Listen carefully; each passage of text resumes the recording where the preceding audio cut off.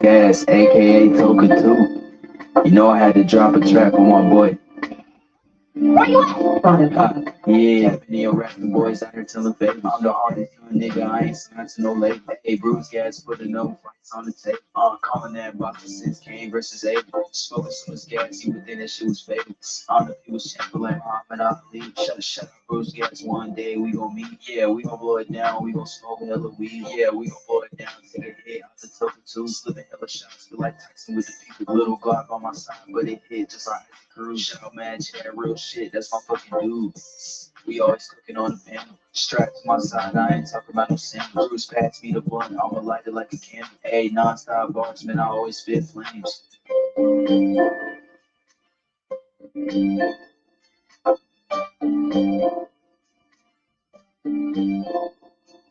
Feel like Bruce gets always got a different strain. If you ain't like me, you can never feel my pain. You win and you lose, well, this a fight game. Don't beef on the net and the shit won't change. Said that on the street, you gotta do it for the game. Said that on the street, you gotta do it for the chat. I ain't undisputed. Yeah, hold on, I ain't undisputed, but I want all the straps.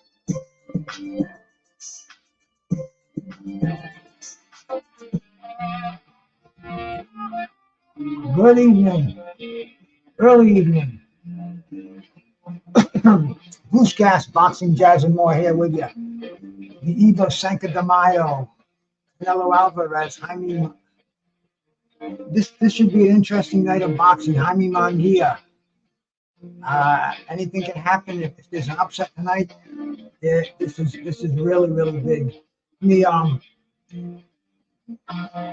until my yeah, I want to get that down. There we go. Keep that in the background. I gotta get some headphones. That's my next purchase. A pair of wired headphones, not my Bluetooth. Because it, something about balancing the music with my voice and other things that go on. If I get an echo or something like that, I can hear it. See, otherwise here, I'm not the mercy. But anyway, man, right now I'm just watching one of the preliminaries. It's on the preliminary card. Then there's going to be a lull in the action for probably who knows, man, who knows? Could be an hour. So we get the main event started, the main card. We got Canelo Alvarez and Jaime Munguia. This is for the undisputed super middleweight championship of the world. And on that same card, man, we're going to see Mario Barrios and Fabian Maidana. I believe he's from Argentina, brother of Marcos Mariana. This is for Barrios' WBC interim title. Then we're going to see Brian Figueroa on the card against Jessie Magdaleno. And Eimantas Stanionis. Why am I tongue-tied here?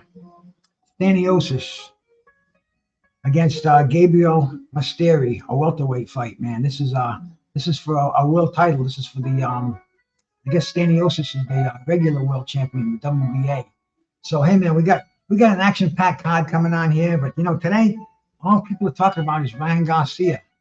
I'm hearing Ryan Garcia everywhere. Hey, my brother Nick Hammer, man, salute to you, bro. Good to see you stopping through, man. Always appreciate the support. And Daniel Berry, bro. Thank you, brother. Daniel's always coming in here, man. I appreciate your support, bro. I see Daniel everywhere, man. He is definitely a hopper on here. And yeah, bro. The Toka 2 is right here, Nick. Ready to go tonight, man. Gonna put in its time. We got a long night of boxing here.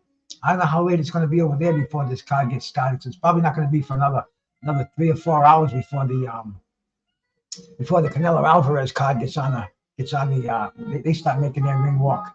So we got a little bit of ways to go. We kick back, we get right. We watch the undercard, talk about what's going on in boxing today, the amazing action that we have that's coming up. Like even Monday night, man. Today's the 4th, so 2 days. Monday, it's going to be, I think, around 6 o'clock in the morning, my time. Lord knows what it's going to be in Europe. But, we got Monster Inouye and Louis Neary fighting at the Tokyo Dome. So that's going to be something that's going to get me out of bed pretty early. Ryan Garcia is a right wanker, man. I'll tell you, all we're talking about now is Ryan with the with the drugs, man. You know, Ryan popping for the Psalms. And that's you know, in my opinion, you know, I think you know, Ryan, no drug cheat ever admits they're guilty when they're caught. I've never seen one just say, you got me, next time I won't do it. But you know, Ryan's claiming the supplements he was taking was tainted. And I sold nutritional supplements. I sold nutritional supplements for over 25 years, and it's a possibility they can be tainted. They were way in the beginning when they first started coming out with them. You know, nutritional supplements were basically legal anabolic steroids. So you know, they were adopted. There was some on the market. There was some stuff out there called hot stuff of all things, and I think this had 50 different ingredients in it. But some say it also had anabolic ingredients in there. Some anabolic steroids were sprinkled in there. And Lord knows, man, it's anabolic steroids are not expensive. So let's not even think of the cost savings there, because you can get this stuff that first of all, let me move this forward because I'm not that's not what I want here. Okay, let me this stuff that Ryan took.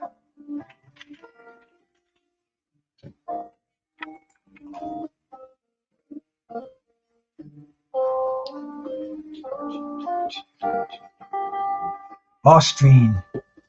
Yeah, it's a Psalm, and it's, you know, it's a performance enhancing drug, but it's not in the anabolic steroid class. In fact, it's really like it's experimental. It was introduced as something to stop the cancer patients from wasting away when you get in the final days, the starvation. You know, it was originally brought on for something like that. But bodybuilders are very ingenious. I'm looking for my lighter over here. All I can find is my butane torch. I guess I'll have to use that. But bodybuilders are very, very ingenious when it comes to cheating, and they're the first ones. And you know, they found the Psalms supposedly didn't have the side effects, weren't detectable, and blah blah blah blah. But they are. It's cheating. It's not on the anabolic steroid sense of cheating, but you know, no doubt about it, it's cheating. You know, if Ryan knowingly took this, he definitely, the fight should be declared a no contest, and you know, Ryan has got to pay his dues, whatever the rules are. But there's also something where he not knowingly took it, and if it was in a tainted supplement, but that's Ryan's job now. He has to send his people out, buy that supplement, the same lot, and have it independently tested by a lab to see if that could cause that positive reading. But I mean, it's a mess out there. This is not what boxing should be. We have such amazing fights coming up. My brother Carlos Mendoza, the Drunken Irishman, shout out to you, my man. There's so much happening in boxing. You know, we're having just the card tonight, man. This is Cinco de Mayo. This used to be the time that Julio Cesar Chavez would fight. In fact, today is the anniversary. On this day, Carlos, Salvador Sanchez made his professional debut, and I'm not even sure about the date. I can look it up, but anyway, I know I get it in the back of my mind. I know this day was the debut of Salvador Sanchez, and I don't know if he knew it was on the Cinco de Mayo, but you know, it's what's happening tonight, man. It's a big night in boxing. Chavez used to always fight on Cinco de Mayo. And Kentucky Derby Day too, which is another kind of a holiday for sure, man, for sure. I didn't even watch the Kentucky Derby. I had it on. I got distracted, man. You know, today's actually the anniversary of the day that I met my wife in 1989. So what is that? 25 years, man. That's 25 years. So that's like 35 years. Wow. Time does pass. Time does go by. But yeah, so she made me a really nice dinner. Made me a nice steak, some like this hot sweet potato thing she does up with sweet potatoes and onions and bacon, and it's like a hot potato salad, and a Caesar salad, and then you know, she threw a stuffed hog on the side. I wasn't into the stuffed hog. They were frozen and just kind of take it or leave it kind of a thing. But then she bought this freaking carrot cake for dessert, man, and it was like one piece, but it was like 4 servings, easy 4 servings. Man, I try to avoid that because because you know that I believe that we all have the cancer genes in us, but the things we can do to keep them from being activated, like stress and like eating crap, like eating a lot of sugar and refined foods. These are the things that will starve off the activation of these things. The reefer will also starve off the activation. That's why I smoke a lot. But I appreciate any and all that came in here, man. Please don't forget to hit the like button. That gets us a long way out here, man. You know, gets the exposure. We want to get this show out to more and more people can see it. We're on YouTube, we're on StreamYard, and we're on YouTube, StreamYard, Facebook, and Twitter.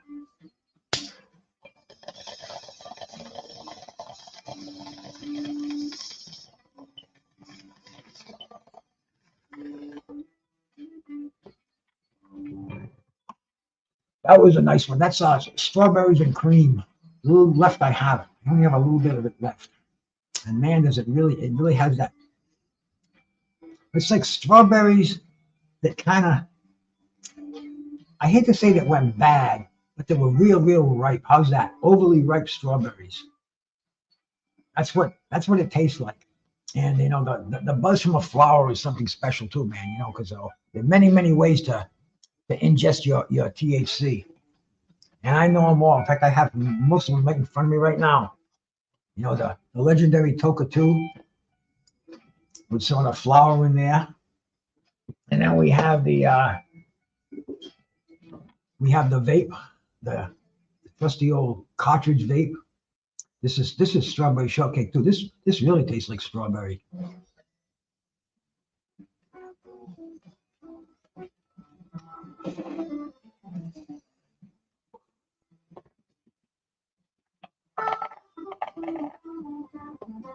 Haney gives a response to Ryan Garcia's drug test.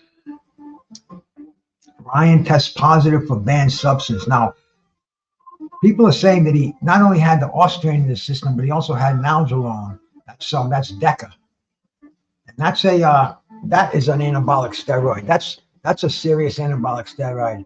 Hey, what's up, Captain Chaos, man? Good to see you in here, bro. Appreciate it, man. Appreciate you stopping in, man. I'm sure, you know, this is the thing about on YouTube, man, calling fights. Everybody and their brother's doing this tonight. You know, I get bored sitting here alone or just trolling around to different channels. So I said, hey, I'm going to just click my live on, see if a few people come in there and wants to fight with me. And, you know, we'll give our opinions on it and check it out. Because a lot of people, I guess, don't have this is a pay-per-view, I believe. And if you don't have the ability to get it, man, go on to strikeout.im and follow the directions. I've been on it now for a couple of hours. It hasn't frozen up on me or buffered out once, so it's very reliable. And I appreciate it if you listen to me call the fight while you do that. And like right now we're having downtime, but I don't think the main card starts until 8. If that, maybe later. I don't know, man. Sometimes they trick us out here. I don't pay much attention to the starting time. I know it's Saturday night, so I said 7:30. I'm going to go on, and whatever happens, man. Whatever happens. Always, man. Always got to think about that. Water, number one on the list, man. Drink a lot of water. Harvey Dock is refereeing this preliminary match with Ramos and Gonzalez. Oh, fight is over. A man just got knocked out while he was going down. The ref is stopping the fight, and he's waving it off. Hey, Captain Chaos, man, appreciate that super chat. That nickel bag's on me, bro. Absolutely, man. And you know, this is what I use them for, man, because this is my habit these days, and it's tough to support a habit, bro. You know, I've been a junkie at one time, and I think it was easier being a junkie than it is to be a pothead these days. But man, I appreciate you for that. And I'll show that to the old lady tomorrow. I'll say, look, see, man, people appreciate this. And she's like, yeah. And she's already in bed, kind of early to bed, early to rise. Me, I'm the opposite. I just got a text. Let's see who wants to see what's up. Now, this is just telling me the buy now, Canelo Munguia pay-per-view. PBC, live on Prime Video. Let's see how much they're charging for this.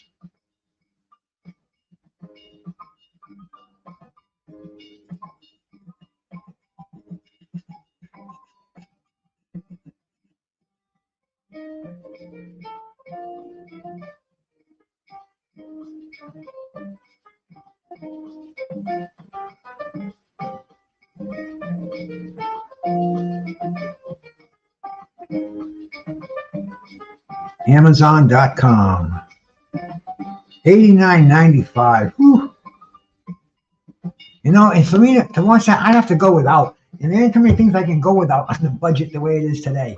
So man, I thank the Lord for giving me these streaming services that are available. And you know, people say that it's unethical and taking money from the fighter's pocket and blah blah blah blah. But hey man, aside from this, I would not be able to watch these fights. So whatever I'm taking from a fighter's pocket, I put it into another fighter's pocket.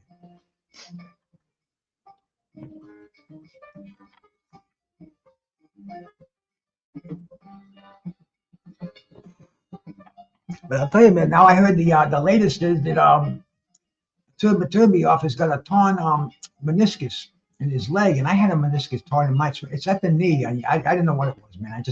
I knew something went boing. Hey, Marky Don, what's happening, my brother? You know, something went boing, and it didn't feel right, and I went and had I knew it was a soft tissue injury, so you know my primary care right away. He wanted to send me to the guy in the next office to X-ray it. And I said, Doc, this is soft tissue. You know, so anyway, he sent me to the MRI specialist, and it was a meniscus, and it was either get it operated on or physical therapy and really lay off of it. Because what I was doing at the time, I was running like 3 miles, maybe 3-4 times a week. That was just, you know, I was weaning myself off from weight training. I'm going back about 7 years because the arthritis was just too much, man, the upper body. So I started doing running, and you know, I mean, I always ran anyway, but just I did more running and a lot less weight training. But anyway, one day I'm out there running, and all of a sudden it felt like boing, and sure enough, man, I tore my meniscus. Anyway, the Turbieff has torn his. And I guess this happens when we get older. We get, you know, our tendons get a little less elasticity, and you know, tears happen. But anyway, man, I hope the Turbieff comes back, because this is a fight that we really wanted to see. I mean, this was like, damn, finally we're gonna have an undisputed light heavyweight champion. This takes me back to when like when with the anticipation of Michael Spinks and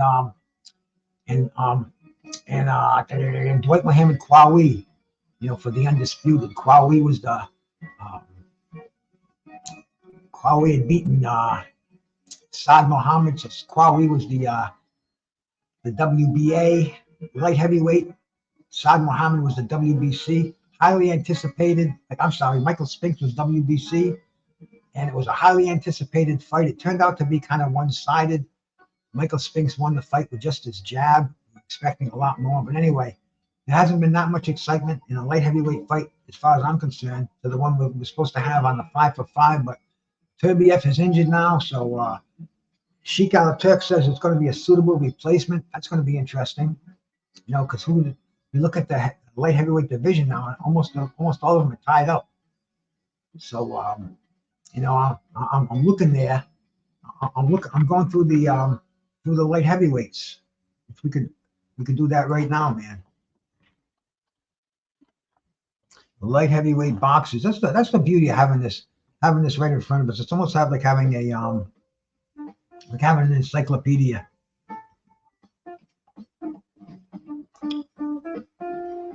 See, this is the wrong.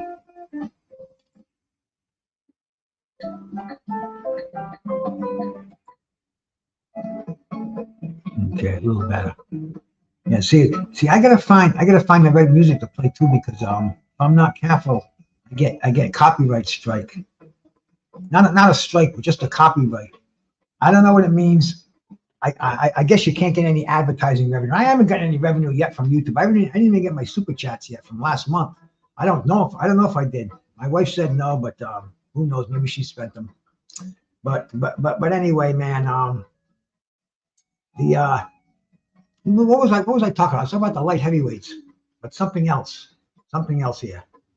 But yeah, going back to the cancellation of Beterbiev, to get a light heavyweight to come take his place. That is going to be it's going to be interesting, because like I said earlier, a lot of the light heavyweights are tied up in the in the bouts that are coming up. Like I know Buatsi's tied up. Joe Smith, he's already been beaten by Bivol. Vosnik is fighting Benavidez. Ramirez, don't really know much about him. Asimov, there's a lot of ones that I I'm not familiar with in there. But I'm looking at the schedule, and I'm seeing fighters like maybe even Kovalov, bring him in there for a non-title fight. They said the card's going to continue, and they're going to find a replacement, and maybe that fight can be made if Beterbiev can heal himself up down the road. Nero, salute my brother. How you doing, man? Peace to ya. It throws a chink in the main event, but the rest of the card is so amazing that really most people aren't even thinking all that badly about it. It does suck, but there's such a strong undercard that the card will go on.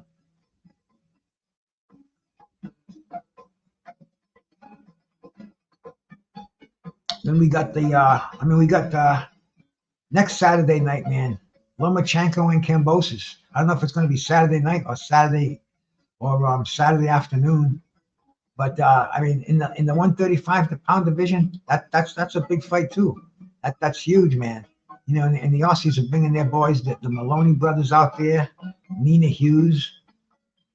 Hey, Lomachenko and Kambosos is going to be interesting. Then the winner of that fight will 135 is hot right now. And did you catch the Ghost Martin and Tank press conference today? They started off jawing at each other. At the end, they're taking selfies together. They had to separate them. They almost went at each other. Hey, my brother Black Star, bro, how you doing, man? Good to see you. Thank you much for stopping by, brother. Black Star, man. That's one of the first. That's where I met John the Iceman Scully on Black Stars. He's doing a live on a Sunday afternoon. And he says, "Hey, come on, Bruce." So I jumped on there, and there's a guy talking boxing, and man, this white guy, and he was driving a car, and I'm saying, Jesus, this guy knows what he's talking about. And, I had no idea who he was. And then Black Star says, "Oh, that's John Scully." "Oh, that's John Scully." Wow, man, and I was totally impressed with his knowledge. Since then I've met him in person, and I've had him on my show a couple of times, and he's a true boxing scholar. But anyway, he's the assistant trainer of Beterbiev. So I may give him a buzz later this week and find out exactly what the extent of the injuries are, and what the prognosis is. And he's in the camp, and he tells me that Beterbiev is one tough SOB, does not fool around, man. This man does not take drugs. He does not party. He doesn't smoke. He trains, takes care of his family, prays. Oh man, I'm recovering from a stroke, man. My prayers are with you, Black Star. That man, see, we don't see people on here, and we're not I'm not friendly with people where I know their business and their personal, their health, what's going on. And the only way we know it is when you can tell us. So I appreciate you telling me that, man. And my prayers are with you. And Black Star, you're an awesome guy, brother. And man, that sucks, bro. What else can I say, man? That sucks. And it's too bad that shit happens to us, man. All around me, I'm seeing people getting sick, and shit happens, and as we get older, and man, all we can do is take it one day at a time, and thank the Lord, or thank our higher power for getting us through another day, and just try to put good things in our body, treat other people right. Stress, man, stay away from stressful situations. These are the things that bring on these diseases that they're already inherent in us, but we can stop the advancement of them by exercising, taking care of ourselves, staying off the hard shit, man, alcohol, hard drugs, man. And see me, I'm one to talk, but I'm always stoned. But I think marijuana's got therapeutic values to it. I really do, man. I love the byproduct of it. Hey, my friend Puro Suro, salute, my man. How we doing out there, man? Thank you so much for coming by. And the only thing I don't like about it is that, well, it's not even illegal anymore. Some people had to pay dearly for it, penalties that they had to spend time as a guest of the government. But we hope those days are long gone. And man, there were so many ways to do it: the edibles, the vapes, the concentrates, the dabs. Like, I think I'm gonna do a few dabs before this card starts. I think 8 o'clock the main card comes on, and we'll see some action, man. I think Stanionis is probably going to be the opening bout. Stanionis and Mestre.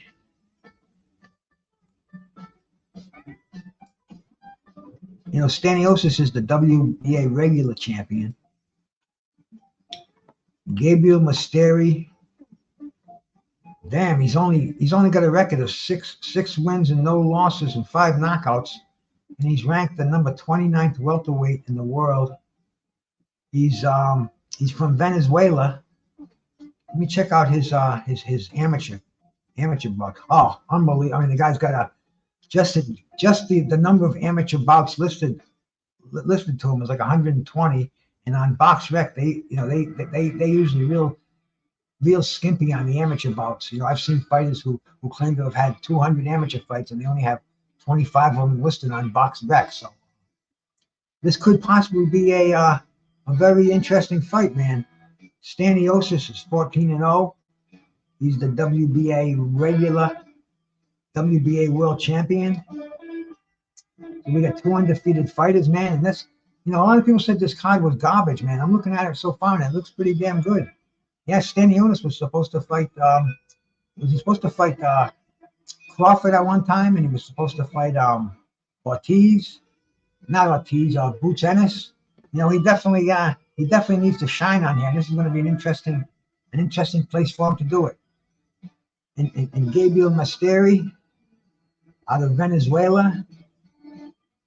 Man, this could be interesting. This is going to be our first bout of the night. And Brandon Figueroa and Jessie Magdaleno. That's another. That's for the interim belt. I mean, there's always got to be a sanction on these fights.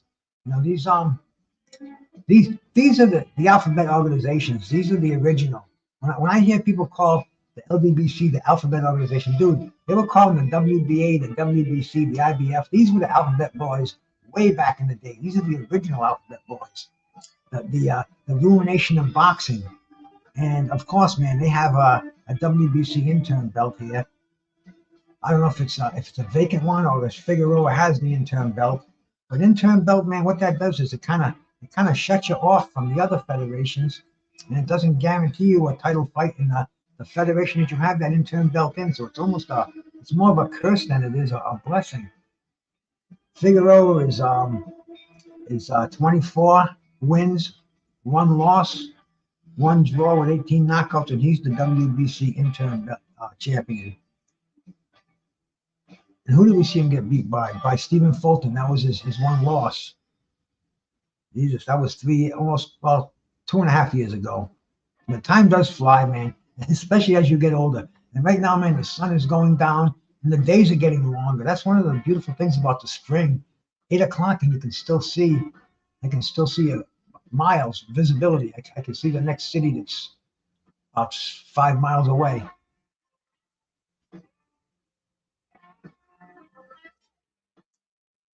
But that's going to be the opener. And I mean, it looks like a decent card. Mario Barrios, man, he sounds like something out of an Alice in Wonderland novel.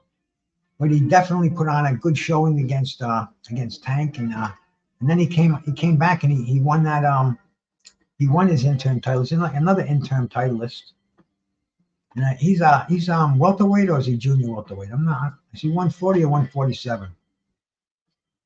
Let's take a look and see what Barrios is. He's a full-fledged welterweight. And he's in the top 10 welters in the world, according to BoxRec. And their rankings, man, their rankings are pretty spot on, I got to say.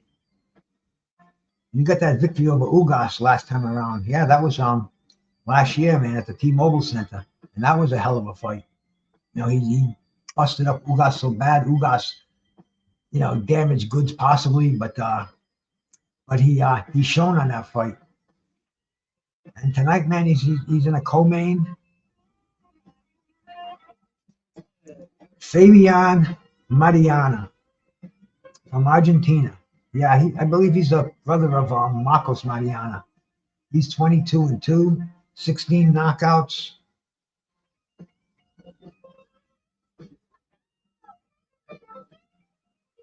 All I see are Argentine. I see one Mexican. He's fought in Mexico. He did fight once in the United States in 2019 against someone named Ramesses Agaton. And that was at the Staples Center. He won by a first round knockout.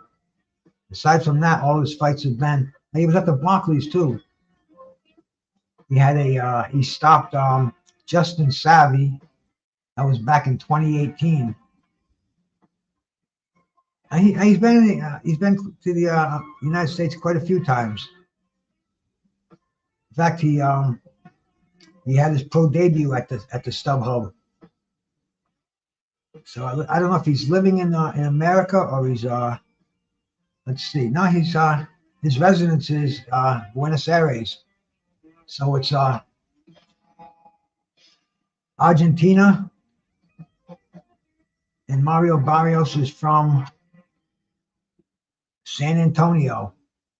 So we got a little bit of nationalities going on here. You know, we're keeping it real. The American gotta go for Mario Barrios if we're doing a nationality thing here.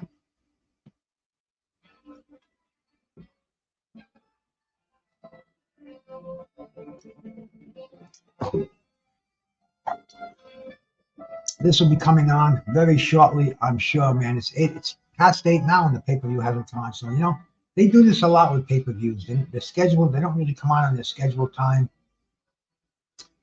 And you got to learn to live with it after you've been doing this for a while. Now, network television, when the ESPN fight says it's going to start at 10 o'clock, it starts at 10. They got advertising to answer to.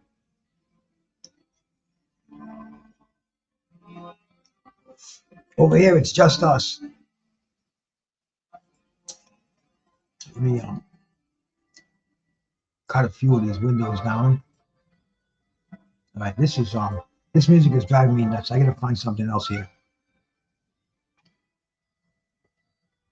I'm gonna put the blues on.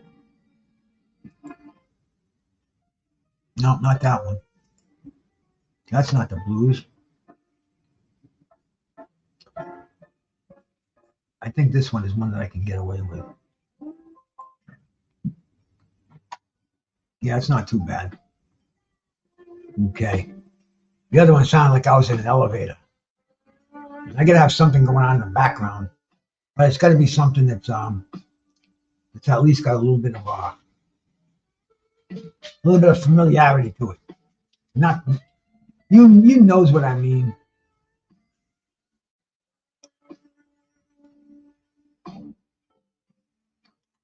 But there is like so much coming up in boxing. So much. I mean, 18th, man, that's 2 weeks away, basically. Exactly 2 weeks. 2 weeks from this Saturday, man. We're going to Riyadh, and we're finally going to have an undisputed heavyweight champion of the world. This is something that boxing has been waiting for over 20 years. Everybody's got an opinion on this one. I'm surprised there's not a lot of pop. It's not being talked about like I think it should, but that's only because there's like so much boxing coming on. Demetrius Bright, my brother, salute, bro. Thank you for coming by, man. There's just so much boxing coming on that, you know, right now it's all Canelo. And even Canelo, he's overshadowed by Ryan popping dirty. But YouTube is crazy, man. We can keep these we can keep these topics alive, and everybody's got opinions on them. And I mean, some people got really, really real opinions on these things. Like they don't want to hear other people's opinions. Bam versus Estrada, that's a hidden gem that's in there. Carlos, Zoo versus Ortiz, man. And there's just so much great stuff coming up. Frank Sanchez and AJ Caballero, man. That could do implications on the heavyweight division. I wouldn't be surprised if they take Kovalov and move him to the fighting Bivol on the third. I kind of doubt it because they got him in here against somebody named Robin Safaya. I believe he's undefeated, a cruiserweight, and Kovalov is there for the name recognition. I guess Turkey Al-Sheikh just likes bringing big names on there. You know, he's bringing Abner Maj and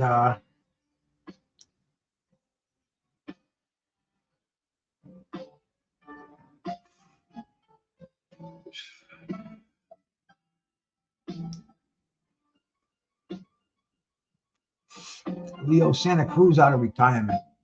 Like, you know, we could basically, most people could care less about that one, but as long as he keeps these cards stacked like that, you can stick them in there. And we don't care. We don't care. Bring them on. Josh Taylor in the Catterall rematch. You know, how many people wanted to see that one, right? Everybody thought Catterall got ripped off, got beat. Taylor claimed that he couldn't make the weight. He said he proved it when he fought Teofimo. But now he's fighting at super lightweight again. So, you know, is Josh Taylor going to bring anything to the table? Or is Jack Catterall, was he a one-hit wonder? Or is he gonna really put an exclamation point into this victory? So that's going to be interesting too. And that's the month of May is stacked. And then the 1st of June, bro, we all know what's going on the 1st of June, man. Deontay Wilder and Zhilei Zhang. How can we not be salivating for that? The 5-on-5. Dubois and Herjavec right there. That's a HBO Don King Friday night fight that would be talked about back in the 80s. And these are all the cards are just stacked, man. Raymond Ford and Nick Ball. Nick Ball was like a wrestler. He should have won it. You're right, Carlos. But the thing is, I'm trying to see what they got to be in like a panic mode now. They have to look for somebody fast, just get a name in there. And I wouldn't doubt if it's not a title fight at this point. But they said that Bivol is still going to be on the card and they're going to get a suitable opponent. So I'm trying to think who that suitable opponent is because they got a lot of light heavies fighting each other in these cards that are coming up.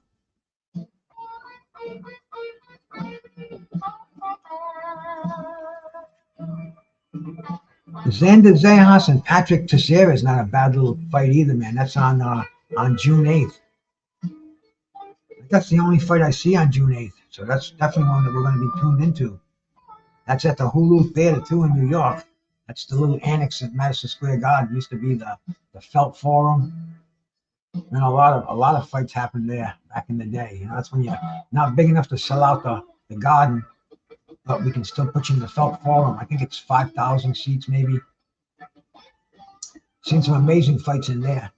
See, that place you know because they got the crazy lights in the ceiling, like a almost squared.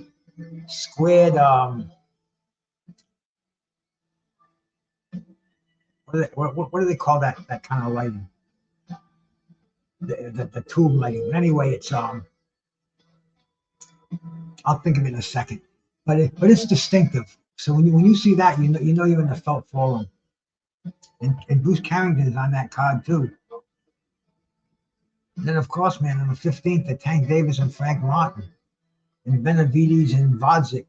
That's dude, we got this boxing, great fight after great fight after great fight. It's just coming up before our very eyes within the next couple of weeks. And it doesn't even stop there, man. It's moving on and on. Estrada and Bam Rodriguez, Carlos was talking about that one. Fuck, Jerron Boots Ennis and Cody Crowley. That's not a bad little scrap either, man. We'll see if Jerron Boots Ennis is in that elite division. You know, Cody Crowley's a tough kid. I don't know if he's been beaten yet. I don't think he has. Check out Cody Crowley. I know he's been fighting PBC.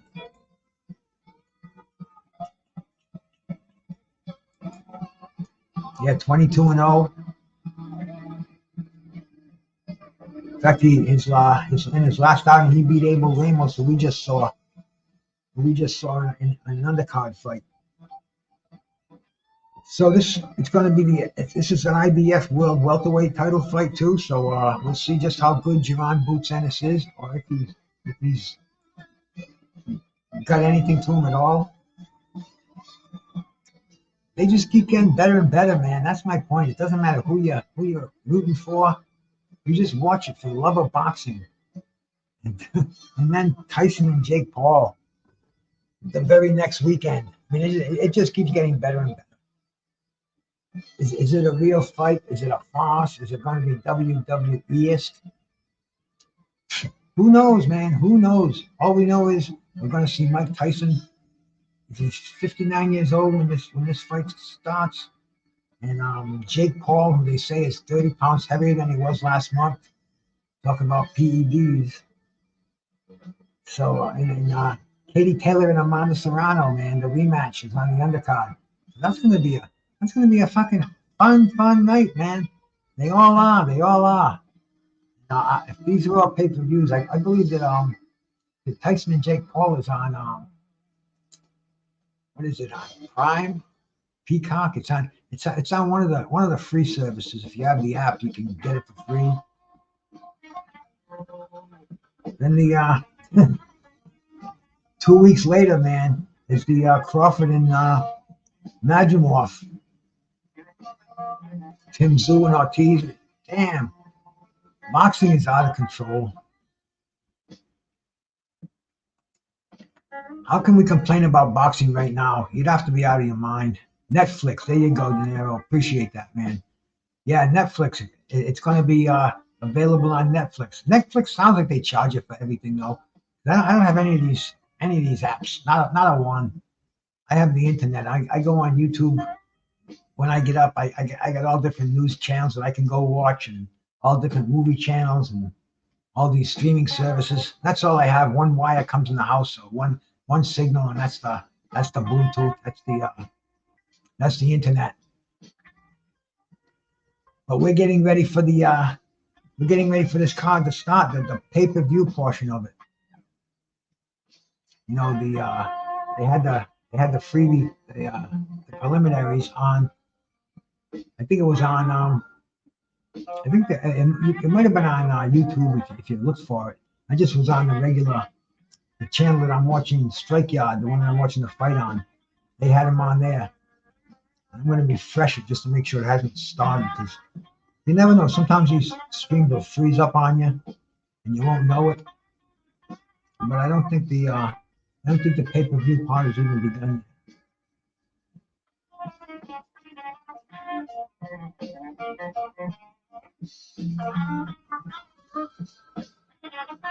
Let me go back and come back into it again. Let's see here. Canelo Alvarez, Jaime Munguia.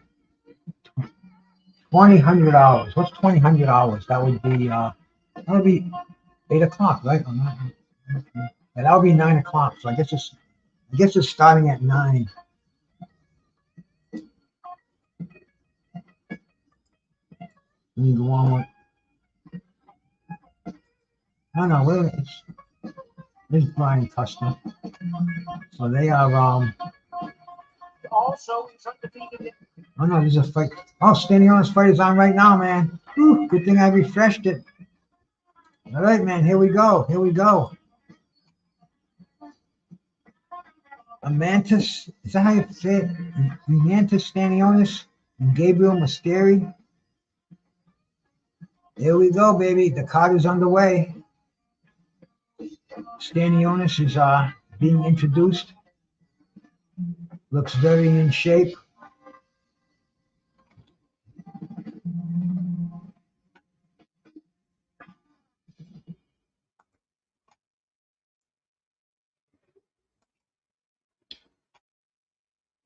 Mestre 6-0, man. This is gonna be interesting. He's only in his 7th pro fight. It's a world title fight.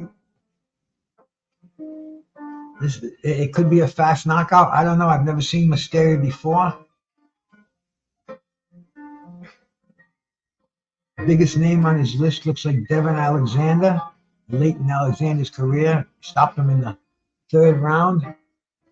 He didn't come out for the 4th, so here we go, man. The first bout of the night. Stanionis by 1-round KO, says the drunken Irishman out there.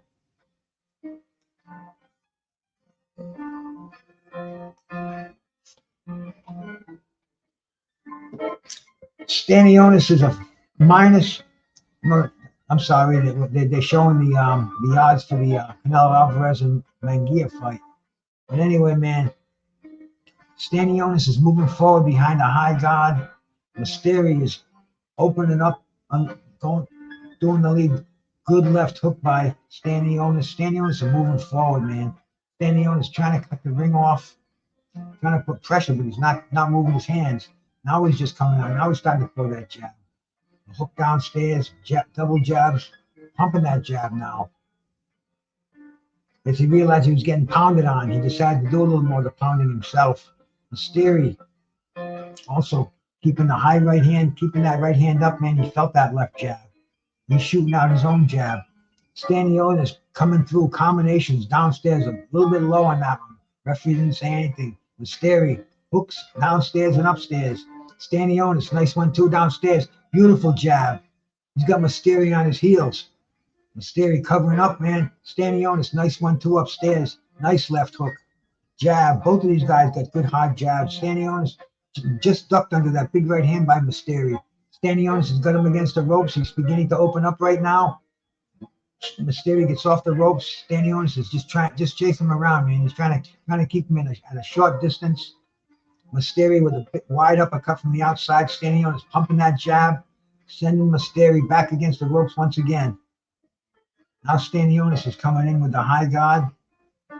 Boom. Couple of jabs by Mestre. Mestre's on his toes. Good combination by Mestre. Stanionis, once again, man, he's coming in behind that high guard. He's got the gloves up near his ears. The earmuff style. Moving his hands. Beautiful left hook. Nice combination by Mestre. Nice counter punch by Stanionis. They're going toe to toe, my friends. This is a good fight. Beautiful uppercut by Stanionis. Stanionis shooting that jab. The jab and the left hook. Stanionis is trying to find the range, man. Pushing him off. Referee says, stop pushing. Boom. Stanionis is shooting that jab upstairs and downstairs. Mestre, tough kid hanging in there.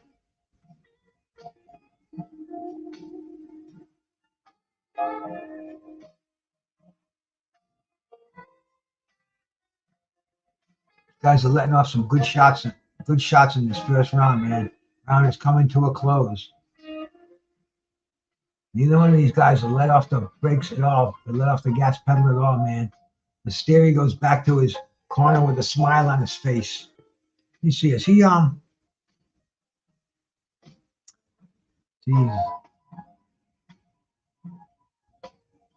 I'm looking to see if he's got any Olympic gold in there. I see World Series of Boxing.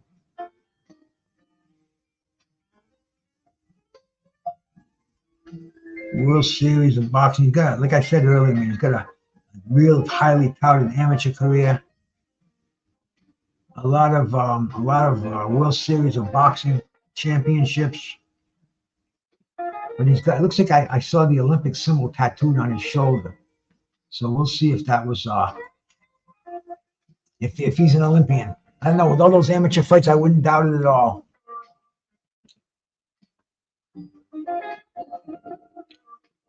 Here we go, man, getting ready to start the second round.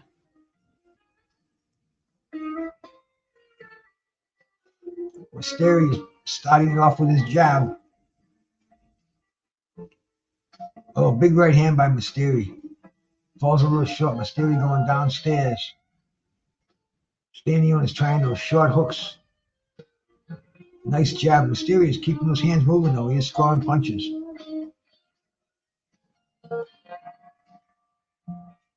Good 1-2 by Mestre. Stanionis got some power in those punches.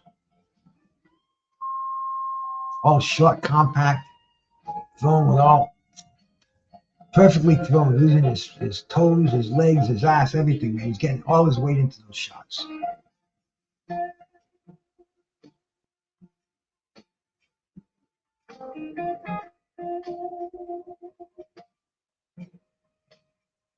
And these guys are just mano a mano in the center of the ring. Both of them unloading their best shots. Oh no, my screen just froze on me. Didn't froze, it went away. I gotta restart it again.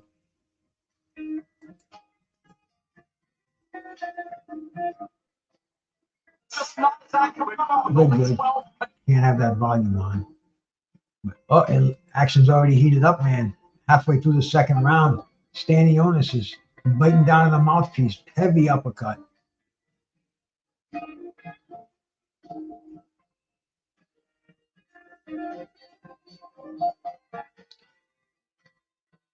Stanionis is a high guard, moving forward. Mastery against the ropes, bobbing up and down, shooting that jab out, trying to sneak a wide uppercut in there from the outside. Stanionis behind that jab, man. He's powerful, powerful jab. Mestre going downstairs with a combination. Left hook by Stanionis. Double left hook. Boom, big right hand. Stanionis is finding his range.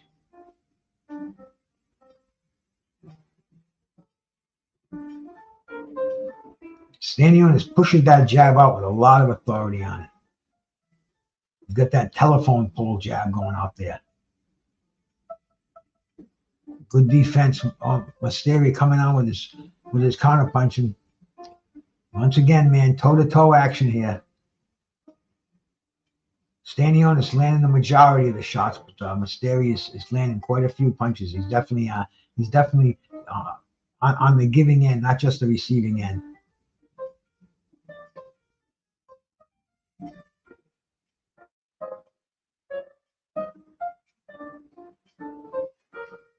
And that's the end of round number 2. It's going to be interesting to see what Mestre does in here. This is he's got old Jacob Stitch Duran in his corner as his cut man, probably one of the best cut men in the business today right now. He's just using his ice pack, keep the swelling at a minimal, bring them back to life a little bit with that ice.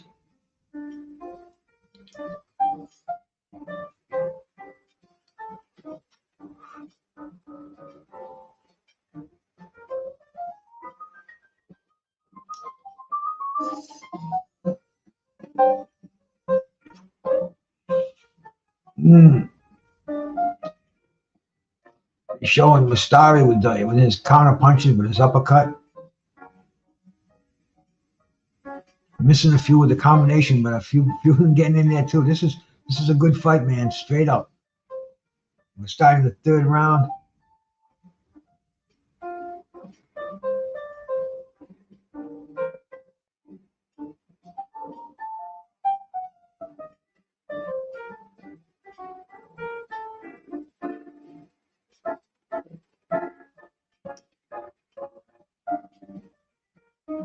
Good action.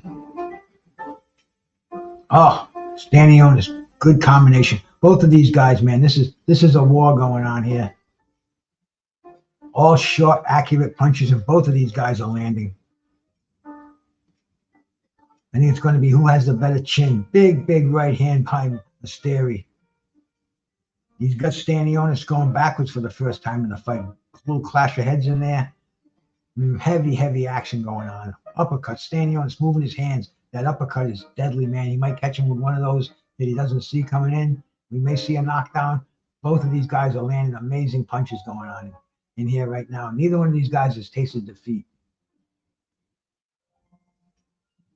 Referee warned them about the heads. They're real close, man. Those heads are going to be banging together. Mestre, nice combination. Mysterio looks like he's trying to do a little showboating out there. Do a little Ali stuff going on. He's going side to side. He's dancing. A little bit of footwork. Stanionis moving forward. Mysterio is dancing around. He's keeping on his toes. He's scoring at that from the outside. But Stanionis gets him up against the ropes and unloads. Mysterio's got a good defense, man. You know, he looks like a little bit like Wilfred Benitez against those ropes, like, you know, with that cover up. I'm not gonna put him in that class, but I just saw a little bit of Benitez. Hey, straight to the point, man. How you doing, Straight 8, man? Good to see you in here, my brother. Always a pleasure, man. Always a pleasure. Cinco de Mayo Eve over here, but if I was drinking, I'd be drinking Coronas and tequilas. No, this is a war going on right here, man. If you're not watching this, you're missing a great one, man. Oh, Stanionis, hook and straight right from the outside. Mysterio, same thing, bro. They're both showing shooting the right crosses, the left hooks. This is a good old Philly phone booth war going on here. And both of these guys in great condition too, man. We haven't seen either one of them hurt yet. Harvey Doc, not Harvey Doc, I don't know who the referee is, man, but he's telling them to no holding, keep it clean. The end of the round, man. Good round, man. It's a close fight. I think see how they have it scored, man. I'm gonna, you know, all these rounds have been close. How do you got this one scored, Carlos? I'm gonna say 2-1 for Mysterio. I keep calling him Mysterio. Ray Mysterio. That's what I'm thinking of with that 619. Oh, bro, let me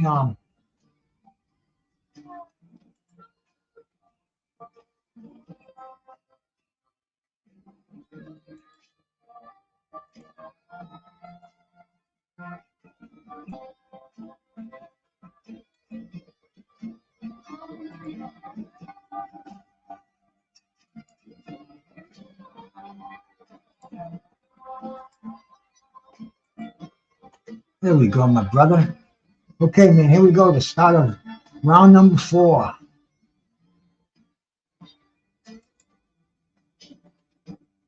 They're meeting at center ring. Mysterio's really trying to throw the heavier punches, man. Stanionis is covering up, but Stanionis is heavy-handed. And once again, he's taking up where they left off. It's phone booth warfare, man. Both of these guys, they're shooting hooks and crosses. That's what it is, upstairs and downstairs. And you see the uppercuts coming in there, but all good short bent arm punches.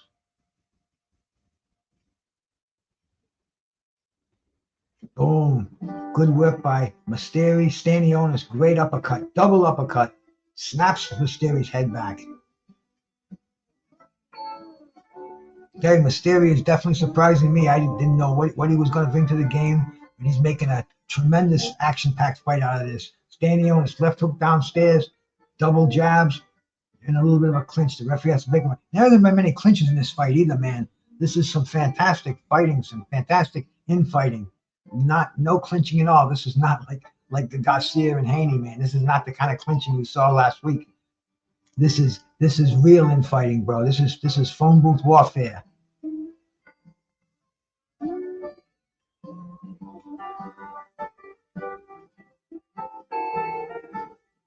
Oh, both of these guys are landing. I mean, the punch stat on this fight is off the charts, man. These guys are just moving their hands. They're fighting like flyweights in here. The referee was going to break them up. He doesn't have to because they're just going to, your hands are free and they're just going to resume punching. Boom. Both of these guys just landed with nice right hands, nice short right hands on the inside. Referee breaks them up. The referee is like, man, it's almost like we don't need you in here, Pops. And here they go. Oh, Stanionis just missed a right hand that I think would have maybe buckled those knees.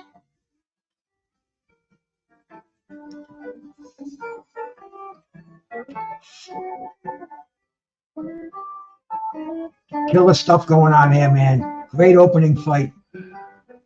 We're in the 4th round of a 12-rounder. This is a WBA welterweight title fight. is it the regular welterweight title? I don't know, man. They're so meaningless these days, man. You got the regular, you got the Reggie, you got the super, you know, the interim. You need a scorecard to keep track. But man, this fight, you don't need a scorecard to keep track of this one. This is action-packed all the way.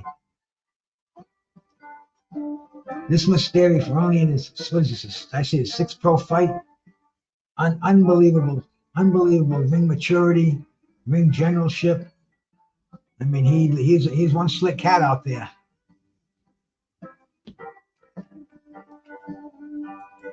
And here we go, man. They're showing some of the undercard fights on here now. But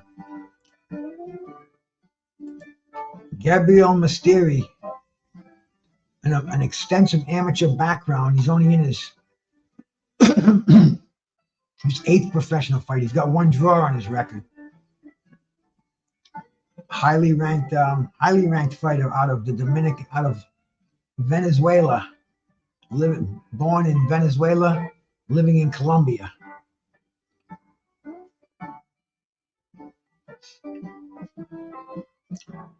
We just finished the 4th round. I mean, a great fight. Mestre will fall in 6. So says my man, De Niro Sparta.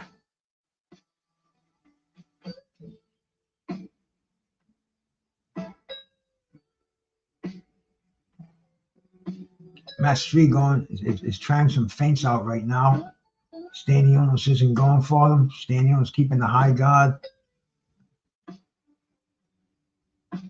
Mestre moving his hands. Stanionis landed a nice hook on the inside. Oh, that slice of carrot cake I had is starting to talk to me, man. That was the one thing I ate tonight that was not on the healthy side of things. Everything else was very was my style. The carrot cake, that was like the anniversary of me and the old lady, so I had to have a little piece of that. Man, I know why I don't eat that shit.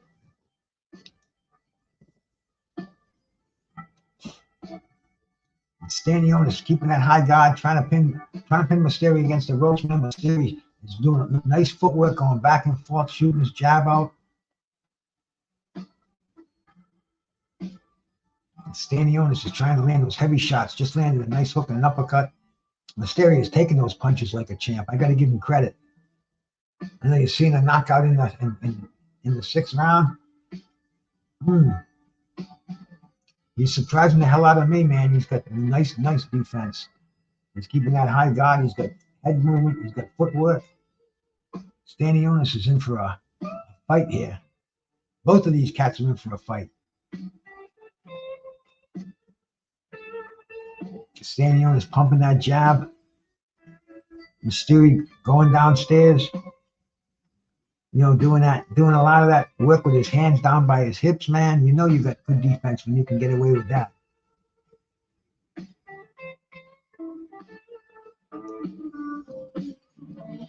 Stanionis is doing what he did, man. It looks like Mestre has switched his game plan up a little bit. He's doing a little more dancing on the outside, but still firing those dynamite hooks when he gets the chance. Yeah. At ringside, they got Stanionis up by 2 points.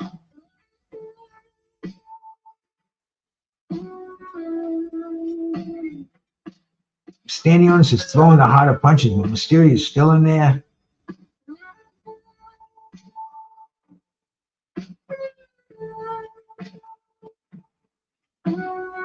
Now the referee's breaking him up. One head shots behind the head.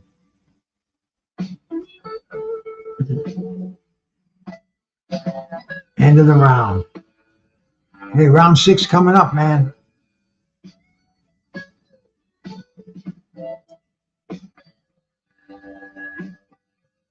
On the undercard, the eve of Cinco de Mayo,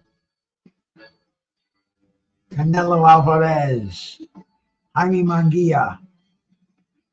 Imagine if Munguia upsets Alvarez, man. What are we going to be talking about in the chat rooms tomorrow?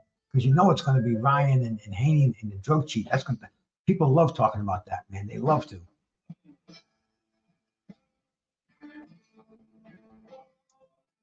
But if Alvarez loses to Munguia, you know what that's going to do for boxing? That's going to blow it wide open. They're showing Vegas. Vegas is definitely the place to be today, man. Kentucky Derby Day, and then a big fight like this tonight. You know those casinos do it up, man. Probably the biggest betting day in the world today. Oh, devastating inside fighting now. They're giving a little bit of room here, man, and throwing some serious power punches. Stanionis hammering. Stanionis has just landed a beautiful overhand right. Both of these guys going toe to toe. Referee breaks them up. They're right back at it.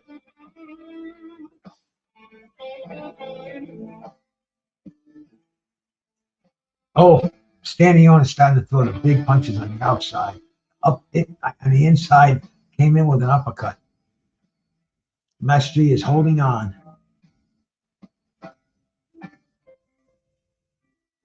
Stanionis is walking him back to the ropes. Unloaded, big right hand. Uppercut.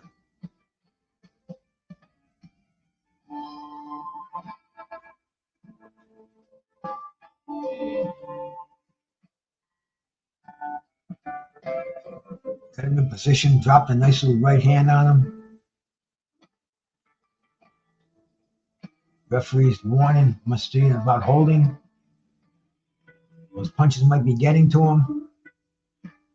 Oh, he shakes his head but catches a quick jab. Stanionis is starting to come on right now, man.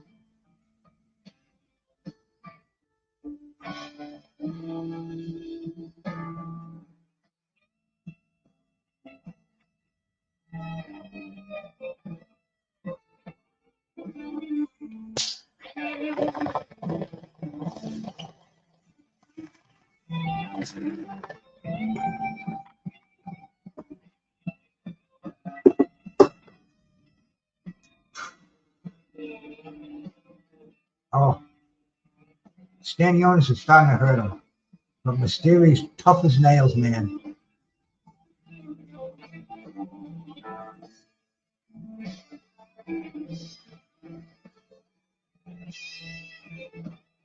Both of these guys, giving and taking.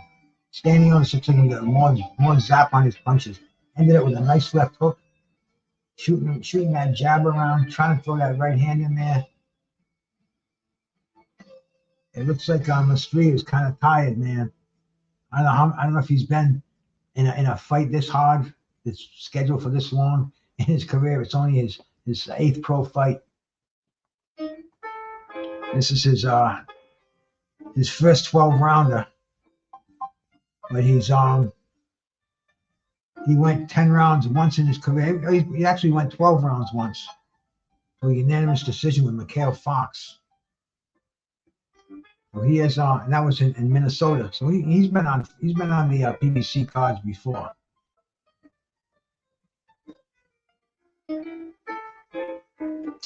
He's stepping into the. He's in a.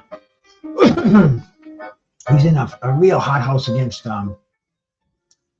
Stanionis right now. This is for a title belt in his 8th pro fight. Very, very tall order. That's like that's Leon Spinks. That's Lomachenko. You know, only outstanding amateurs do achieve a shot like that, and to not only to achieve it, but to win. That's gonna be something. Stanionis, like they said earlier, man, this guy's he's had big opportunities, but the fight's always fallen through. Now he's on national stage. We get to see him once again. Boom. Jab, right hand. Mestre is very game. He's trying to unload punches, but Stanionis moving forward. He's got more power on his punches. He's hurting Mestre when he lands. Those hands are getting a little bit lower. Elbows are getting more tucked in, not moving around as much.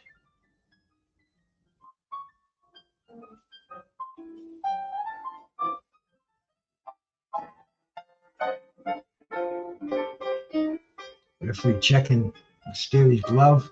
Stanionis pumps 2 jabs in his face. Boom, Stanionis with the right hand. Uppercut on the inside. They exchange uppercuts. No, Stanionis just missed one over the head of Mysterious.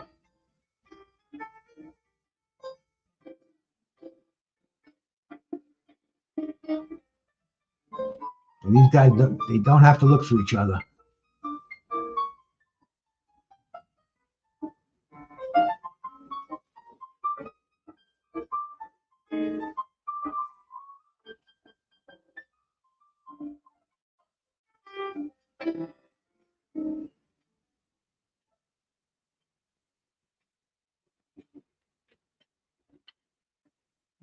A little lull in the action.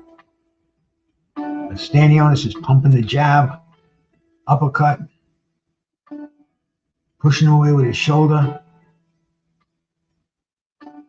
Getting a little sloppy right now. The referee's got to break him up.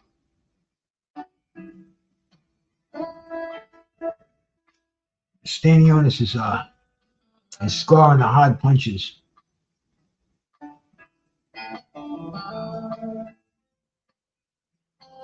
Mysterious pumping out that jab. Boom, Stanionis nailed him with an uppercut, right hand to the head.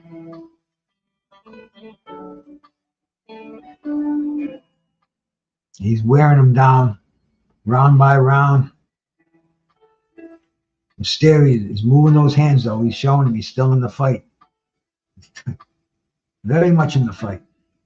But Stanionis is cutting the ring off now. Nice uppercut on the outside by Mysterious. Referee warning him once again for holding. Trying to throw a bolo punch.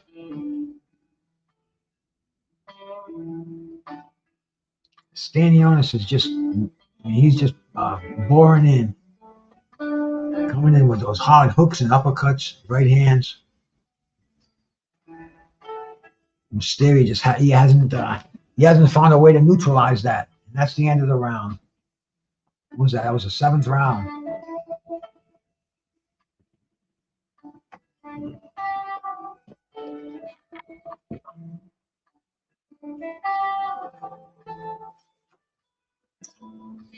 I'll have to make a water run pretty soon. This is just about down to the bottom. And that's the key, man. Stay hydrated. The key to longevity. Keep those organs well hydrated.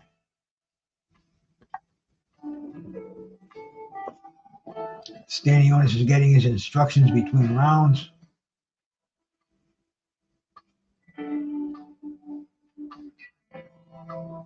Yeah, splitting apart that guard. They're showing between rounds. They're showing the slow motion highlights. This is the way you can really see Stanionis is got a lot more energy in him.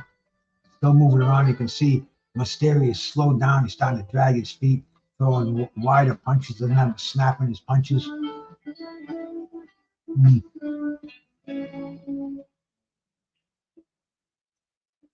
Still squares up, unloads a combination. Stanionis covers up, keeps moving forward.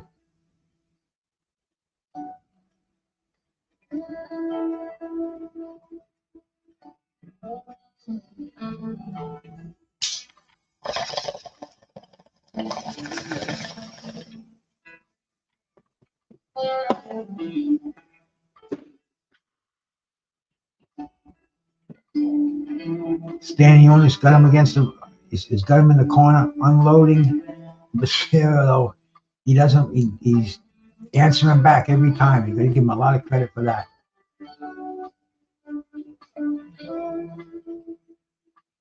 Big left hook downstairs, overhand right. Once again, man, they're shooting it out in the center ring. Mestre's got to watch with those outside uppercuts, man. You get clipped with a counter left hook and it can be all over.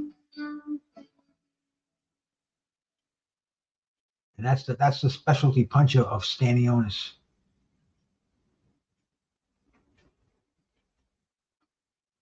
Pumping him with that jab, keeping him on his heels.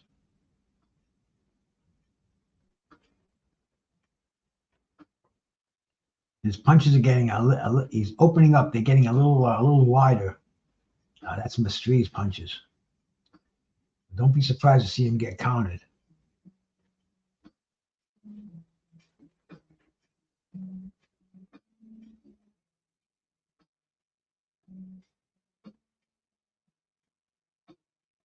Referee warned about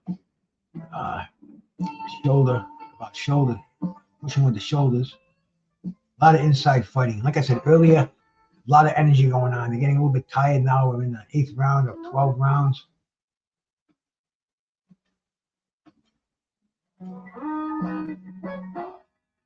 Mestre doing a little bit of showboating out there. I don't know if this is the right time for that, but he feels confident enough to do it, man. He can get away with it, and they're slugging it out, man. Anything can happen when they're moving their hands that fast and they're this close. Referee breaking them up. Boom. Nice 1-2 by Stanionis.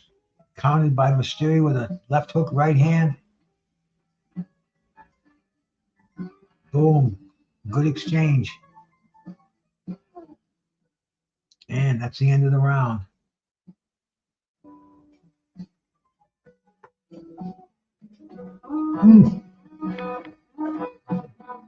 Decent fight here. This is the opening fight on the main card. You know, we got 3 more fights coming up, and then we got 2 more after this.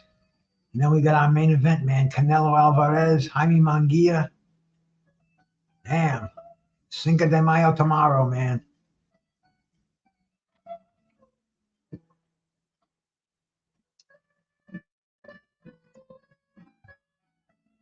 I would love to see how the judges have it scored, man. It's I think Stanionis is ahead, but man, you never know. You never know how the judges score at ringside. And I think it's pretty clear Stanionis is ahead. And here we are. We're starting round number 9, I believe. Yeah, baby, round number 9. 4 more rounds to go. Stanionis pumping that jab.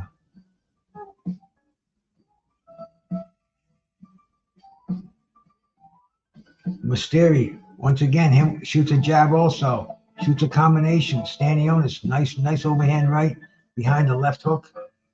Oh, triple jab, triple uppercut rather.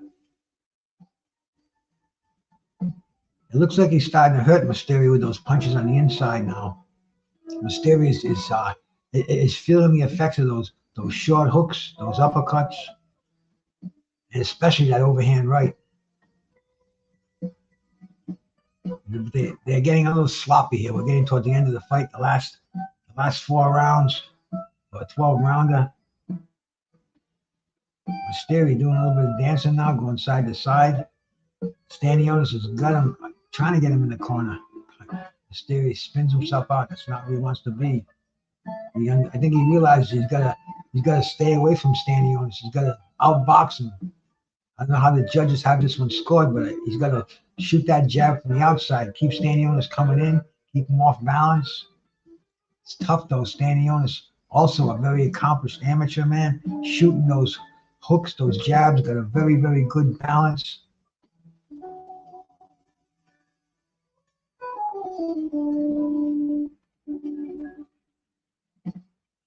A little past the halfway point. Boom, Stanionis shooting that left hook. Ducks under an overhand right.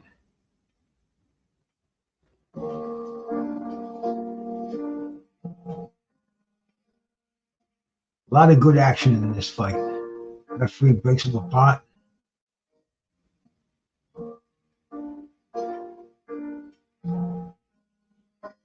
Once again, they're at the center ring exchanging jabs. Mestre, very slow combinations, you know, compared to what he was throwing. They slowed down a little bit. Stanionis, though, going moving his hands when they're in those clinches. He's digging down to the ribs. He's been keeping those hands moving. Boom, good 1-2 by Mestre downstairs. Once again, they're in a clutch. They break themselves out of it. Mestre is dancing with his hands down. Stanionis wants to come in. Oh, just missed with a beautiful right hand.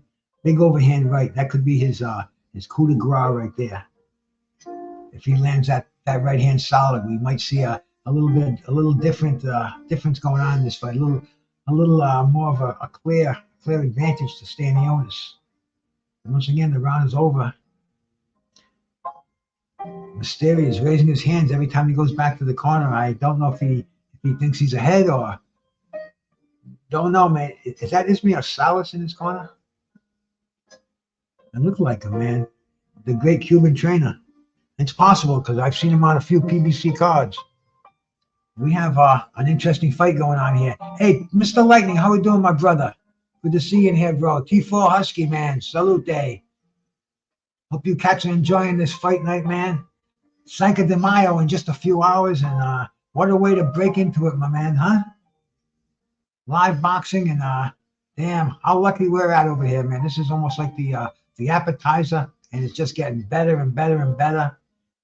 Even though Baturbiev is out, the card rolls on. And here we go, man. We're getting ready to start round number 10 here.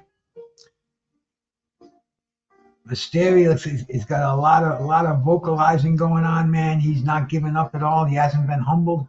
Boom. Tries to shoot that left hook out there. You can see his punches have slowed down a lot. Stanionis has still got the snap on his.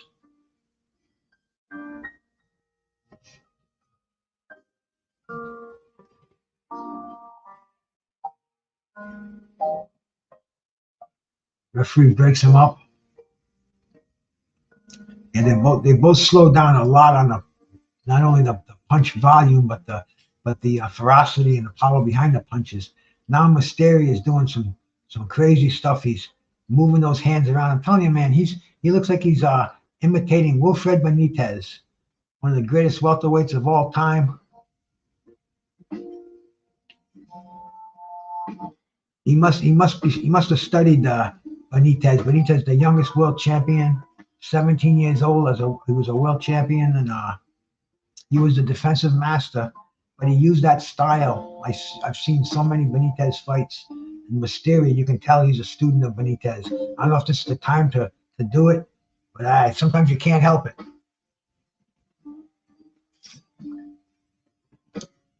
You can get that moving, a lot of upper body movement.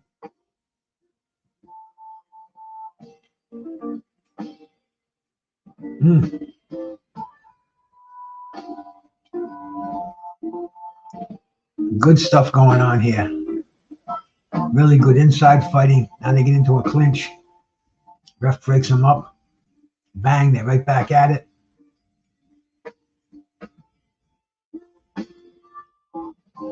It's like hook cross to the body and uppercut. That's like Stanionis's when they get together.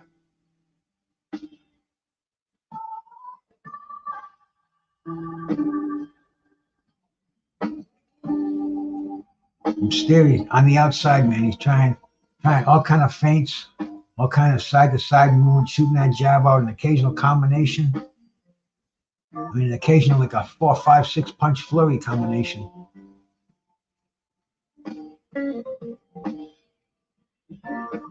Throwing a bolo punch.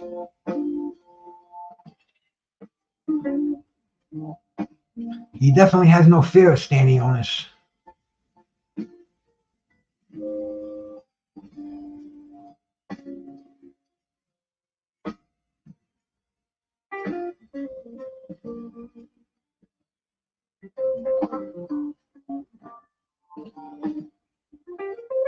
Good stuff going on here in the center of the ring. And that is the end of the round.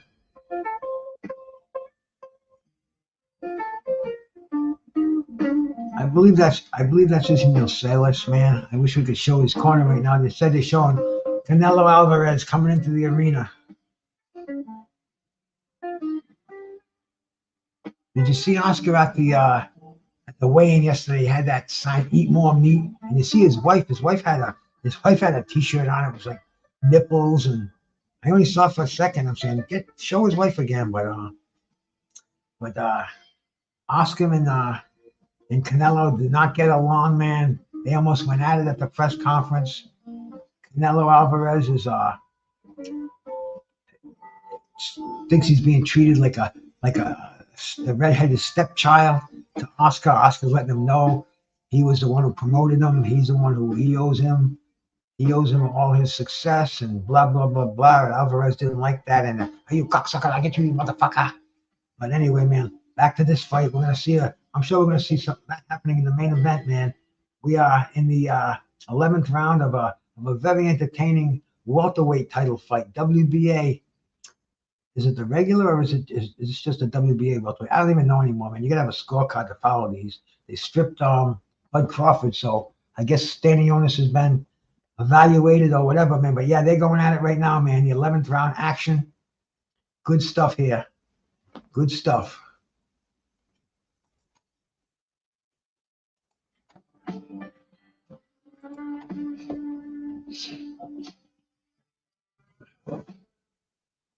Excuse me. Sinuses, I guess, man. Never had the runny nose before, but the past year, man, I guess it is, man. Who knows? Maybe my brain is starting to leak. But man, yeah, Action Jackson over here, man. The 2-minute mark of the 11th round. Mestre is moving forward though. He keeps coming forward. He is scoring. Stanionis, I think, is scoring a little more, but it really is. It could come down to a pick and fight depending on how the referee likes it. Nice overhand right by Stanionis. And those are the punches that he's scoring big on, man. The effective hard punches when he gets on the inside. He doesn't look like he's hurting Mestre though too much. Mestre just keeps coming forward. Nice little sneaky overhand right.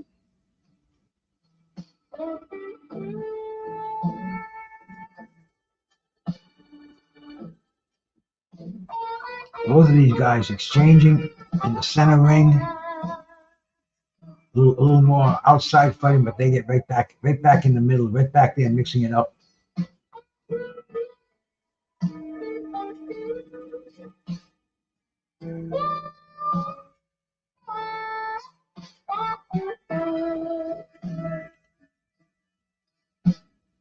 They're exchanging combinations. Stanionis moving forward. Maestre just misses a big left hook. But he doesn't have to wait long for the return fire, man. These guys are just bouncing them off each other's heads right now. Stanionis landing the uppercuts, the hooks. Mestre coming forward behind a strong jab and a hook. Boom. Couple of shots downstairs. Referee breaks him up, man. We're in the last few seconds of the 11th round. And that's it for round number 11. We got a pretty good scrap over here, man. I'm going to say Stanionis is comfortably ahead on mine. I'm not keeping a scorecard, but I am absolutely paying attention to who's winning each round. And I think Stanionis has accumulated a little bit of a lead.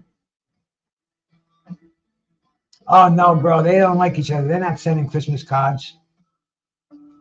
Maybe we'll see something happen if it doesn't all get spent in the ring. Maybe when Oscar comes in. That's what makes it real interesting. Stanionis is getting his instructions. And any of you cats know, is that Ismail Salas in Mestre's corner? Because if he is, that's an extra point right there. Ismail Salas, one of the greatest amateur professional trainers out of Cuba.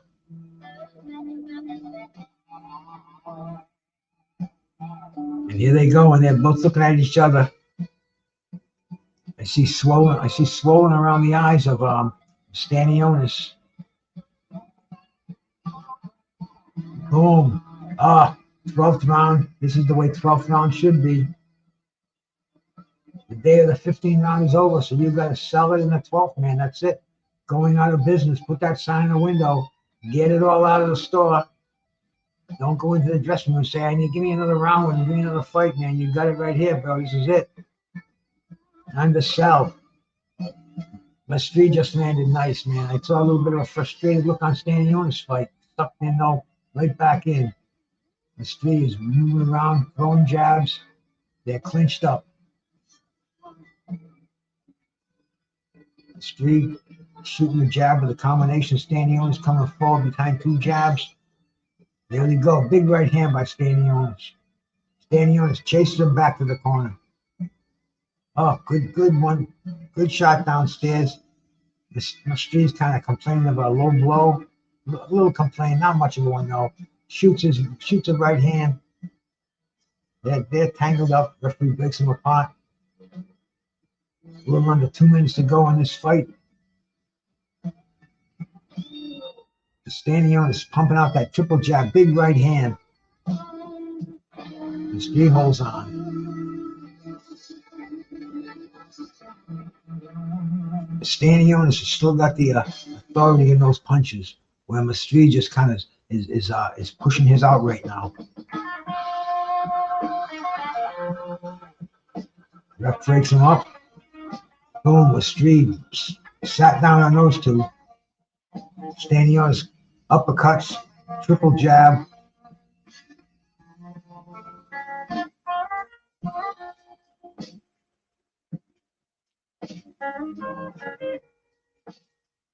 Referee breaks him up, man.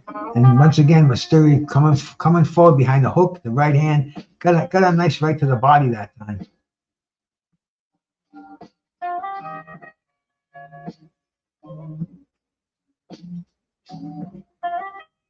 Yeah, definitely going down to the wire in this fight.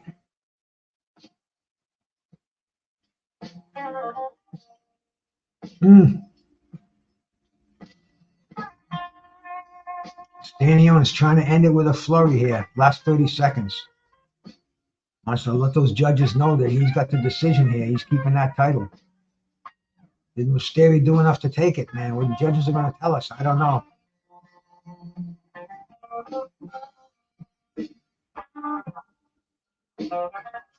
Oh, toe-to-toe right here. Oh, unbelievable left hooks by Stanionis. And Stanionis goes down with a push. Mestre's raising his hand. The fight's over. Fight's over. It was a slip, man. Mestre's acting like he won the belt, man. This is going to be interesting. Interesting to say the least. You have to listen to the scorecards over here. I'm going to see if I can put my my Bluetooth on so I can hear the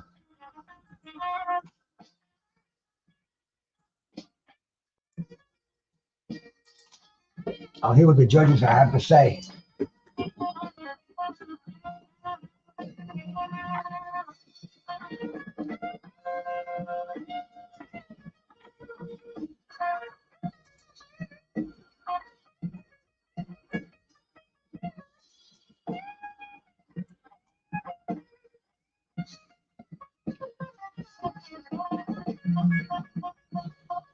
I think Stanionis has got a unanimous decision here, but we absolutely have we showed that Mestre is it belongs in the ring with the champ.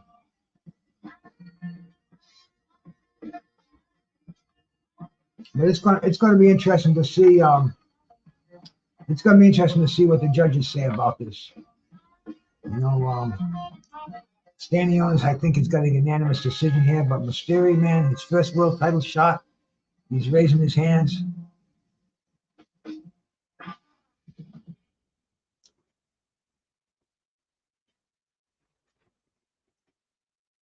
We're going back in the show, in the dressing room, they're showing Brandon Figueroa loosening up for the next fight against Jessie Magdaleno, featherweight another interim title fight. But we will get in the ring as soon as the announcement's made, and we'll get the official word. I don't know if you cats have already got it already, man, but I'm my time, I'm still waiting for it. And they're taking a long time to tally those scorecards. That's not a good sign. Here it is, man. Jimmy Lennon Jr. Man, Jimmy Lennon Sr. was a man.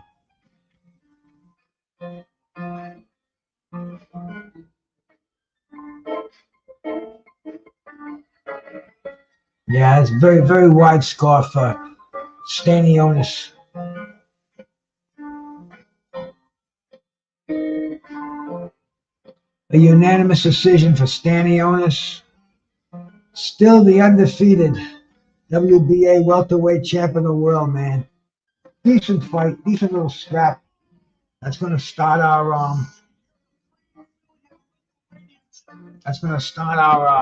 our weekend's night's fight off. I'm gonna go fill my water tumbler here. My official blood boxing Fistiana, Miles Davis, Marvin Hagler, Curtis Anderson, Toka 2, and Green Dragon tincture, all in one water cup here, man. So I'll be back in 1 second.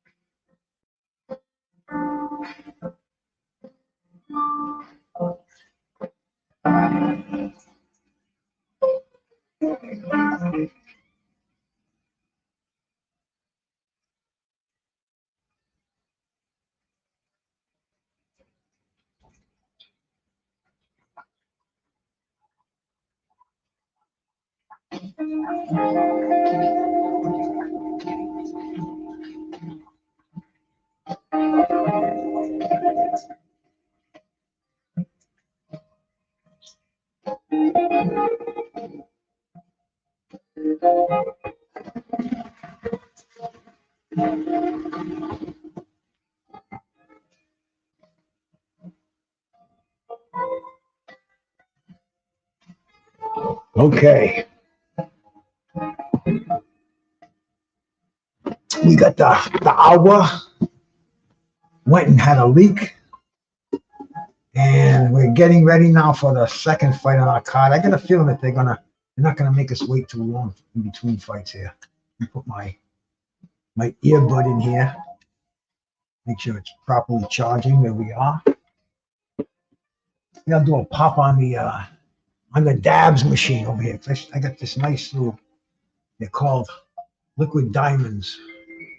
I got a couple of them in my dabbing tray. Boots will get him if they meet up. Yeah. Stanionis doesn't look like it'll be a match for Boots Ennis. Interesting fight though. This is what fighters have to do today. They have to unify titles. We need undisputed. We have to have these belt holders fight each other. And Stanionis just passed the test, man. We got Jerron Boots Ennis, man. We have who else is at welterweight right now? Cody Crowley.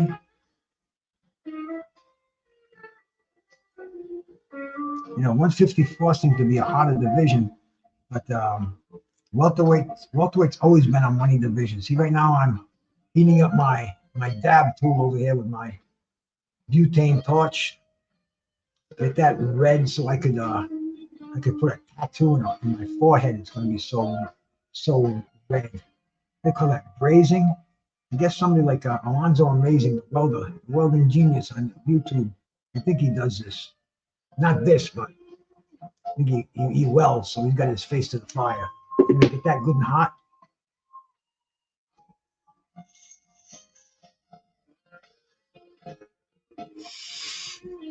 Oh yeah.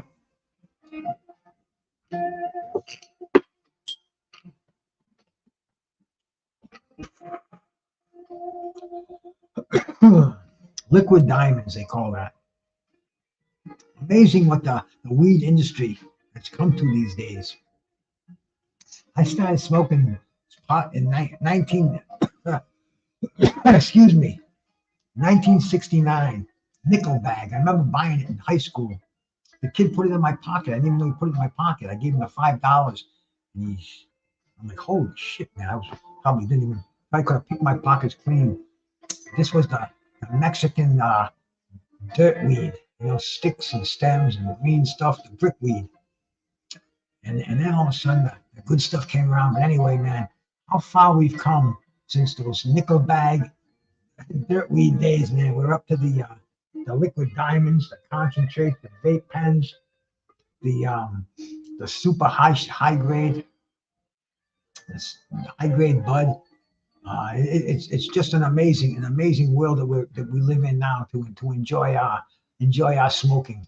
Many different varieties, many different flavors. It's like man, I've become like a wine connoisseur. I like to collect little. I'll buy an ounce. I'll put a little bud aside. We got a sealer meal. Seal up a few buds. Put them in the humidor. Write the strain on there. And oh yeah, man, it's like the old. You see the movies of the guy. Give me a 63 Beaujolais Nouveau. It's a different world. But anyway, we got boxing. We got bombs. Right now, they're talking to the legendary Julio Cesar Chavez, one tough fighter out of Mexico, man. Don King tried to get him to 100-0. They were going to have a huge celebration when Mike Tyson was sent to prison. Don King needed a meal ticket, and Julio Cesar Chavez was the meal ticket. There was so many great Chavez fights, man. Frankie Randall, Meldrick Taylor, Pernell Whitaker. Damn, I could go on, man. Just a legend, and he's there right now. They're speaking to him. It's just kind of like this is Mexican heritage right here, bro. This is Cinco de Mayo weekend. Canelo Alvarez fighting Jaime Munguia, two Mexican fighters, bro. I mean, dude, you gotta go with the flow on this one, man.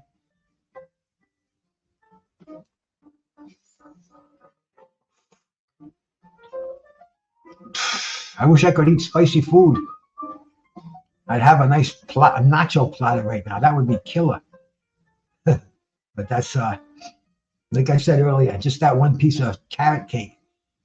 Yeah, I think I'm gonna pay for that with my digestive system. It's almost like putting some cheap gasoline or synthetic oil in a car that's running on 10W30.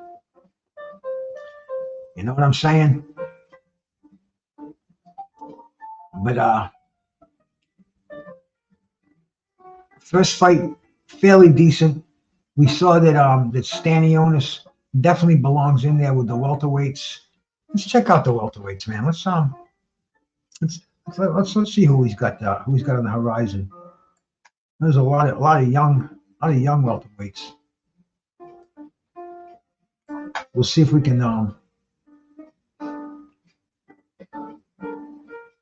let's see if we can find them in here.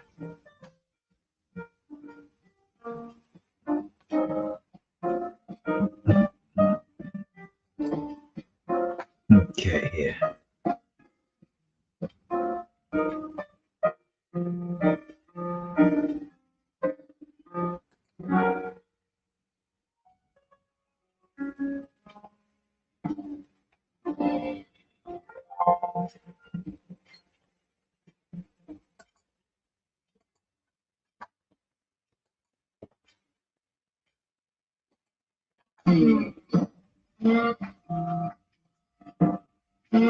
They've already got the decision in BoxRec, man. That's how quick these journalists are today.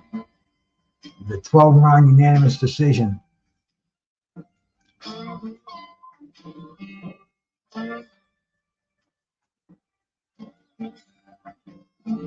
But I want to find the here we go, the ratings. And we want to find welterweight ratings. Boom. Okay, man. They still have Terence Crawford rated as a top welterweight with Jaron Boots-Ennis at number 2. And they actually have Ryan Garcia rated as the number 3 welterweight.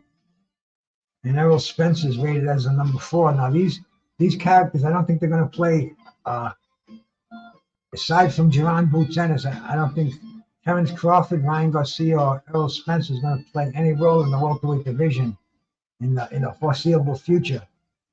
But Giovanni Santalin, you saw him fight not long ago. Conor Benn, they still have him ranked as number 6.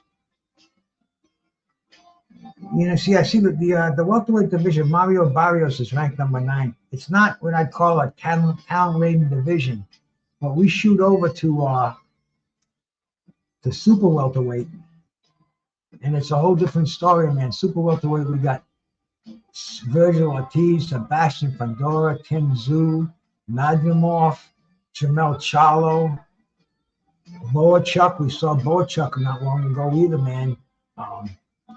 Erickson Lubin. It's a much more impressive list than the welterweights. The welterweights is traditionally a money division, but it's all over the place. Boxing today, it's the same, but it's changed, and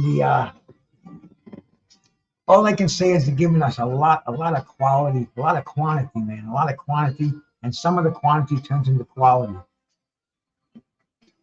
This next fight here, man, Brandon Figueroa, Jessie Magdaleno. Brandon Figueroa was always the was it his sister who we used to see on there, man? Brandon was like an underwear model or something. I don't know, man. We're gonna see. We haven't seen him in a while. Who did he get beat by? He got beat by Stephen Fulton. That was a highly anticipated bout, and yeah, he's got a real hot sister. Beat Mark Maxeo for the WBC interim featherweight title. He lost his WBA super bantamweight title, and WBC he was a unified when he fought Louis Neary, but he lost those belts to Stephen Fulton, who in turn lost those to Inouye. So belts get passed around like hotcakes on here. Oh, what just happened? Did I just lose my? No, there we go. Sorry about that, man. I got 3 screens going in front of me, bro. I'm like this is like ABC's Wide World of Sports going on over here. El Quattro, man, salute, bro. A split decision draw in the main event. Is that what you're talking about, bro? Are you talking about that one we just saw, or the fight coming up now, man? The fucking Figueroa fight. Jessie Magdaleno, 29-2.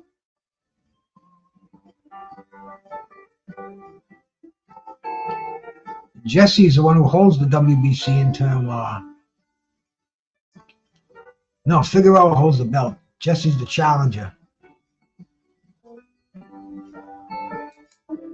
And Figueroa's making his way to ringside, man. He's decked out with the sombrero. Cinco de Mayo weekend, man. Vegas must be crazy. Cinco de Mayo weekend and freaking Kentucky Derby Day. Must be a lot of cash going on. Main event prediction. All right, bro. That's a ballsy one, El Quattro, man. I'm kind of thinking that Canelo was just gonna. I think he's just got too much class in there. When I say class, I mean boxing ability. I think he's been in there with fighters like Munguia, and I don't think Munguia's been in there with anybody like Canelo. It's going to be interesting. I think Canelo's going to take him out in between the 7th and the 9th round. But then again, man, I'm so bad at predictions. If I could make the predictions right, I'd be in a better joint than this. And this ain't a bad joint that I'm living in. But anyway, man, Jimmy Lennon, bro. Jimmy Lennon's Jr. His father was the man back at the Olympic Auditorium, bro, in the 70s. Looked just like the fucking son, too. You can tell, man. You can tell the mailman didn't get in that house.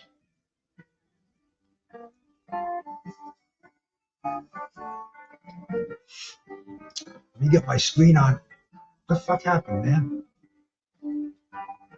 Don't want that. Let me get myself on full screen and get this off there. Okay, there we go. There we go.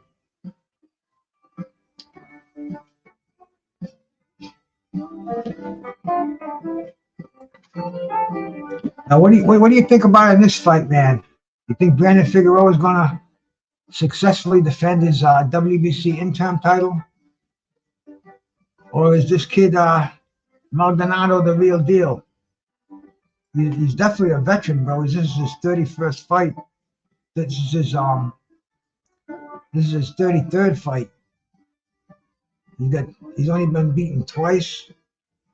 He was beat by Raymond Ford, who's a champion now. Yeah, that's right. We saw this guy not long ago. We saw that fight with Raymond Ford. This is the one with Raymond Ford. Yeah, 423. No, that wasn't when Raymond Ford won the belt. This was, I guess, this was a fight before that.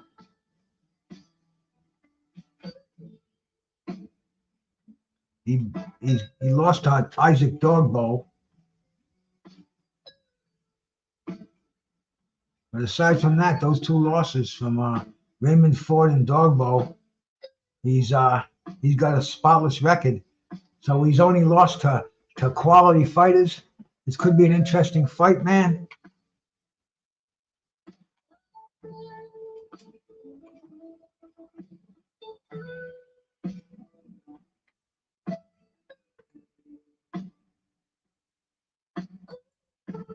Just checking something out on my competitive screens here. He's got two belts behind him, man. He must have a WBC silver and the interim. Or does he have a belt that he had in the past? I don't know, man. These guys with these belts today. You know, my friend Tim Witherspoon, he was the WBC and the WBA heavyweight champ of the world, and he doesn't have his WBA belt. Something happened, man. You know, he said somebody stole it, But, you know, a guy like that, the WBA should step out and make sure he's got that belt, because this guy's on YouTube. Who knows how many people are watching him out there, and he's got the WBC belt over his shoulder, but over his other shoulder, he should have that WBA belt. And if anybody on here is listening and has any connections to the WBA, let them know that Terrible Tim does not have that belt. And I mean, he was on your fucking linear championship list, bro. That's the man, the heavyweight champ of the world. But here we go, man. The first round, Brandon Figueroa, Jessie Magdaleno.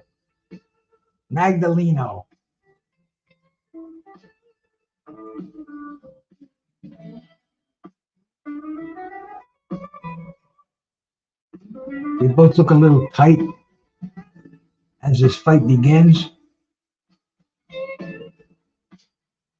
Jessie's throwing out that jab. Brandon Figueroa tries a 1-2, but referee warns him right away. Keep your eye on those heads. Figueroa's he's entertained us before.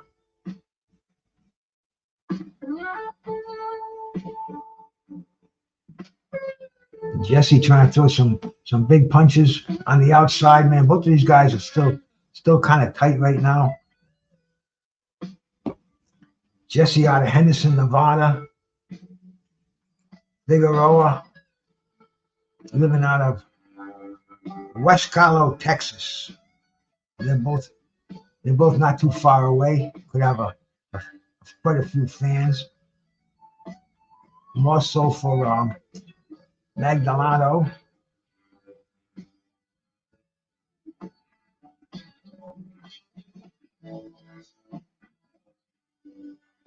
They're at a very slow pace start of this fight. A lot of dancing around.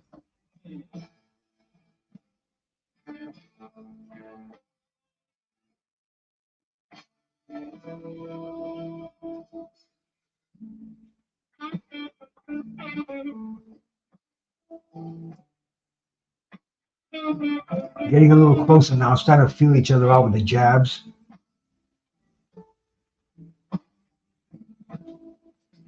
Brandon Figueroa keeps that chin out there, man. It's one thing you can see about him. He's open to that. He's open to a straight right hand or a straight left in this situation.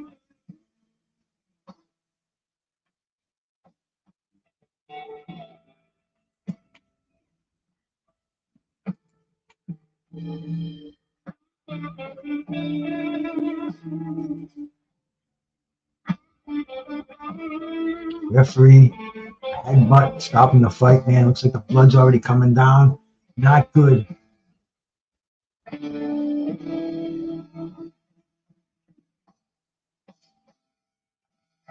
Too early in the fight. Cut around the eyes, man. Not a good sign. Bud Files, how we doing out there? Thank you so much for stopping by. Salute, salute.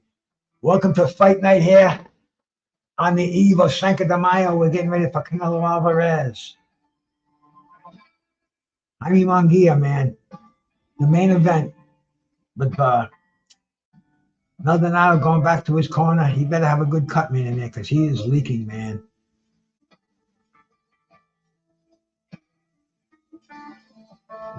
Camera's right in on that. It's right above the eye. It's in a real bad spot.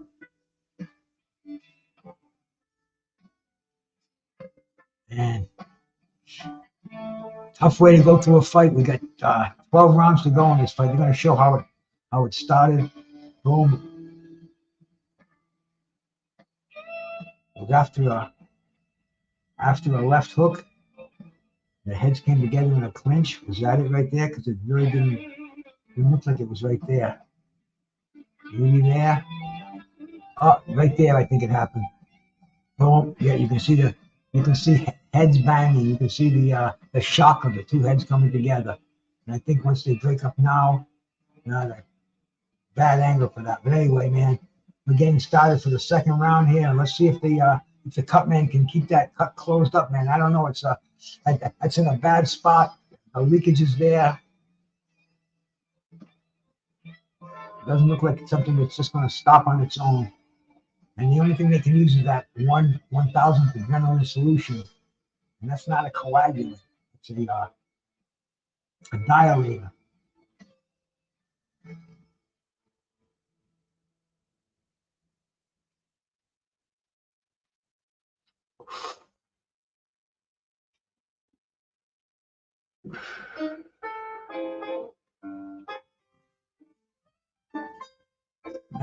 Magdaleno with throwing his combinations. You know he's got to have on his mind that this fight is going to be stopped, and if it goes past 4 rounds, it goes to the scorecards. If not, it's declared a no contest with an accidental headbutt. So I don't know if it. We're going to see how his corner reacts to it, how desperate they are to keep the fight going on.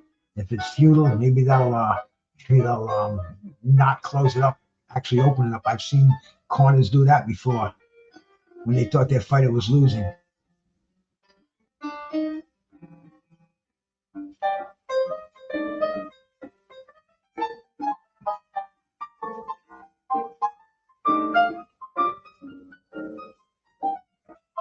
Magdalino, the shorter fighter, he should fight like a smaller fighter. Get down low, shoot those jabs, man. Use the southpaw. But Figueroa is just moving straight forward, man. He's standing straight up and down, moving straight forward, shooting out his jab. Not shooting out a lot of jabs either.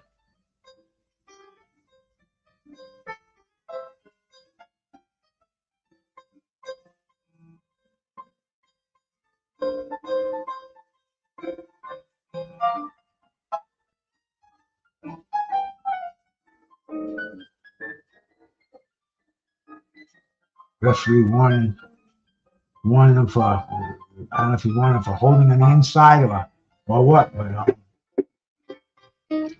holding behind the head.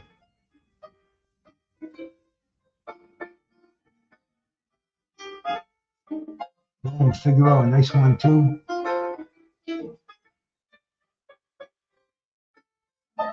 Thumbs out, nice hook.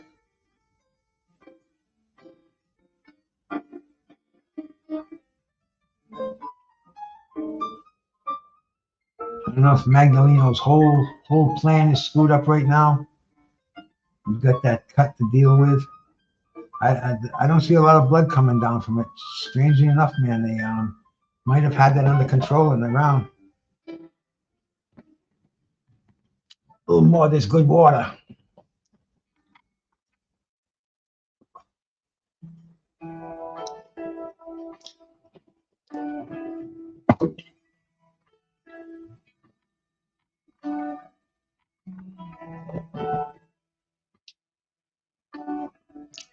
Getting ready for the third round to start. They're showing Canelo's dressing room. He's very, very at ease, very relaxed. He's got the family in there, taking all kind of pictures. So they're going to show Munguia's dressing room during one of the breaks. Bob Lawrence, how we doing, my brother? Good to see you in here, man. Welcome to the Cinco de Mayo Eve. We're in the second fight of the card now. We got Brandon Figueroa and Jessie Magdaleno. This is a WBC featherweight interim title. Okay, that's a mouthful, man. I'll tell you, we don't have too many lineal champs anymore. You know, that's kind of going out the window, really.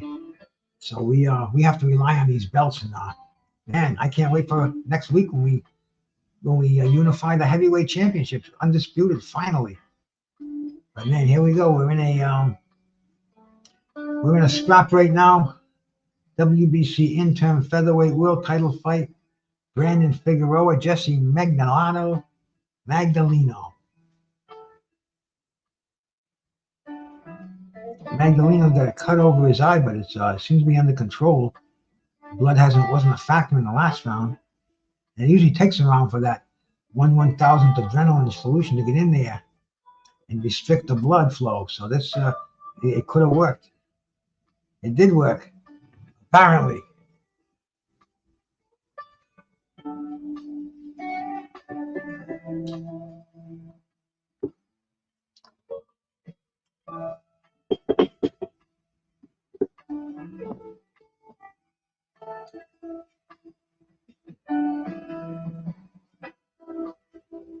Figueroa is coming, like I said, coming up, standing straight up, keeping the high guard. Magdaleno is backing up, not throwing enough punches for my liking, man. Figueroa, in fact, neither one of these guys are throwing enough punches. Here goes Magdaleno trying with a jab. Doesn't have a lot behind the jab, flicking it out, hitting one for low blows. They tap gloves. A lot of wrestling going on in this fight.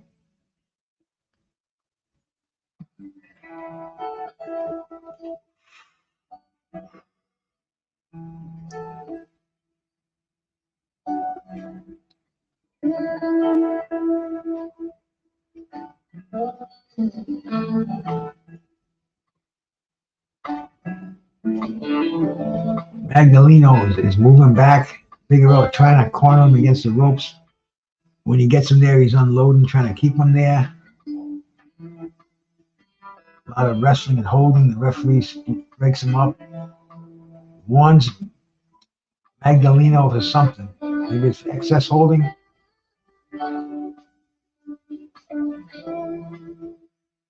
Figueroa trying to chase him into the corner, and that's the end of the round. Yeah, that fight. Okay, nothing great. We got freaking Mario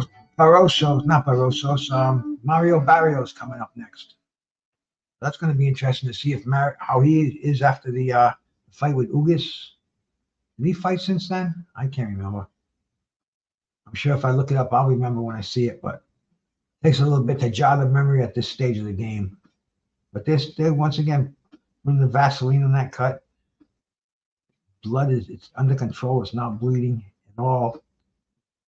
Definitely not bleeding in the eye. But it's tough where you have to give them the instructions and pay them attention to make sure that cut stays sealed. A lot of responsibility in that corner with only 1 minute to do it.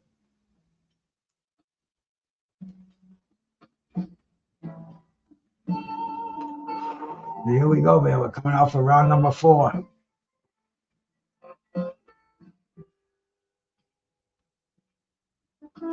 Figueroa doing a little reaching.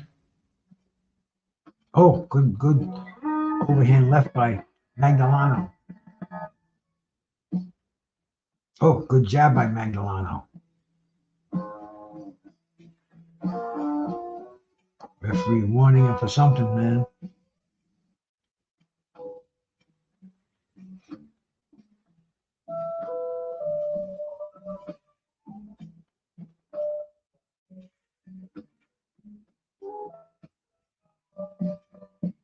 Now, this is Stanionis division, isn't it? The featherweights. In fact, this is, like I said earlier, man, this is the anniversary of the debut of one of the greatest featherweights of all time, Salvador Sanchez. Referee breaking him up again for some reason or other.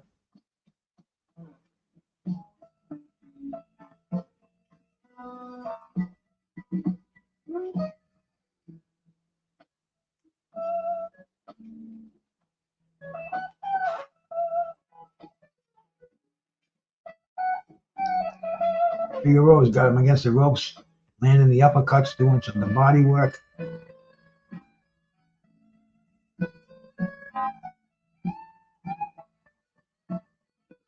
Sloppy fight.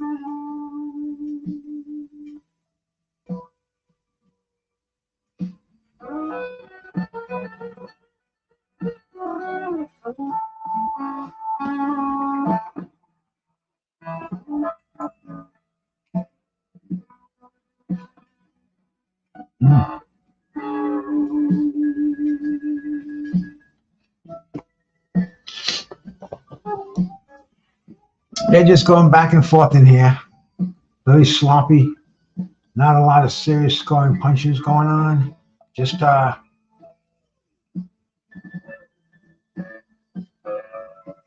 lot of holding.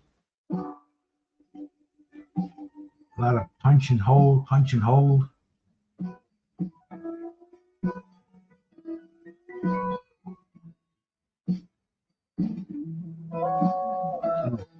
Decent work on the inside by both of these guys. Not them letting their hands move.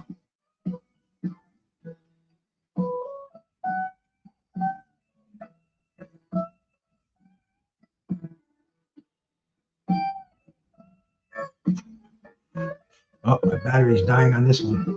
Low blow, man. Low blow by Figueroa. Magdalino is down in agony, man. He's going to take the full 5 minutes, I would assume. Wicked low blow. Let's see that one again. Oof. Referee is trying to tell him to stand up. Take as long as you want. I think he's telling him you got up to 5 minutes. Oof. There we go. Slow motion shot. There's the angle too. Boom. It was below the belt, man. It was not in the nuts, but it was it sent shockwaves there. It was more to the side, but it was still a below the belt, low blow. This dude's having a rough one in this big gash on his eye. Shot to the lower abdomen.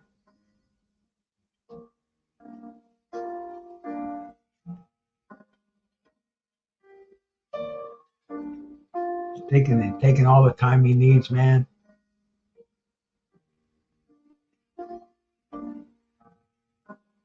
You know, 5 minutes is a long time. I think he's only probably been there for like a minute and a half. He's still got time to walk it off, get that dinging out of his dying, and, you know, just kind of he's right back in there, man.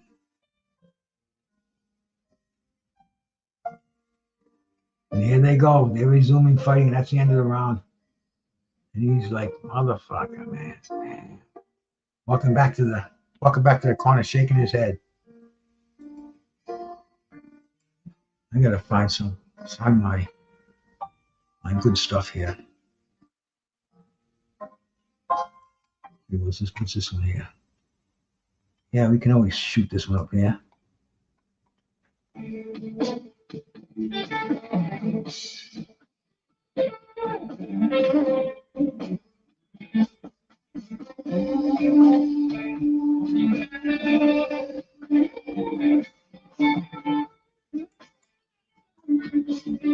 A couple of straighten out my background stuff here.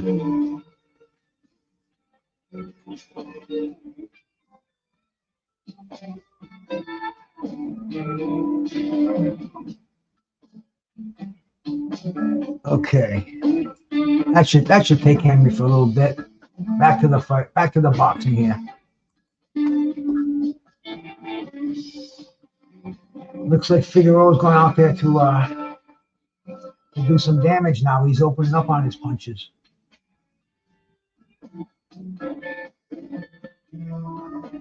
I figure the time must be right for Magdalino.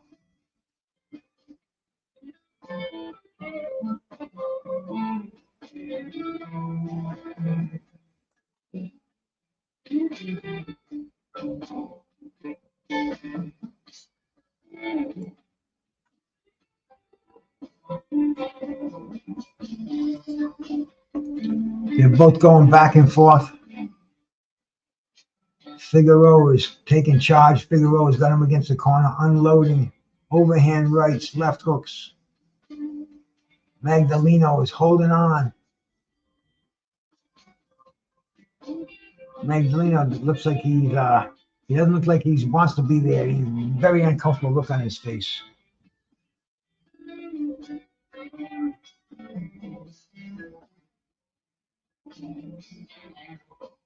Oh, just missed with that big overhand, big left hand from Figueroa.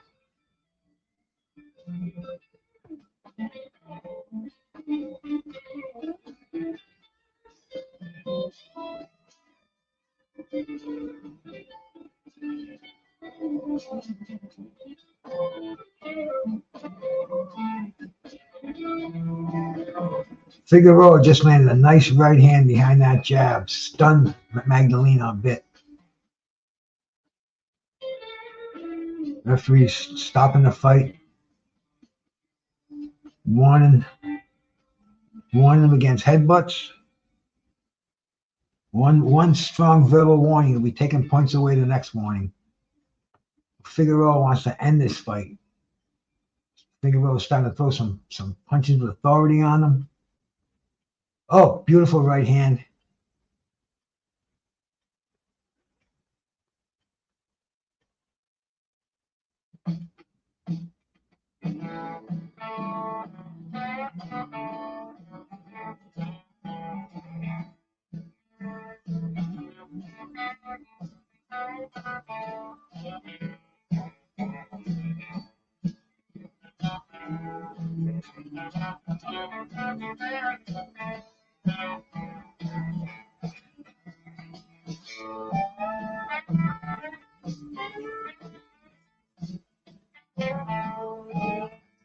Just moving forward behind there, kind of doing more missing than connecting right now.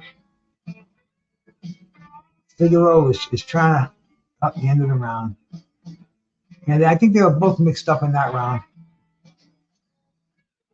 They're showing Mario Barrios with his snack shirt on in this climate.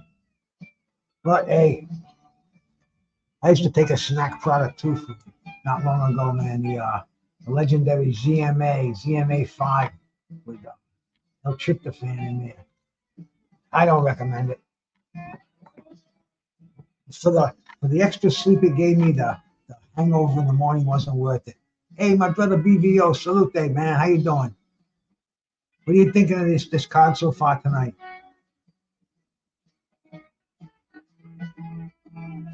Mario Barrios, man. Fabian Maidana, that's Marcos Maidana's brother. It might be a nice little fight we got on our hands. This fight's mez. The Stanionis fight was a little more entertaining. But, hey, they're all not going to be barn burners.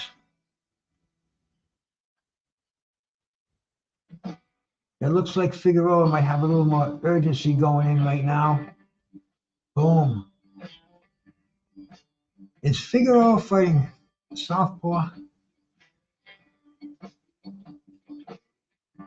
It looks like he is, man. He's an orthodox fighter. He's fighting. He's shooting out that right jab.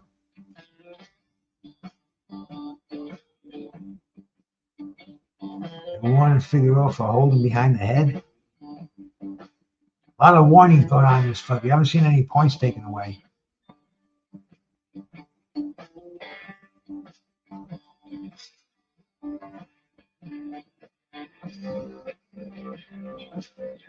Wrestling up against the ropes. Good uppercut by Figueroa. Referee breaks him apart. A lot more clinching than scoring punches in that exchange.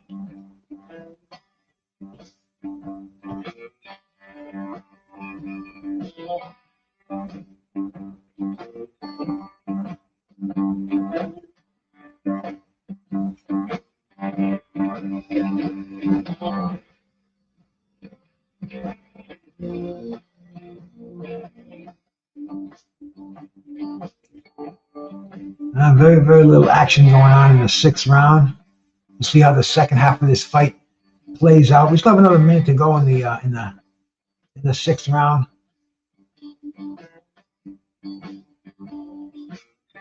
Seeing a lot more clinching, a lot more holding. Hey, Just Frank, bro, how you doing, man? Appreciate you stopping by.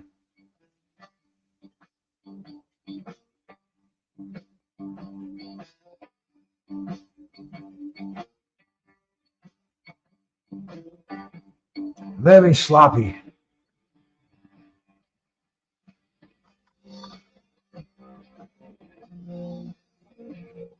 Figueroa's got him against the ropes.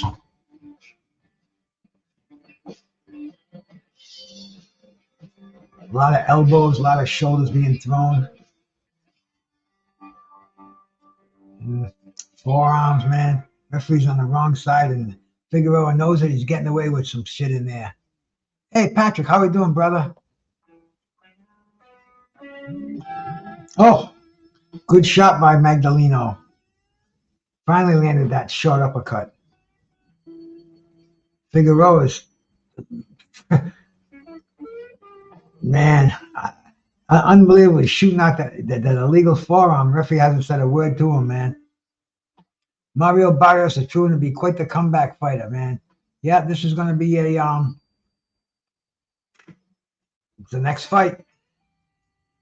You know, Barrios looked awesome against Ugas. Canelo getting his final wrappings.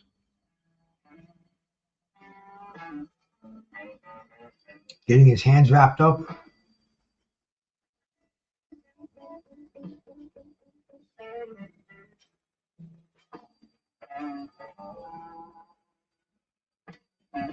Oh, excuse me. That shouldn't be happening yet. All I gotta do is do a few hits on a vape when this fight gets over. See exactly what's going on here, man. Magdalino getting a kiss from his corner, and there we go. They're in the center ring.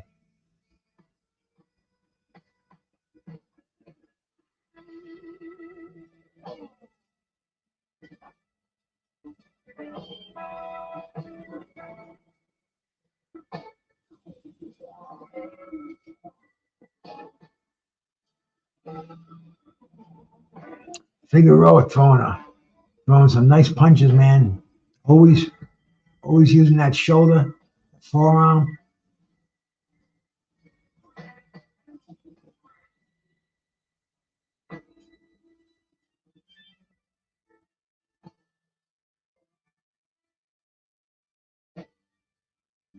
Referee breaking him up.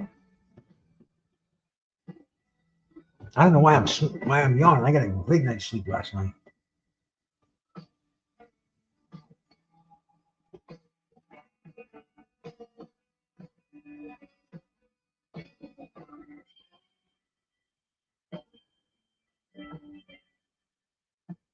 Figueroa's got him in the corner. When he gets him in the corner, he opens up. He's trying to put him away, put an exclamation point, but Magdaleno's a tough kid, man. He's spinning out of the corner.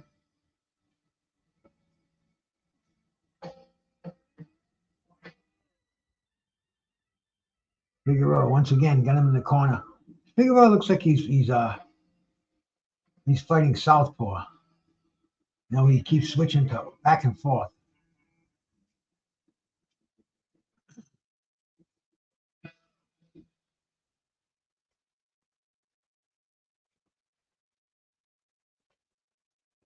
Inside work, uppercut, right hands.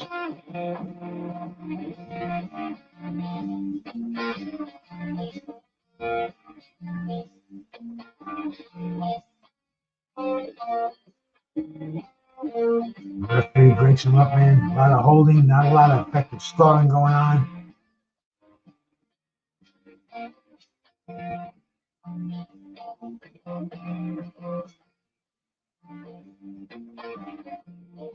Magdaleno is backing up and Figueroa is moving forward.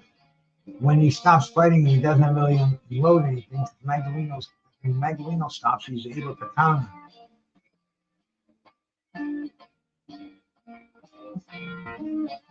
This is their best work when they just both get flat-footed and both exchange on the inside.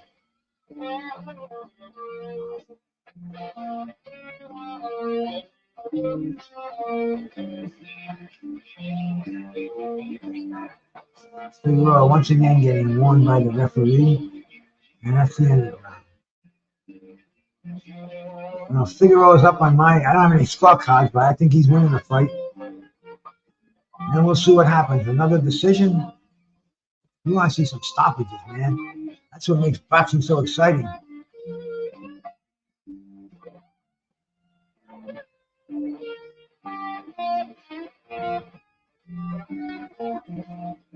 No, who can dislike somebody named Mario Barrios, bro? That sounds like somebody out of Alice in Wonderland. Canelo back there taking selfies with his peeps. Munguia looks like he's all business, getting those hands wrapped. Got a little bit of ways to go for that fight, but you know, this fight's okay. It's not too bad.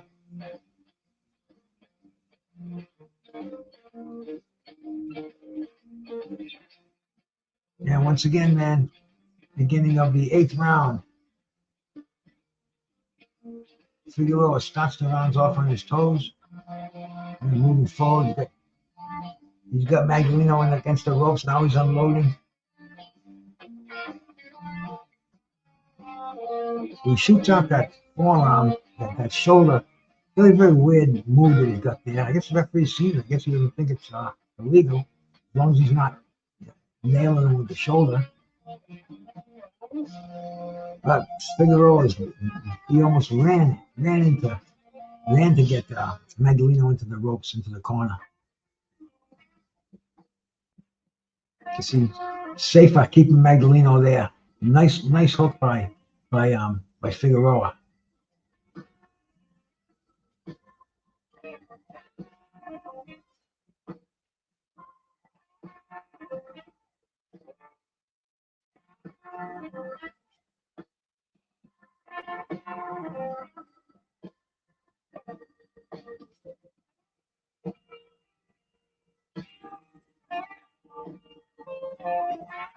Oof. Good inside work by Figueroa.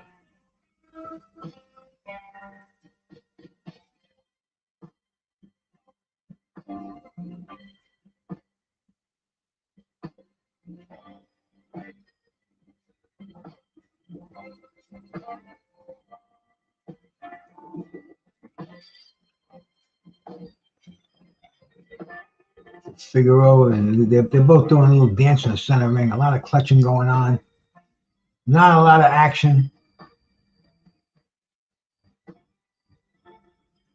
Magdaleno got a couple of shots in there. Got a hook upstairs, right hand downstairs.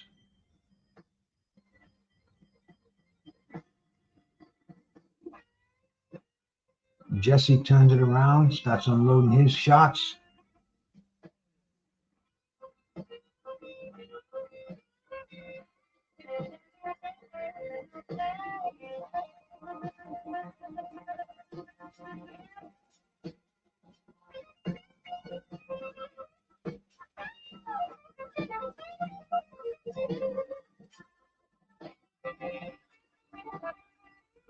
A lot of clutching going on. Barrios reminds you of a little Carlos Zarate.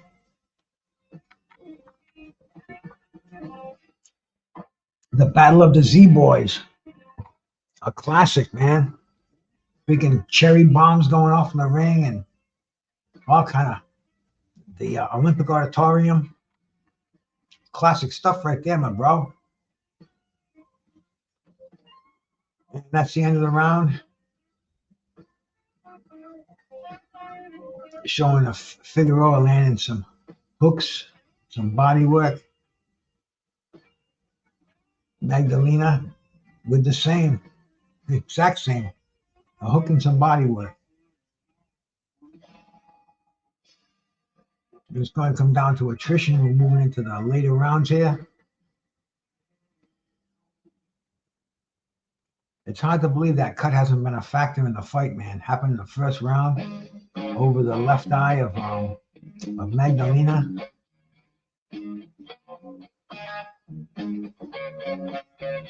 And he's coming out now. I believe it's the 9th round.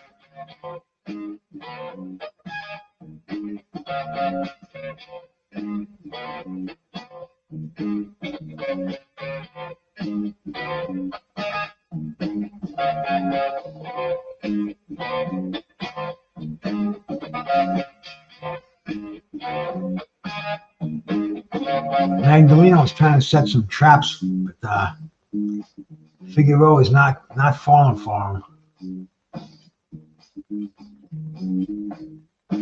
Just pushed him down. No knockdown. Referee tells him no pushing. Come on now, come on.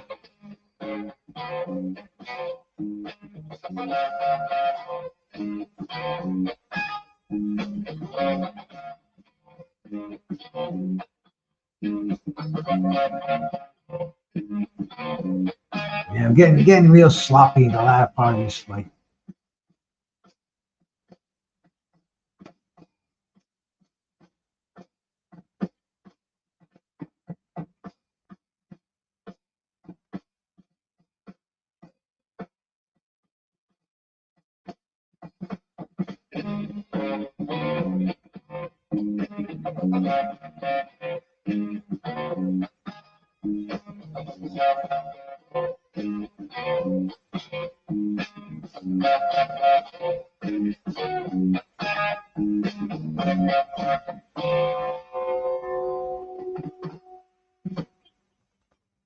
Nice sloppy infighting. Referee breaks him apart.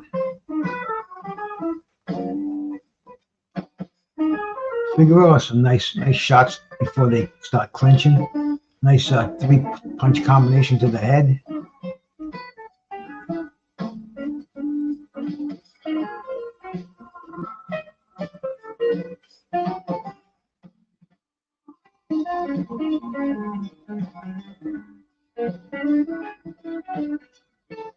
Once again, Figueroa's got Magdaleno on the ropes, trying to unload.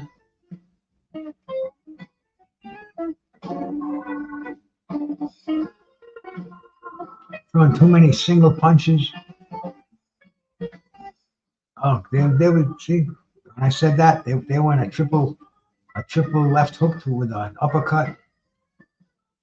There we go. Figueroa is starting to land nicely. And as he does, he leaves himself open. Magdaleno comes in with some counter punches. And there we go. Head to head against the ropes. This is what we want to see. Referee's letting him go.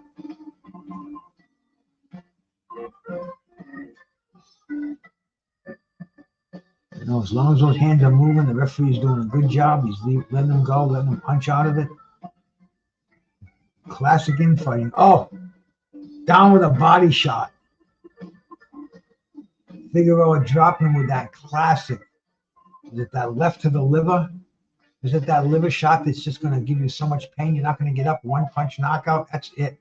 That is it. Now, was Figueroa fighting this fight left-handed, man? Wow. He dropped that left to the liver. Let's see that one again, man. Devastating. One punch knockout. Body punch. Highlight reel punch, man. Let's show that one again.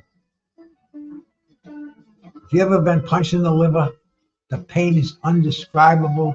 You don't know whether the shit'll go blind, and then just like that, you're back to normal.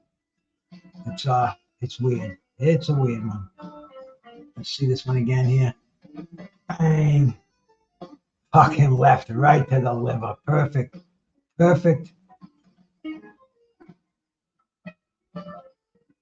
Bang! Right under the arm, under the elbow, right in the liver, bro. Doesn't get any sweeter than that. On the eve of Cinco de Mayo, Brandon Figueroa, the Mexican Ripper, the liver shot. Devastating punch, man. Devastating punch. Yeah, baby. You know what? You got a fight that's kind of dull, it's moving on, and then all of a sudden it ends so dramatically. One punch knockout. This is why I love boxing, man. This is why I'm right here doing this right now. And I appreciate anybody who's in here listening to it with me, man. Do a few dabs. Wait for Mario Barrios to come on here. And this is the featherweight division. What's going on down in the featherweight division? I think we got a big fight happening in the featherweight division, man. Let's go check out the featherweights.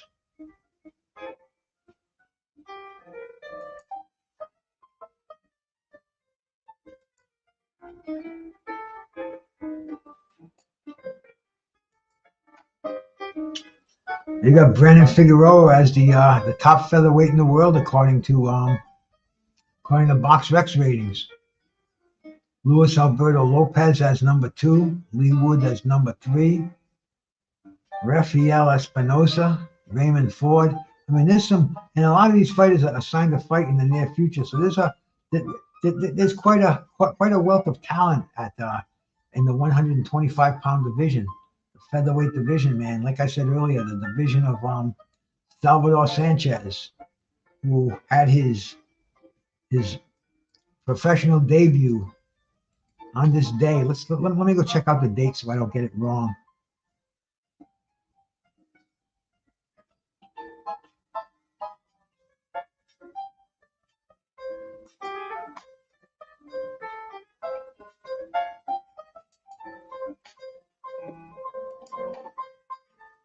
The year was 1975. Salvador Sanchez made his debut.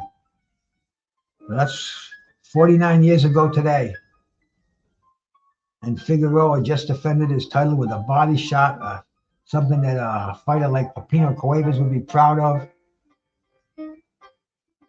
He was banging on his head, throwing the more damaging blows. But man, that left. He was boxing. It was boxing southpaw, so it was more like a left cross, I guess you would call it.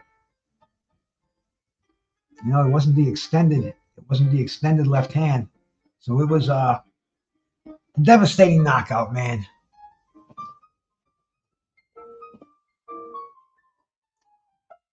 It's incredible, man. It's incredible. I guess the shins would be up there too, but man, you see stars. That's all I can describe it as. For the, it's like stars. The pain is so great that your knees just go. The pain is beyond great. It's like you don't even feel the pain. Your body gives out so you don't feel the pain. Then the pain sets in and it's like, that's when you can't get up and you hear the referee saying 7, 8, and that's it, man. That's all she wrote. And that's what we just saw. That old Mexican sleeping pill, as they call it. And I'm not talking about the Spanish fly, but time for a few dabs in between fights here.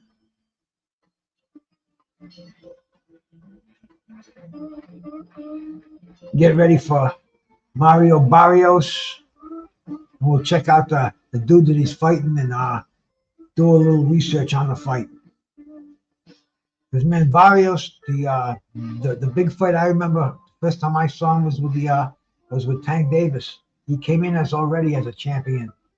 You know, like some kind of a Reggie super lightweight. I don't remember what the fuck he was, but anyway, it was more like giving Tank the belt. He got knocked out, but then he came back and he destroyed Dennis Ugas, former welterweight champion.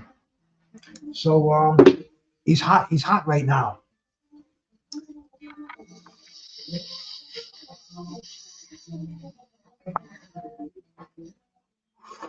If you've never done these before,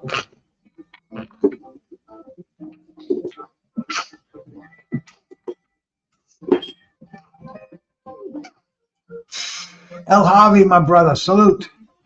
Appreciate you stopping in, man. They're talking to Edgar Berlanga right now, and from what I understand, from being around boxing for a while, excuse me. There we go. I had a little something clogged up there. Not enough to really do any damage, but just enough for me to feel it. But anyway, yeah, I think Berlanga. I think they're grooming him for the next opponent for Canelo. You know, providing as most people think Canelo's going to get by tonight. But you know, this is boxing, and Freddie Roach at the Wild Card Gym. He's taught Maidana well. And we may see an upset. And this will probably be one of the biggest upsets in boxing, no?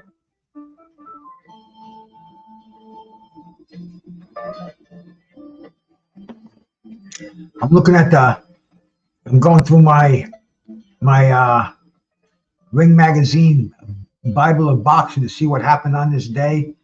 In 1976, man, that's almost 50 years ago, Roberto Duran defeated Saul Mambi. Saul Mambi, he was a junior welterweight. I think he might have even been it wasn't lightweight. I think it was just a junior welterweight champ. But this is a guy who boxed until his 60s, man. This guy was just a fountain of youth. Saul Mambi. Check out the guy boxing in the 70s, the 80s, the 90s, the 2000s, maybe even in the 60s too. But anyway, man, him and Duran fought today in 76, man.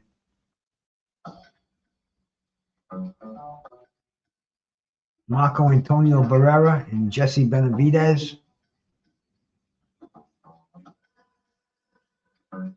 Arturo Gatti knocked out Calvin Silky Grove. I spoke to him not too long ago, man. Great guy. Guy's doing a lot with youth. Really helping out all the people out there, man. All the young kids that don't have anything else to do, have no guidance. Calvin Grove is really putting in the work out there.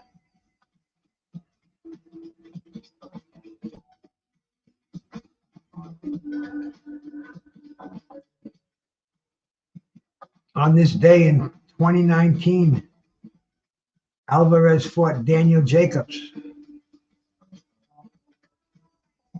So yeah, man, you know, the top Mexican fighter usually fights on Cinco de Mayo. And all we can do right now is wait for the co-main event to start. Looking at checking out that 168-pound division. There are some money names in there, but it's all bottlenecked because Canelo's on top. And Benavidez, I think he said, screw it, I ain't gonna wait around for Canelo Alvarez. He's got the Vosdick fight coming up, and that's for some kind of a title, a vacant something or other, man. You know, there's a belt in there, but you think Benavidez is gonna go back down to fight Canelo, or Canelo's even gonna consider him? I don't think so. We'd love to see it happen. Munguia is actually rated the number three super middleweight fighter in the world. You got Christian Mobility in there. You got Berlanga, David Morrell. Demetrius Andrade is still an active fighter. Diego Pacheco, Vladimir Shishkin. Steve Nelson. You know, it's that's more a money division than the welterweight division for sure. Mario Barrios would be the dude at welterweight, and where would Mario be going right now? Even with his victory here, you think he's going to get Terrence Crawford or Errol Spence or Bruce Ennis? I don't know, man. He's hanging with PBC, so Lord knows what can happen to him. You know, what he's got to do is go see my brother Turkey Al Shikli. You know, this is a man who makes fights. This is a man who puts together careers. Who's taken over boxing like Muhammad Ali and that Boxowides back there. That's the face of boxing. That's when everybody knows who it is, man. When your mother goes to the store and buys it for you, and she knows it's either buy that or buy Captain Crunch, and it's like Muhammad Ali, man. That's, like I said earlier, the face of boxing. And right now we're killing a little time because they're gonna stretch this out. You know, they're in Vegas. Hey, my brother Sean, how you doing, man? That's my brother Sean, man. Used to live in Warren, man. Good to see you, man. Good to see you, bro. Enjoying boxing over here, keeping it together, smoking on some good stuff, man. I'm doing some dabs. I got some concentrate. And it's all perfectly legal. And actually, I think it's very helpful. Helpful benefits definitely outweigh the negatives. So if you do your research on it, man, you can see the healing properties that the THC plant has, the how you can treat different ailments, how you can treat depression, how you can treat pain, how you can I mean, there's just so many of them. This is the most misunderstood plant in the history of the world. But it takes a cat like Brucegas to really get into the nuts and bolts of it all.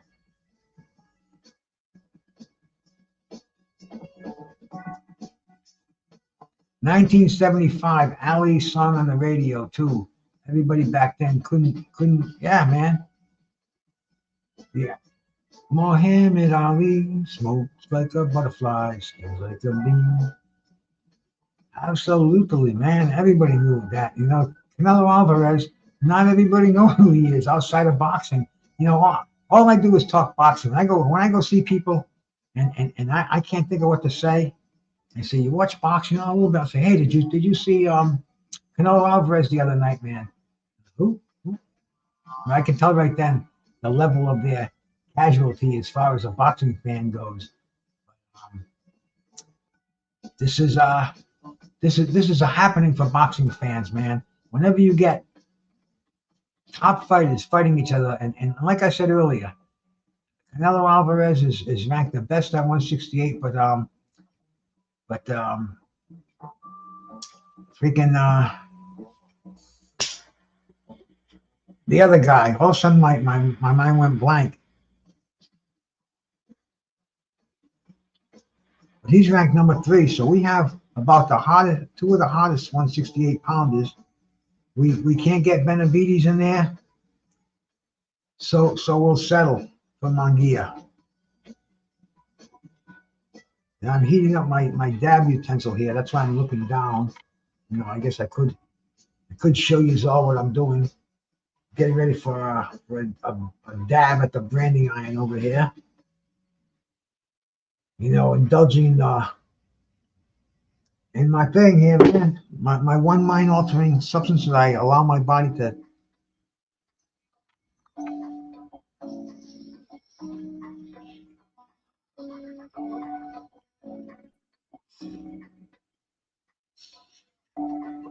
And that's the liquid diamonds concentrate, 80-something%. I think it's peanut butter gelato or something. I can't even remember the flavor. But they're showing the tail of the tape. We're getting ready for the Mario Barrios fight. Fabian Maidana. Let's check out Mario Barrios here.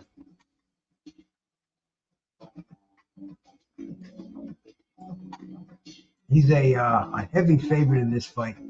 A minus 1,200. I know that means you're going to win a lot of money if you bet on his opponent. He is a prohibitive favorite, and he's taking on Fabian Maidana. Fabian's 22-2-0.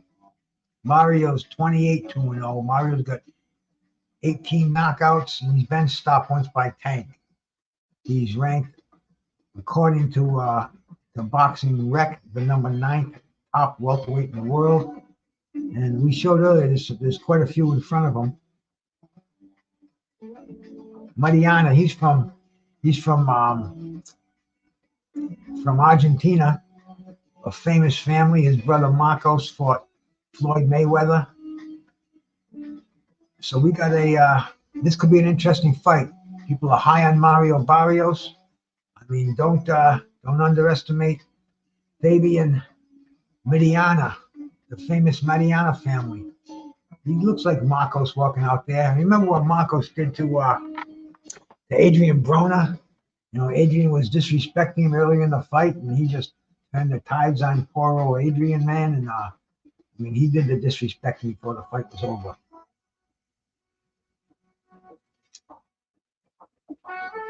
And we are in T-Mobile Arena in Las Vegas, man. The biggest stadium, the place to be in Vegas. I don't know if it's sold out. Probably. Oh, definitely. Fucking Cinco de Mayo weekend. Bam. 2 Mexicans fighting each other. What was I thinking? Where was my head? Excuse me.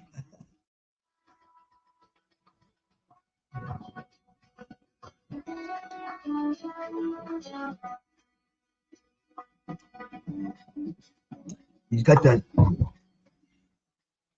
Maidana's got the date 3/31/21/12. We see that again. I don't know what that date signifies. I'm sure if I was listening to, I think Mauro Ronaldo was doing the ringside stuff. I like Mauro too, man. I used to like him using the WWE. A lot of people don't like him. A lot of people. I mean, I hear Joseph Herron. He can't stand him. Why? I like the guy. But anyway, I bet he's telling what that date means. Time for me to do another hit on this dab thing. I put that down. That's a little bit of a process to do a hit on that with a vape pipe. You just press the button and you're good to go. And Saturday night, man, see, I have a sleeping disorder. I don't sleep for shit unless I get well sedated on the herb. Even then, sometimes I don't sleep that well anyway.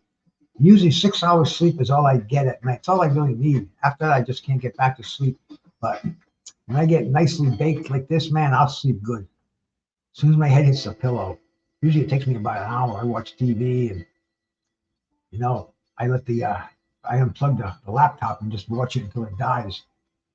And you know, I die before it does, but it's difficult to sleep to silence. I've been looking at the noise sounds, you know, there's the rainforest and shit like that, and they seem pretty relaxing. I may try that sometime, but for now, getting nicely toasted, watching some good boxing, I'll sleep like a baby tonight, believe me. I even got a super chat in here, man. So, my friend Captain Chaos, if you're still here, bro, I know Saturday night, everybody's everywhere, but once again, thank you for that. It means a lot to me, man. Mario Barrios making his way to ringside. I've seen him in Vegas too, bro. He's a sharpie. He loves being in America. I don't know where he's originally from. Mexico, I think, man. Let's take a look at his. No, he was born in San Antonio, and he's still living in San Antonio. He definitely looks a Mexican American.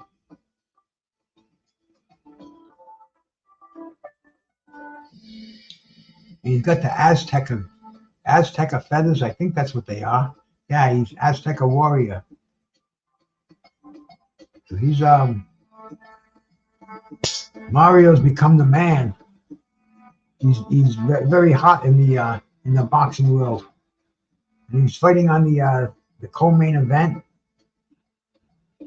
on a Canelo Alvarez, the biggest name in boxing right now, arguably. Bro, this is Mario's doing all right for himself.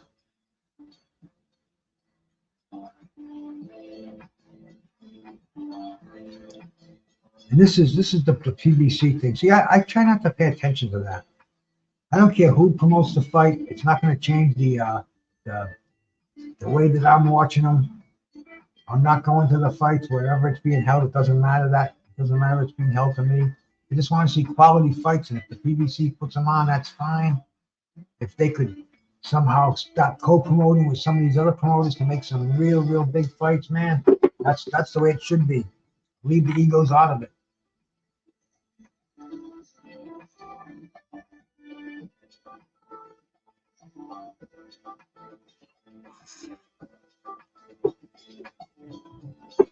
Jimmy Lennon Jr. doing his thing. Oh, my thing just went blank. See, it's cool that my stream does that right now because all I gotta do is refresh it. And bango, comes right back on for me. They're showing Barrios in the corner. Is that a necklace that he's got around? Yeah, that's a necklace. His hair's, he's got those dreads tied up, man. I don't know exactly what that hair, how long that hairstyle is. I think he's got it tied up with tape, so it doesn't interfere with the ring. It doesn't become a foreign object. The legendary Harvey Doc, who blew it the last time we saw him on the big stage. He still gets a cushy assignment here in Vegas. So probably the most controversial fight we've seen in all year now, and now with the positive drug test, Harvey Doc, Devin, Ryan. I mean, dude, it's a toilet bowl, man. The fight's over. If Ryan is guilty, suspend him. Do what has to be done, but we can't try him over here on YouTube, man. Leave that for the experts.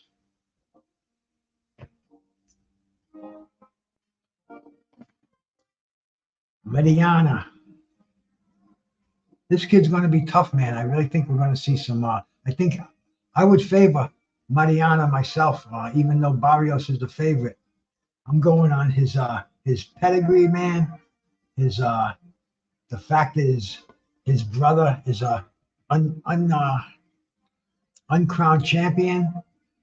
Hey, Bruce, is Fabian? Yes, he's.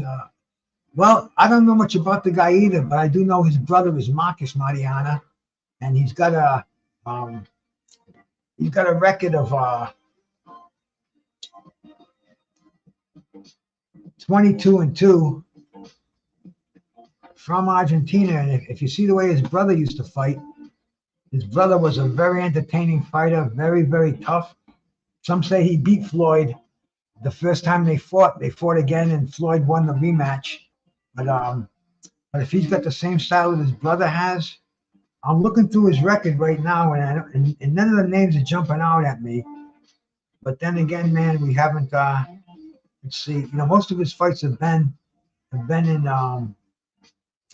Argentina. He came to America. He beat Jorge Masonet. If you remember Jorge Masonet, he was a well-known name. Yeah, he's been in the United States a few times. Probably fought on the undercard of his brother's fight because his brother fought a lot in. He was fighting 10 years ago. He made his debut, which is about the time his brother was doing his thing too. So, hey man, if he's gonna have that tough Argentine style, and here they go, here comes the start of the fight. It should be interesting. He's all decked out in yellow, strange colors for a fighter to wear, where Mario Barrios looks like that Azteca warrior.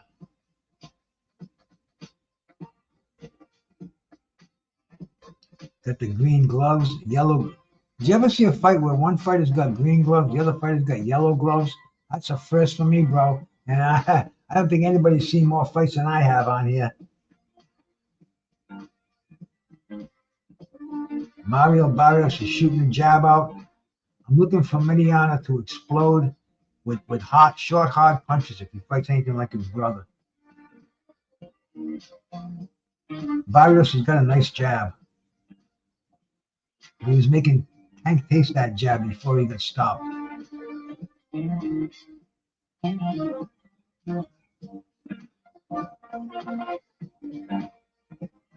We'll see if Harvey Doc is making it. Is going to be making any impact on this fight. He was one of the best referees, active referees around until that blown that he pulled a couple of weeks ago.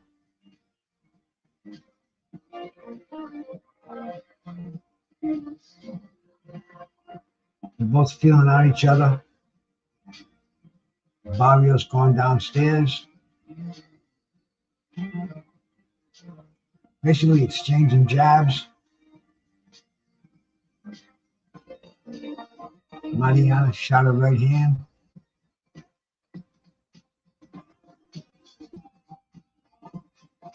Barrios has got a nice stance, for the style that he has.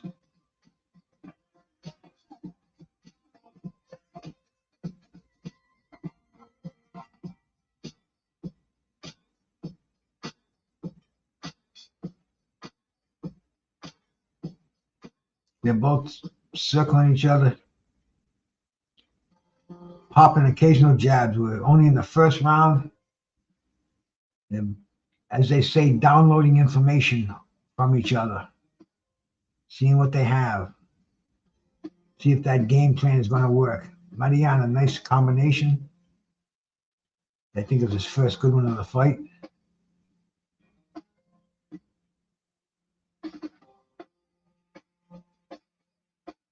Barrios shooting that jab in.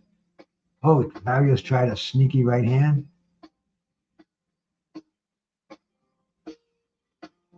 And that's the end of the first round. Not much excitement in the first round, but hey, that's standard first round.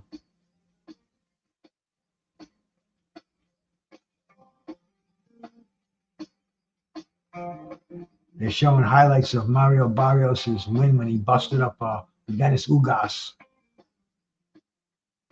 He was underdog when he came in the fight too, if you recall that fight, man, but he fucked up Ugas.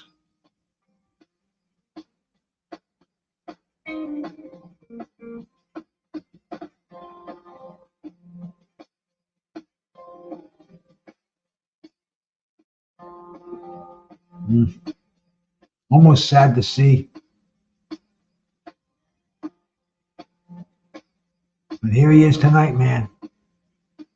Defending that WBC interim.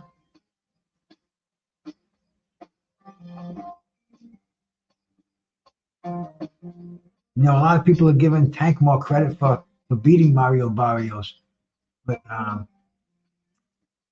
don't know what if he had to go down. If it was a catch weight, he was the champion at 140 WBA Reggie, I believe. I don't know if it was a catch weight thing. If the Tank people made him stipulate to the bullshit rules. I'm gonna ask him tomorrow because I go on a show on Sunday nights with those guys, with Calvin Ford and I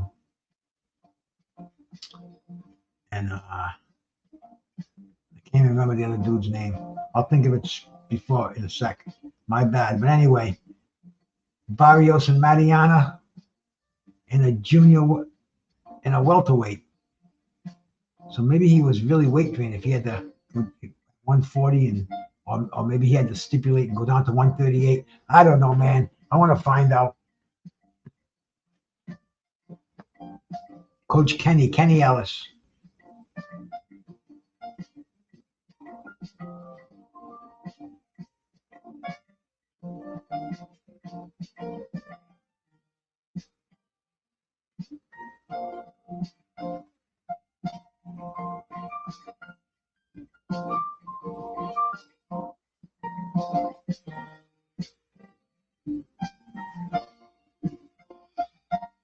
They're both exchanging jabs in the center ring.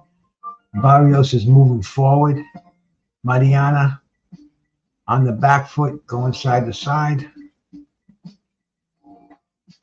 Barrios trying to drop that overhand right. Maidana coming inside with a combination. Barrios keeping those hands high. Shooting a jab out there. Low input punching in this fight so far. Barrios tried a 1-2. Maidana got out of the way. Maidana with a nice uppercut, overhand right. Maidana wants to test and see if Barrios can handle his punches, and I'd like to see that too. We're gonna see if what Maidana's got. See if he can stagger Barrios. See if he can land something effective. I don't think he's gonna outbox him.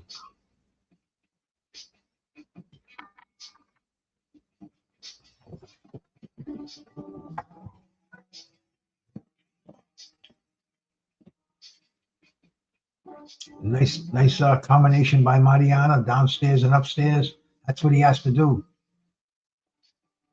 And the end of the round. Not much scoring there, man. Maidana seems like he's doing the majority of it. Close round. You're showing Alvarez pumping up in his dressing room.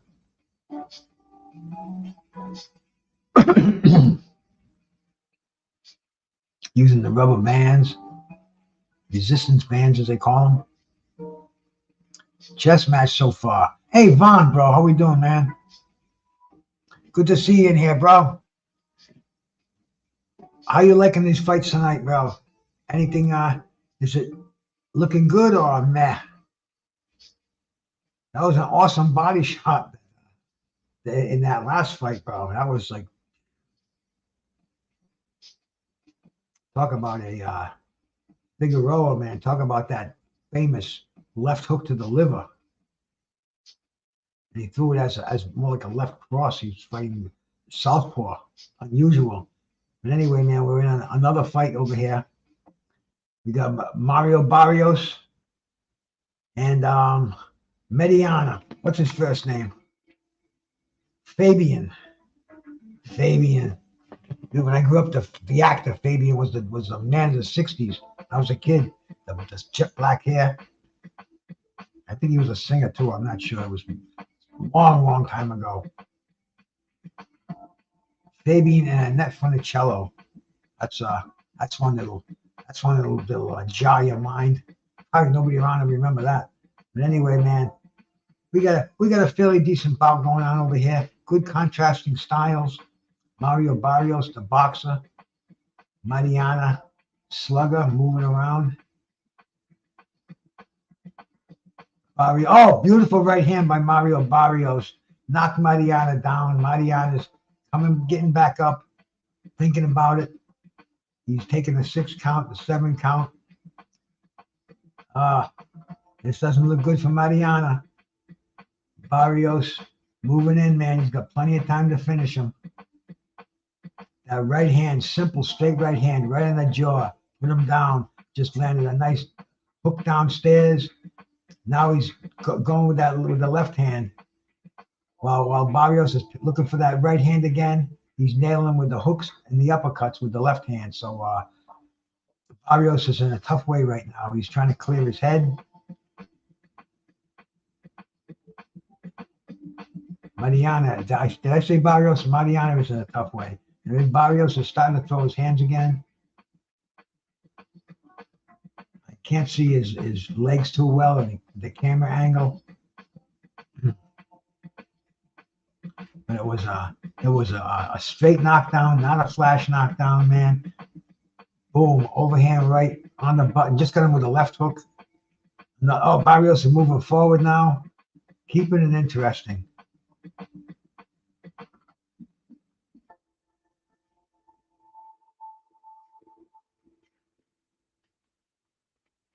Barrios is moving forward. He's got Maidana's back against the ropes.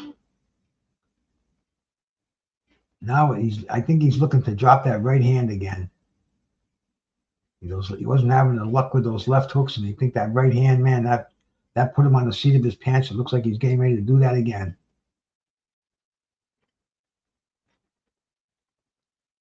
soon as this round's over, I'll get back to the music. 3, 2, 1. And the round is over. And I lost my tunes. Let me get up there and see where they went. There we go. Yes, we want to continue. No copyright blues. Yeah, we'll take that. That's the free stuff that I can get away with playing.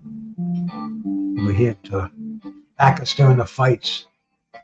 And you got to be careful because sometimes it says you can play it, and then you still get a copyright for it. But hey, I'm here to enjoy the fights, and I got to have some music in the background. And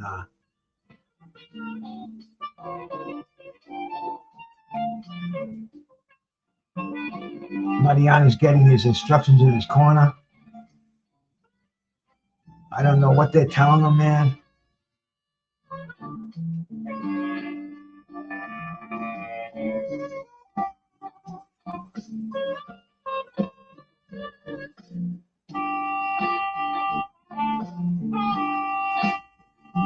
And here we go, man. The start of round number 4. Barrios has already had Maidana down. Once again, he's moving forward. Looks like he's very confident.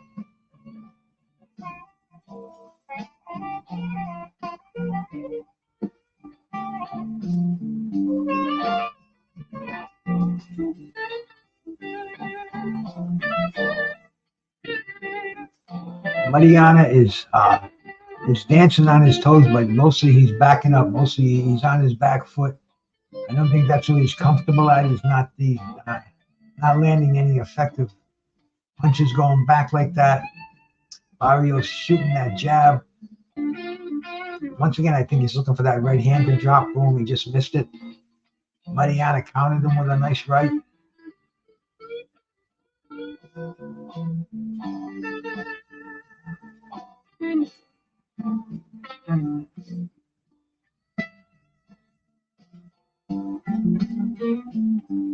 Barrios moving forward behind that jab once again.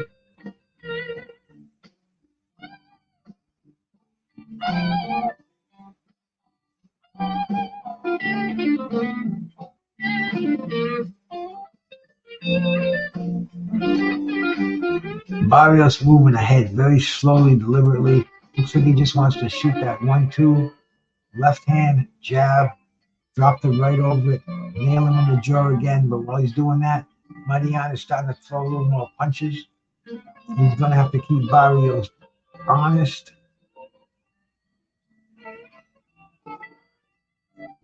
Nice left hook downstairs and upstairs. Barrios coming in with a nice one too.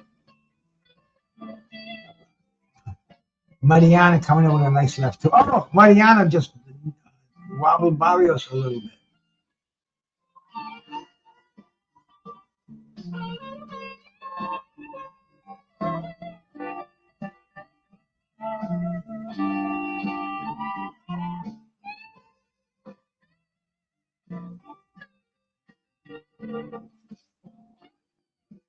Both of these guys are back to jabbing over here.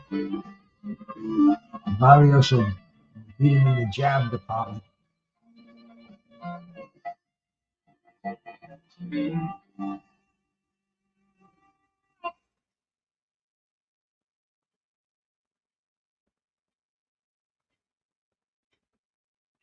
Barrios still trying to, moving forward.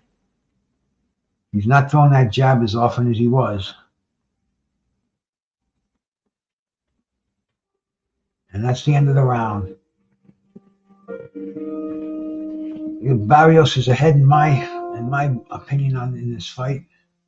Not just with that knockdown. He's been landing more of the effective punches. But yes, in that round, Maidana it looked like he staggered Barrios for just a second with a left hook.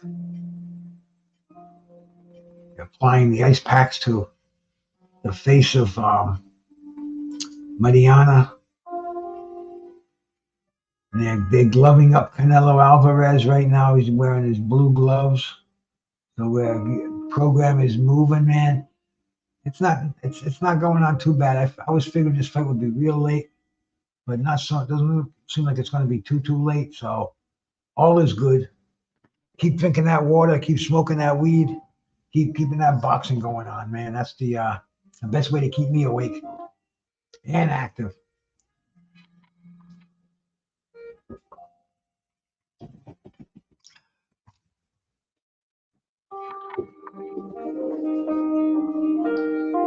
Once again, there in the center ring. Oh, my screen froze for a second, but came back to life. They were just a normal one.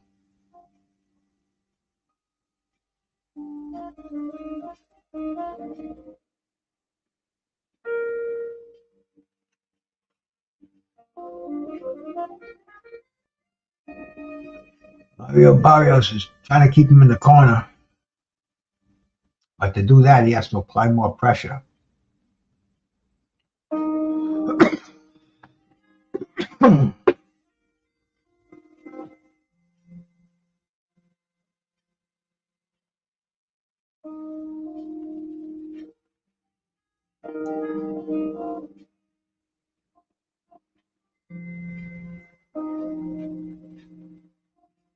Barrios is trying to get him in the corner, but Maidana is shooting out that jab. Barrios can't get close enough because he's tasting leather when he tries to set up. So it's more or less a jab duel. Good left hand downstairs from Barrios.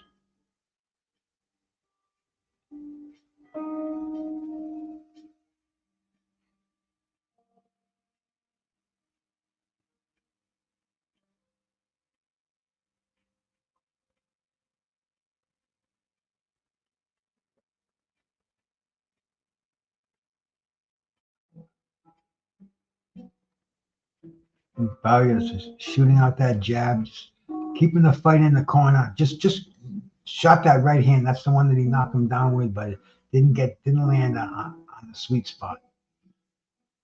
But that's what he has to do. He has to get inside, and it's that short chopping right hand. Boom. But Maidana just threw some wide punches.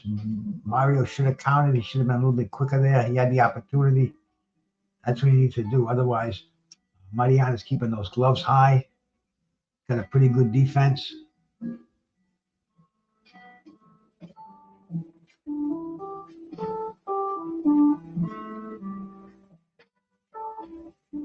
Barrios wants to keep him in that corner. He's trying to cut the ring off. He's doing a pretty good job of it, too.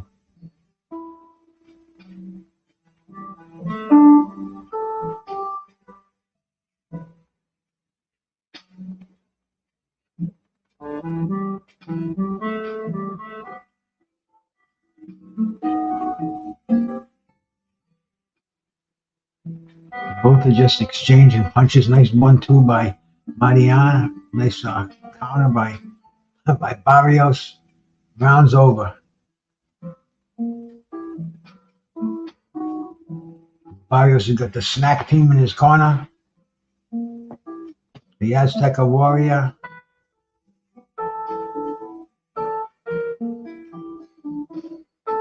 I would have him comfortably ahead right now. But you never know, man. We're only halfway through the fight. So we got a... hey, Charles D, what's up, my brother? How we doing, my man? What are you thinking of the fights happening tonight? You enjoying what's going on, bro? We're all sitting here in anticipation for Canelo Alvarez and Jaime Munguia, bro. We've been waiting for this one for a little bit. I got another dab to do before the fight starts when we get our little break going on over here. But we got a pretty interesting one here. Maidana's, he's holding his own. He's behind on my scorecards, and I'm not keeping the scorecard, but in my head I got him behind. He's coming off the deck, and we'll see what's going to happen in the second half of this fight.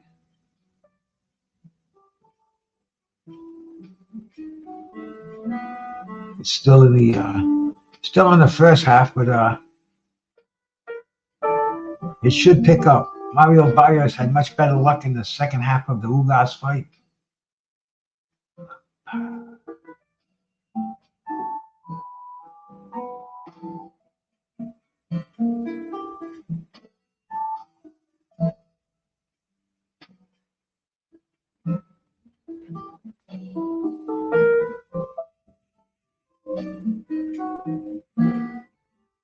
Ugas gets him cornered, But Barrios, as soon as his back hits the ropes, bang, he jumps off. He does not want to be there. And Ugas just is not putting enough pressure on him to keep him there. That's what I'm seeing right now.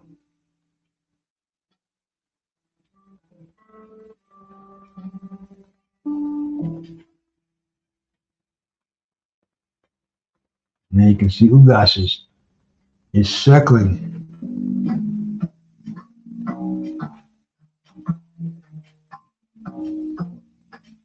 And he's moving to his right so he can drop a sneaky right hand once again.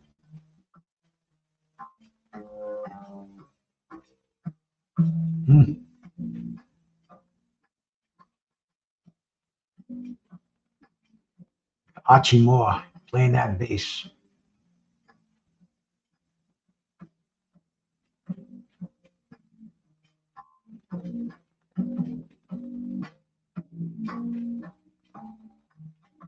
And Mario Barrios is chasing them all over the place, actually trying to walk up. There's that right hand.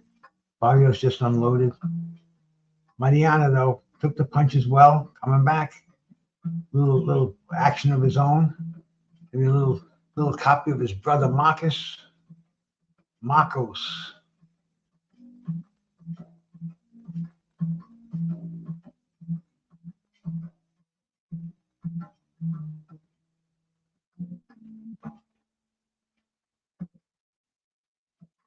Maidana shooting out that jab.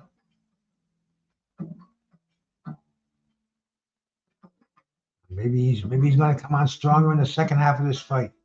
Maybe it's been his plan all along. You never know, man. That high altitude mountain air in Argentina.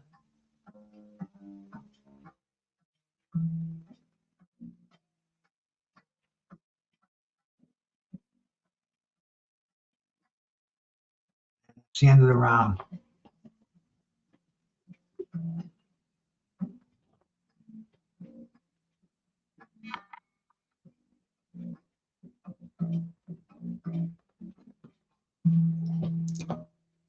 Hear you, Charles D. It's crazy. I'd have to go without if I had to buy fights, man. Very, very simple. And believe me, I'm a minimalist. You know, that's I take just what I need. And if I start giving back at this stage, man, there ain't gonna be much to give back. So fights, buying pay-per-view fights, that's just out of the question for me right now. You know, I'm fortunate enough that I have the skills on the internet. And we all do, man. They're out there for us. You know, I streamed the Kentucky Derby today. You know, damn. It's, boxing and Pornhub is like this, back and forth. But anyway, man, that's a whole nother story. But I mean, thankfully for the internet, guys like me, we don't have to miss fights. We're back in the 7th round, the second half of this fight. Enjoy some water, man. Keep well hydrated. I'll be up twice tonight to take a pee, but hey, it's all part of the process.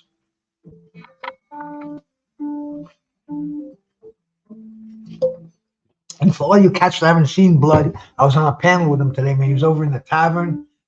Blood boxing, doing well, bro. He's working right now. He joined the working force, and you know, when you're doing that, you don't have time for this. And for many years, I couldn't really devote myself to boxing like I do now, or like I did before I was in the industry. You know, 9 to 5 was easy, but man, when you're in charge of a place, when you're the boss, when you own a business, you have to marry that business to succeed. And believe me, boxing had to take a back seat. Not that I missed all the big fights, but not as immersed, nearly as immersed as I am now. But anyway, man, Blood is alive and kicking. We got them all up to date on what's happening in boxing, and I'm sure he's digging on this right now up there with the family.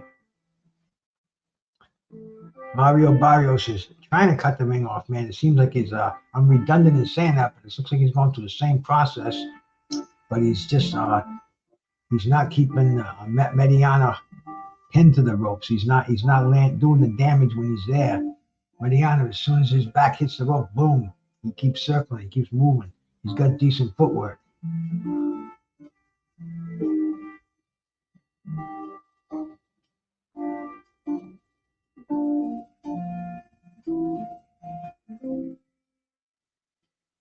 A jab exchange going on, although a slow-paced jab exchange.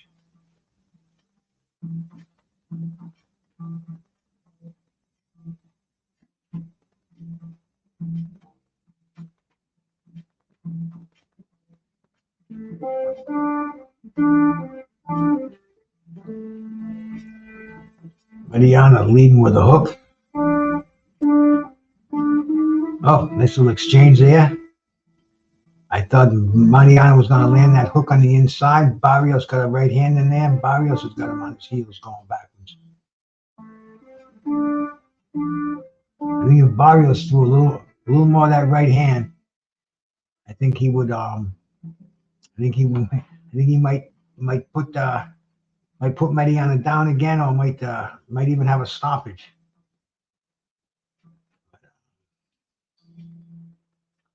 They're going at it, man. Where this is the co-main event. We're getting ready for Canelo Alvarez, Jaime Munguia.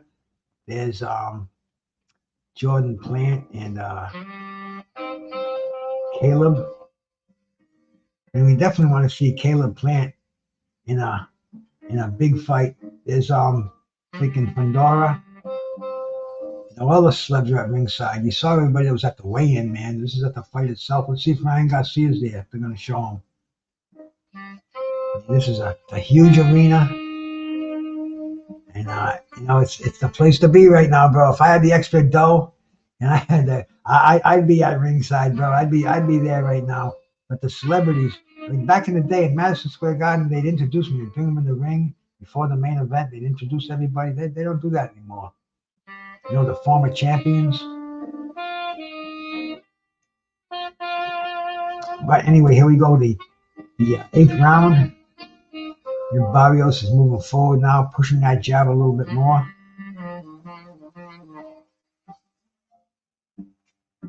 I think that's what he has to do is snap that jab, man. You know, he's got to slow Maidana down.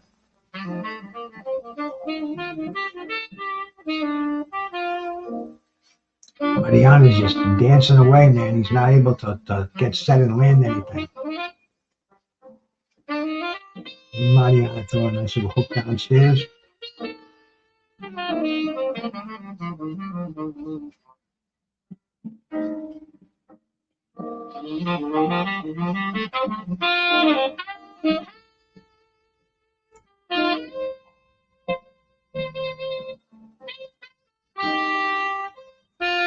Maidana backing off but moving those hands effectively. Oh, big right hand by Barrios.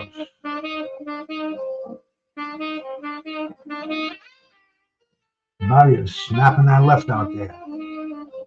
Yeah, I think every time Maidana does something, Barrios knows he's got to assure winning that round. He's got to up his acceleration a little bit more.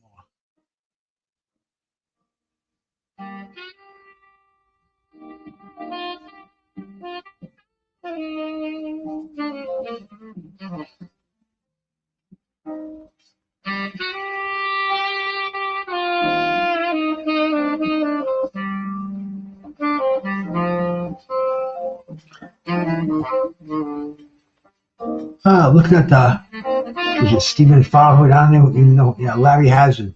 Larry's a pretty good judge of scoring. Larry's got Barrios up 68-64. So we're in the 8th round.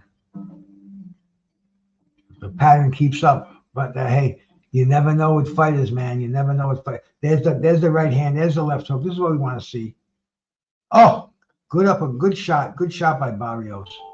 Maidana with a nice 1-2. There we go. This is what keeps it interesting. This is what boxing's all about. No more pit-pat stuff. Time to get serious. Maidana tried the straight right hand. Mario Barrios circling around. I think if he gets the leverage, I think if he gets the spot, the angle, he can drop that right hand again make this fight a little more exciting. There we go. Maidana on the inside, going downstairs. End of the round, referee breaks him up. That was an exciting round, man. These guys exchanged some leather. Green leather and yellow leather.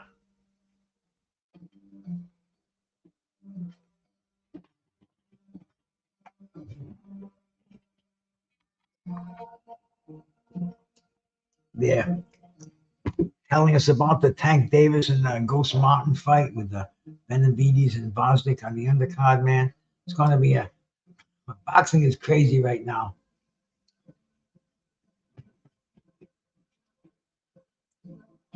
Yes, it is, bro. Yes, it is, man.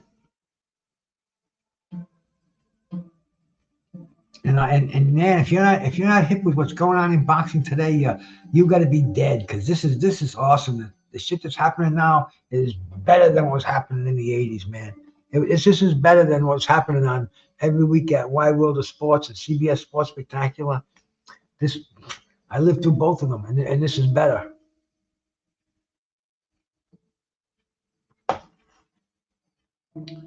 And once again, man, Mario Barrios starts the round off, moving forward. Maidana jumping around, getting a little bit of feeling, a little more life in his legs. Oh, beautiful. See, Barrios just got him in the corner. Bang. Man of that right hand. That's not where Maidana wants to be. Maidana's going to stay out of that corner. But Mario's got to shoot that right hand as soon as he gets in that corner, before he circles out.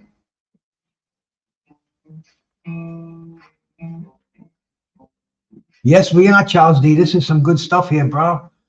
And I'm easy to please too, as far as boxing is concerned. As much as I love, as much as I'm a connoisseur, I'll smoke the cheap stuff every once in a while just for practice. But it's all been good, man. It's all been good.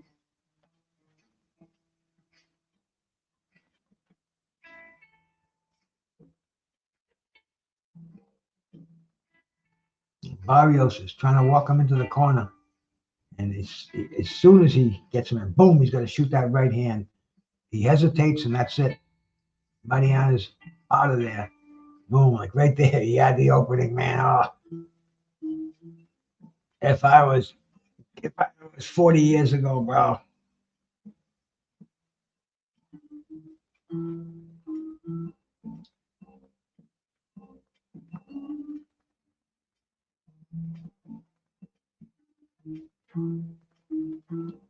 I can't really tell if Barrios's eyes are swollen.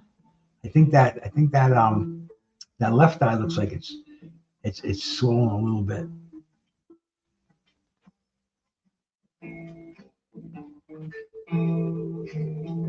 Harvey Dock, the referee, he's not going to do the main event, which is, people will be complaining about that already. Oh, Maidana just missed a 1-2.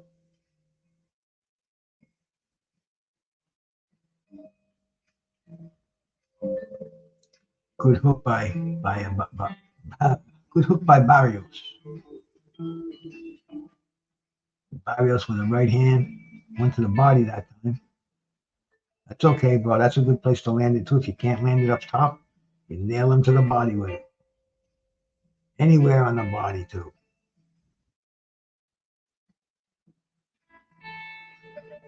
End of the round.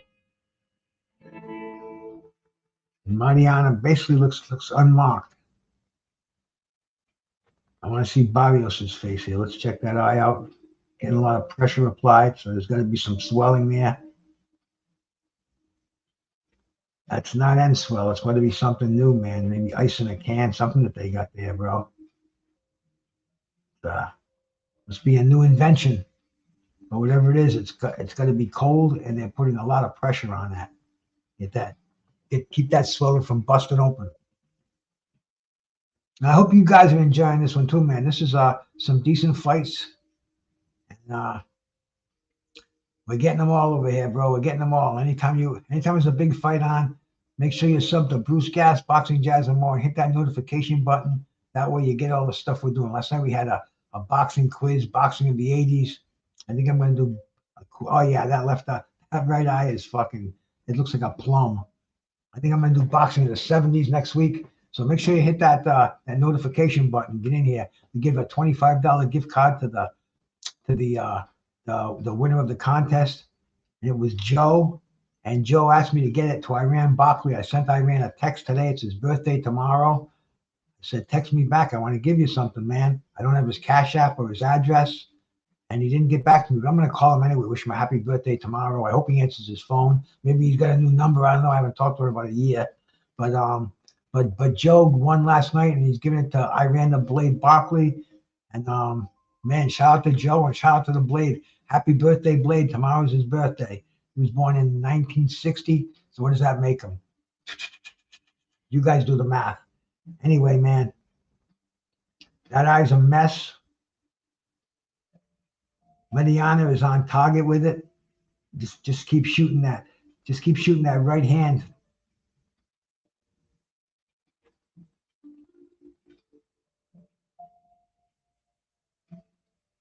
You know, you gotta move those hands. That's the problem with Maidana. He's not like his brother. He's got to just move those hands. I don't know. Is that right hand of his injured, man? Did I just see him shake it up a little bit?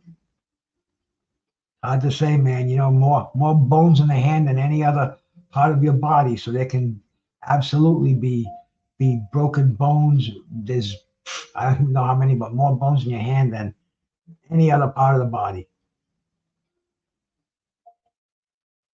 You can dislocate a finger. You can jam bones.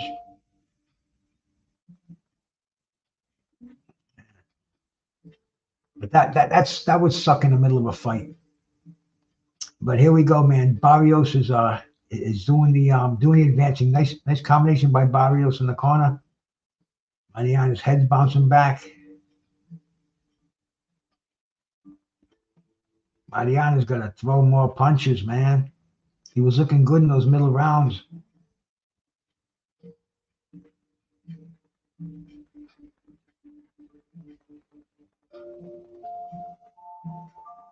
Barrios moving forward behind the high guard.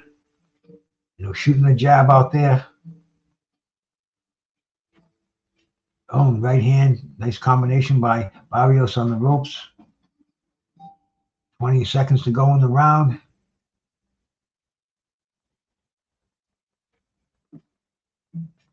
Maidana throwing a lazy jab, just tried to sneak a right hand in there.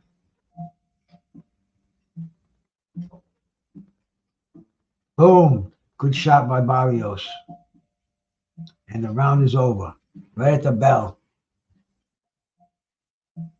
Yeah, Barrios is definitely he's definitely educating him with that jab. That jab is winning the fight for him. Tank Davis at ringside, bro. You know, Tank Davis and the Ghost Martin going at it in a big one with Benavidez and Vodzik on the undercard at the co-main. And this is all within months, right? Within a month, this month, next month. There's just so many, one after another. Kambosos and Lomachenko. That's interesting as hell, man. Anything can happen. Neither one of these guys are at the top of their game. And Tank, you know, I think Tank should have been taking on tougher opposition in his career. Some people are saying, who the hell is Frank the Ghost Martin? You know, we want to see Tank and Lomachenko. If they both win these fights, put these guys together, now or never. You know, these boxers have expiration dates on their body. People don't realize that. These fights have to be made. Turki Al-Sheikh realizes that. That's why he's putting these great fights together. And here we go. Once again, man, we're in round number 11, 12-round fight. This is for the WBC interim welterweight title.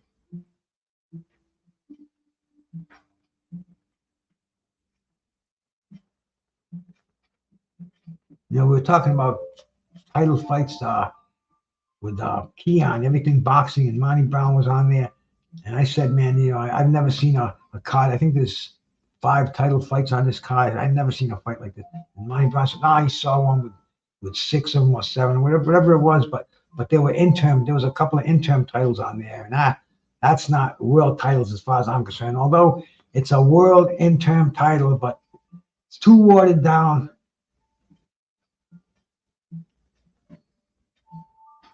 Like this is, to me, this is not a world title fight. Definitely a good eliminator. But interim belts, that's just a sanctioning fee as far as I'm concerned.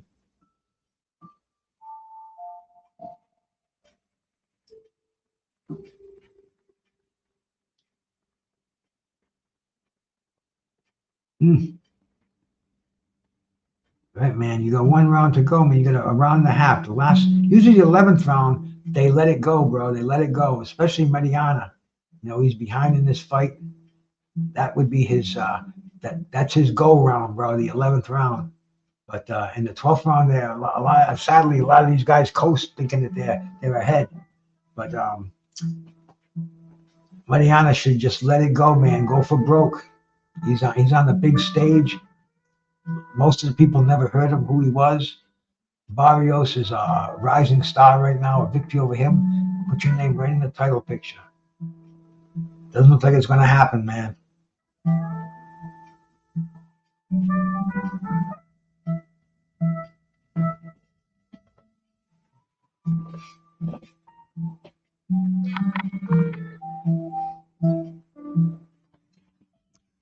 Even the punches landed.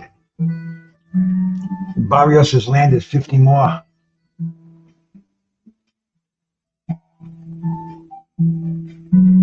But anyway, we still got the 12th round to go. Anything could happen.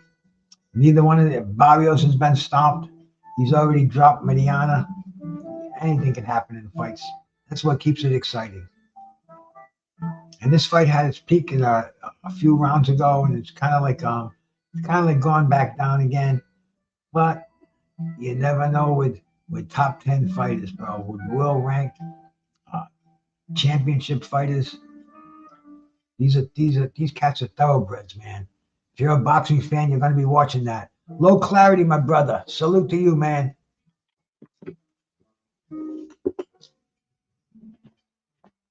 There we go. My weed buzz is starting to level off. I can start doing a few more hits again with the dab after this fight's over. I haven't touched too much flour tonight. I don't know why, man. Or maybe I do, man. Maybe because the world of concentrates and the world of dabs and the world of all this newfangled shit we have, the edibles, all that. The crazy world that we're in, man. We go down to the wine cellar. We pull out a fine bud for the evening. It's a new world out there. We're getting ready for the 12th and final round of this co-main event. Mario Barrios, Fabian Maidana. 12-round welterweight fight for the WBC interim belt. Barrios is comfortably ahead. Maidana would need a knockout to win this fight. He doesn't look like he knows that. And Barrios looks like he's the one who's not letting up so far. There goes Maidana. Really, urgency is on the line here. This is to make you a world-class fighter right now, man. This is, you're blowing it, son. He needs a corner to be like an Angelo Dundee, bro. This is it, man. It's on the line. You got a one-eyed fighter out there, bro. You got to just circle and throw bombs.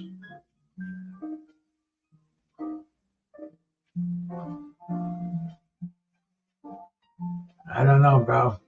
I don't know.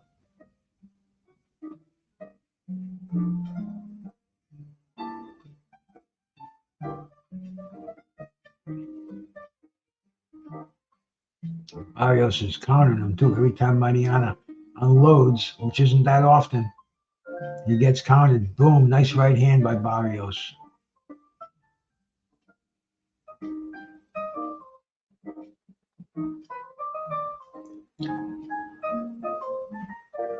Good hook by Barrios.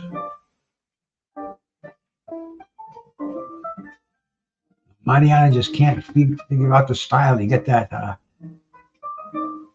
that right hand in there a few times. Close that eye, but aside from that, man, he's just not following up on it.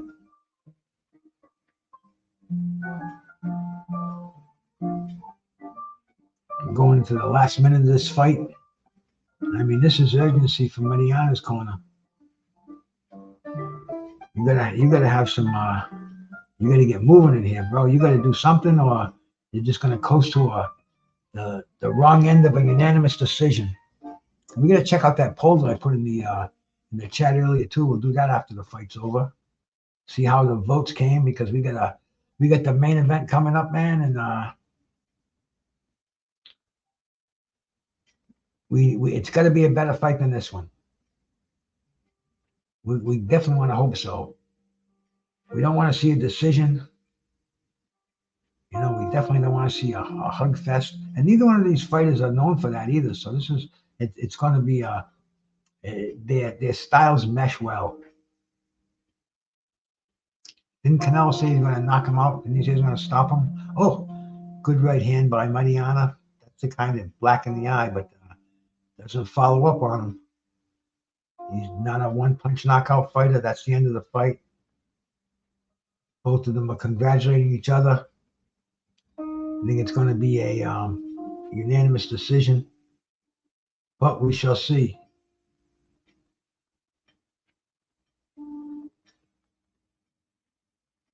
I'll put my Bluetooth on so I can hear Jimmy Lennon.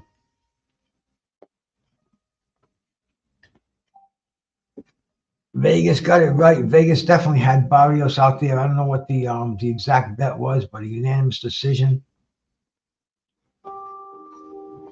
That's pretty much what we saw. Oh my.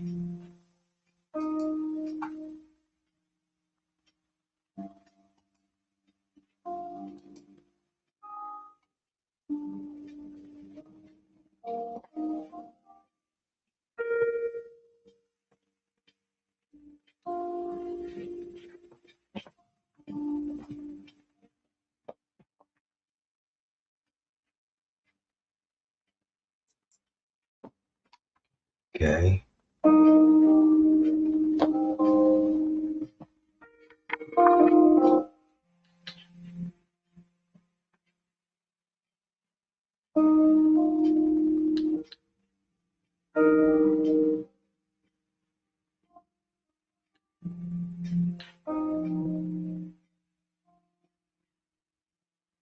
What's up with the Bluetooth? Come on.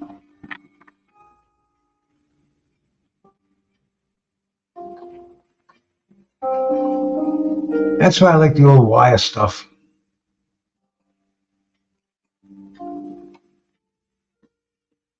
Oh, I know what it was. I don't have the volume on. Duh. 116 to 111. Unanimous decision, Mario Barrios. All judges had the same score. Well, they all saw it right. That's beat him by 5 rounds, man. So that's a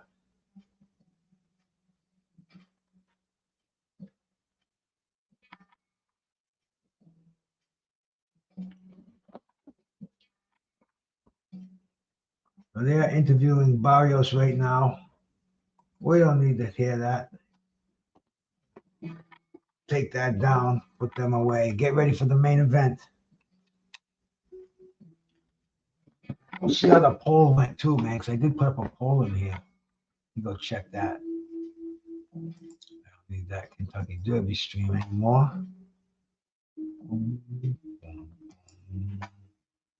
Let's check it out. Let's see here, man. 50% said Canelo by KO. 21% said Canelo by decision. 20% said Munguia by KO, and 9% said Munguia by decision. And we had 117 votes. So the majority said Canelo by KO, but the votes are all over the place. We'll leave it up for a few more minutes in case the last minute stragglers want to vote on that. They're getting ready for the main event to start. I'm sure they're going to have a bunch of bullshit before they have that. And I'll have a bunch of a few more hits on the Toka too. go back and look at some of the yeah, what's to look back on, man? Let's just get this fight started. I'm ready for it 100%.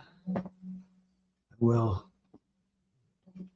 do a few dabs, drink a little more water. I'm gonna have to get up and fill the water up again, man. Don't want to run out of water, man. That's the only thing that I drink. Anybody out there who hasn't heard it before, for the last year or so, maybe even longer than that. Yeah, I guess it's been probably about 2 years, maybe even longer than that. But I decided not to drink anything but water. I decided to put down the fruit juice, the water enhancers, the alcohol. I haven't had alcohol for 23 years, but I drink nothing but water. My first drink of the day, I put 12 ounces of water. I throw a 16 a scoop of protein, whey protein. That's about 30 grams. I put a tub of Greek yogurt in there. That's 15 grams. I shake that up and boom, that's my first meal of the day. And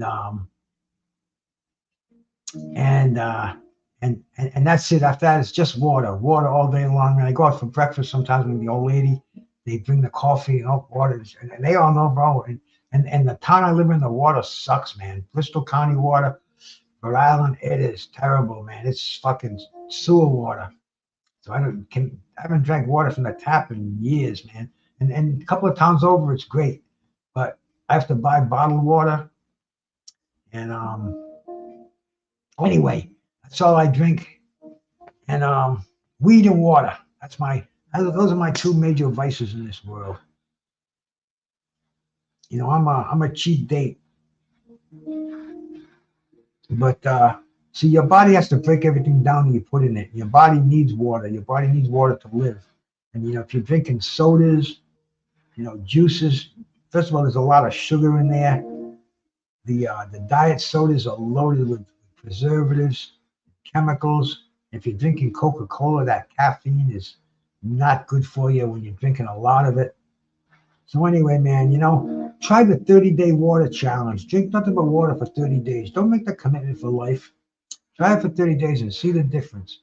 See how much better your hair feels. See how much better your stomach feels. Everything, man, because you're gonna be hydrated with natural water.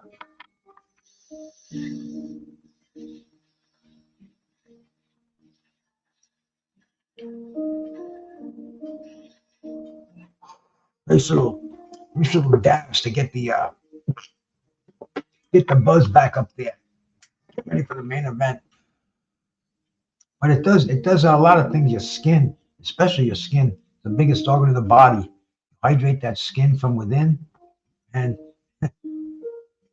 it's gonna look better. Even old people like myself, the skin looks better. You know, water. Just give it a shot. The 30-day water challenge, money back guarantee. But now they're showing the more celebrities at ringside. And the anticipation, the air is heavy. We're getting ready for it, man. If you haven't voted on the poll, please go over there and cast your vote. As soon as the fight starts, we'll see what the majority voted on here, what the minority voted on here. But I don't want to do these dabs during the fight because, man, I get so excited. I drop this sucker. I'm going to burn a hole in the couch or a hole in me, and don't want to do that. And this little tool right here, I broke the tip off this, not off this one, but a different one. I just broke the little piece of the tip off. I wasn't getting that glass drawer. I had to go out and find one. Man, what a journey that was. It took me 5 stops to find a place that sold them. And another friend of mine, he was here. He has one. He had it with my hair out in the yard. He was, oh fuck! He dropped it on cement, shattered it. And he, where am I going to get another one? And I told him right where to go get it. And they're $10, so a bargain. But I had to go to 5 places before I found a place to get it. And that's a story in itself. The guy wanted to sell me an ounce of weed for $100. And I should have kind of looked at it to see what the quality was, but he didn't even know me. I could have been a cop, you know? I guess I don't look like a cop.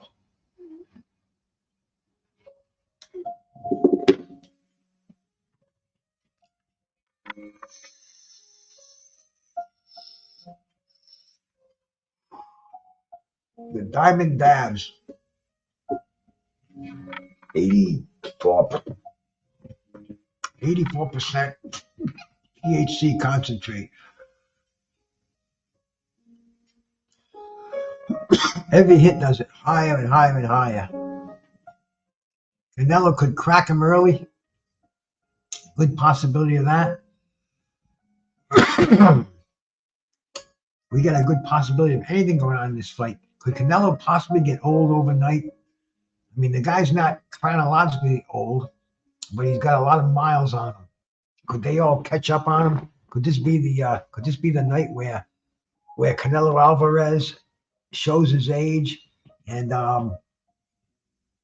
gets beat by Jaime Munguia, undefeated Jaime Munguia? What if Jaime Munguia beats Canelo? You know what these fucking YouTube channels going to be talking about tomorrow? The hell with Ryan's drug test, man. Alvarez getting beat. Fucking Munguia going for Floyd's record, 50-0, undefeated. I mean, this could be historic, bro. This has got a lot of good possibilities of what could possibly happen here. You got to be excited a little bit, right?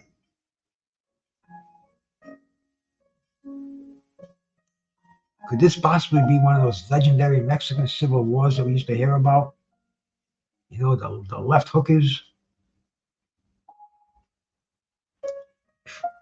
I wouldn't want to be anywhere else tonight, man. I'm a boxing fan, and they're actually having professional wrestling in my town tonight at the VFW. It's, you know, it's what do they call these independents, indies, and it's like powerhouse wrestling or something like that. But some friends of mine are going, and they told me, you know, they sent me on Facebook. They said, oh, Chief, they used to call me.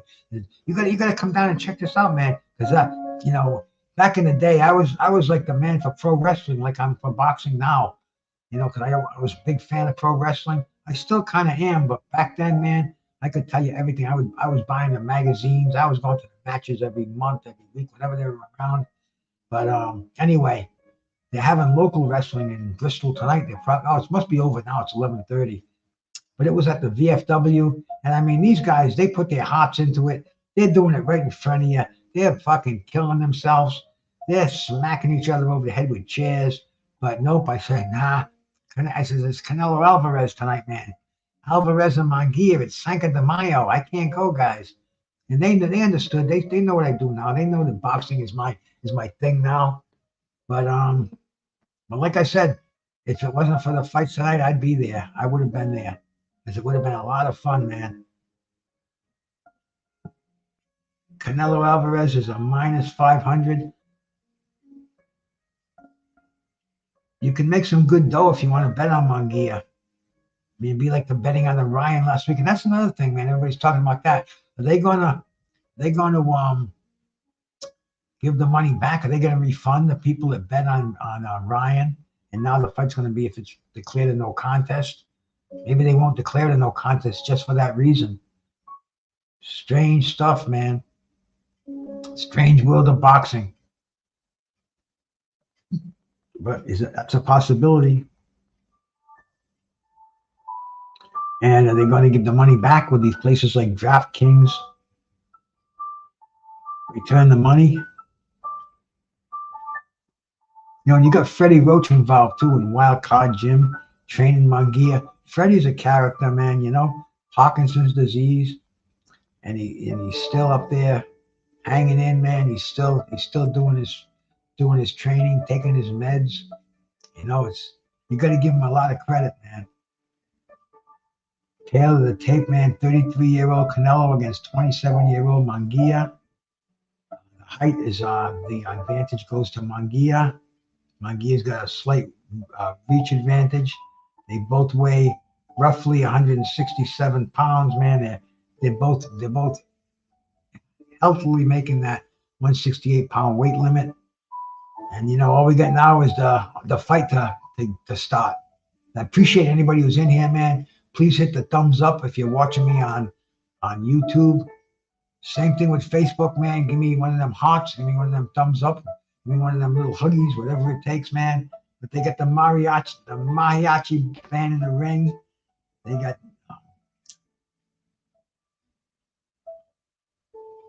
there we go, man. Junior on the mic. I guess they're going to sing some national anthems and stuff before the fight starts. Oscar in the ring. Yep, I guess they got whatever celebrities.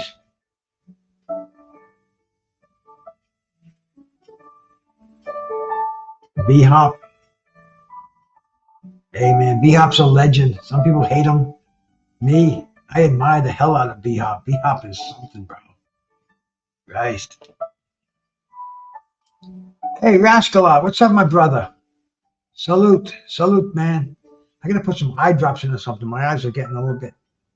There we go. All I had to do was blink them. They were getting a little bit hazy on me. Wouldn't it be if Munguia wins, man? That's gonna blow YouTube open tomorrow. Everybody's gonna be talking about it.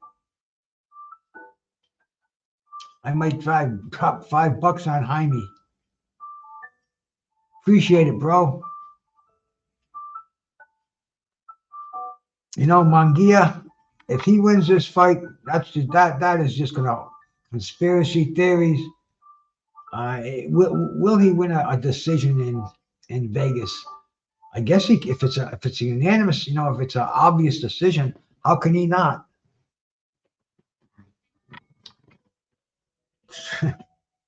Real simple. How could he not? Rascalot, make sure you keep my notification on, bro. I'm going to be doing a boxing quiz of the 70s. We did the 80s last time. We're going to do the 70s. And you are definitely one of the cats who should be participating in there. Win that $25 cash app. But I guess that was the Mexican national anthem. Next, we're going to do the United States national anthem. I think we should, bro. We are in America.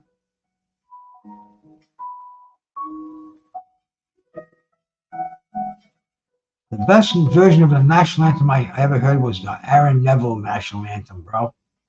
That was that's the best. I mean, just solo. Oh, Aaron Neville, a voice like an angel, in many octaves, and that was the best national anthem I ever heard. Now the mariachi band is playing. Yeah, they're dragging this out. Look at the dude with the big guitar. He's got the hair that's half orange and half black or brown. And man, I'll tell you, these dudes gotta be fucking high.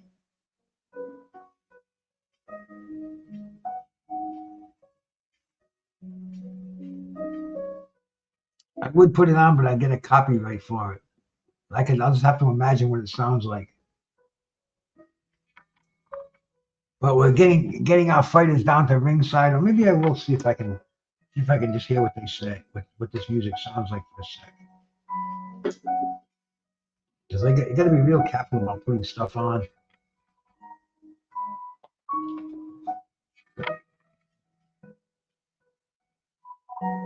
Gonna go put the volume up on it. Oh yeah. This is the national anthem. Wow.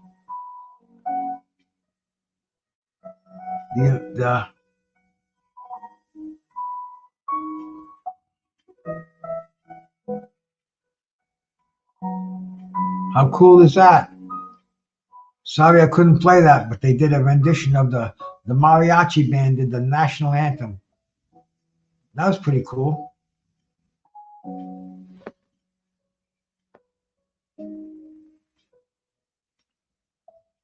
I wish I had watched it, man, but unfortunately we didn't. But we'll get it on the playback. If it's that good, somebody will have it and play it back.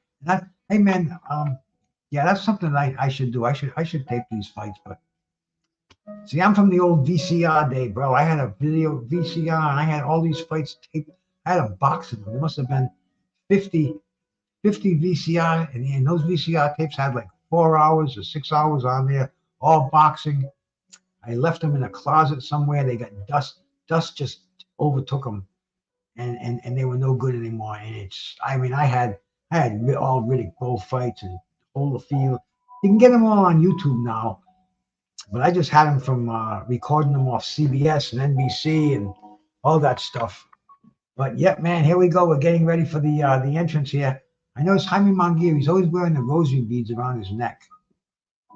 And that's something that's like, it only happened in the last 30 years. People didn't wear rosary beads.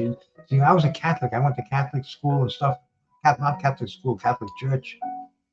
And the nuns told you, no, you don't wear them. Because I think we were wearing them one day before catechism or something. And I think she might have even beat the shit out of somebody. But yeah, we learned you use them to pray with. You don't wear them. And then like in the 90s, the cholos were wearing the fucking rosary beads around their neck, and now it's like a thing. But it was forbidden by Sister Theophane, and when Sister Theophane did this, you knew it was coming after that. And like I said earlier, those fucking nuns, man, they'd slap you in the face hard, you know, make you sit down in the corner crying. Not me. I never received I never cried from a nun, but I've seen many a cat back in the day at St. Thomas Catechism back in the late 60s, probably even the mid 60s, man. Yeah, mid 60s, 66, 65, way back, probably before you was even a memory. Anyway, getting ready for the fights to start. Get a little more water. Am I going to need any for this fight now? I don't think so. If I drink any more, I'll be up pissing all night long. So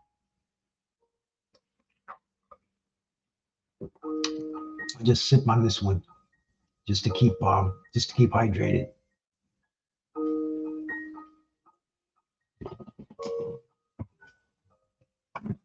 Let me see what the hell that is playing too, man. I got to find some good music to play in my things over here. This one here is pretty good.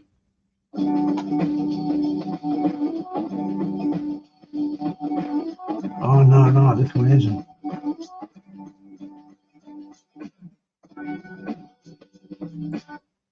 Let's try this one. Nah, we don't want that one.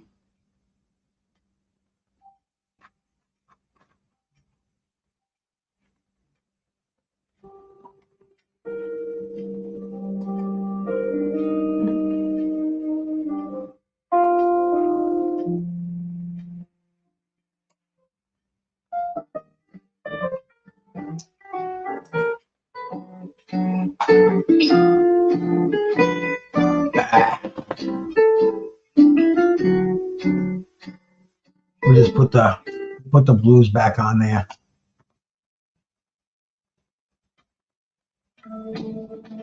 There we go. Get ready for the action. The fighters are coming down that aisle. Munguia, I believe, is already in the ring.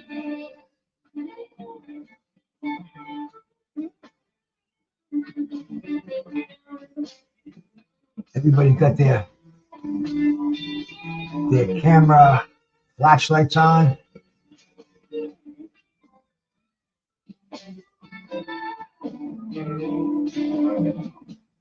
They definitely dragged this out, man. This fight could have been on a half hour ago, but yet they keep us here. And thank one and all who's still hanging in here with me, man. I've been here since, oh Christ, man, 4 hours. It doesn't seem like it. It really doesn't.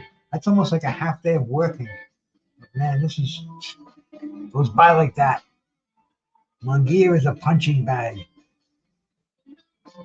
If you're ahead of me, please don't be a spoiler, bro, because I'm streaming it. And right now, I'm only seeing Canelo walk down the aisle. So I'm going to pretend that this is like live up to the second. And I know I'm probably about a minute or two behind on some people's out there. And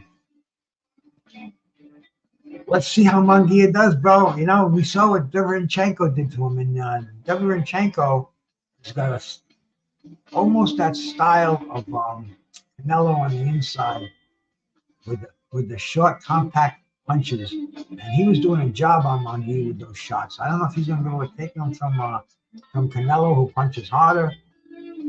This is going to be interesting, to say the least, man. I love it, bro.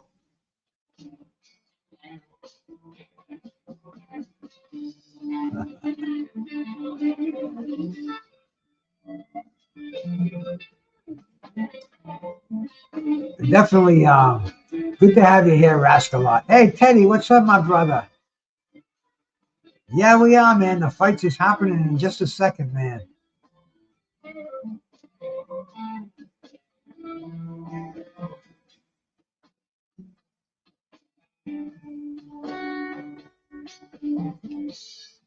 Canelo is finally making that walk to the ring, man.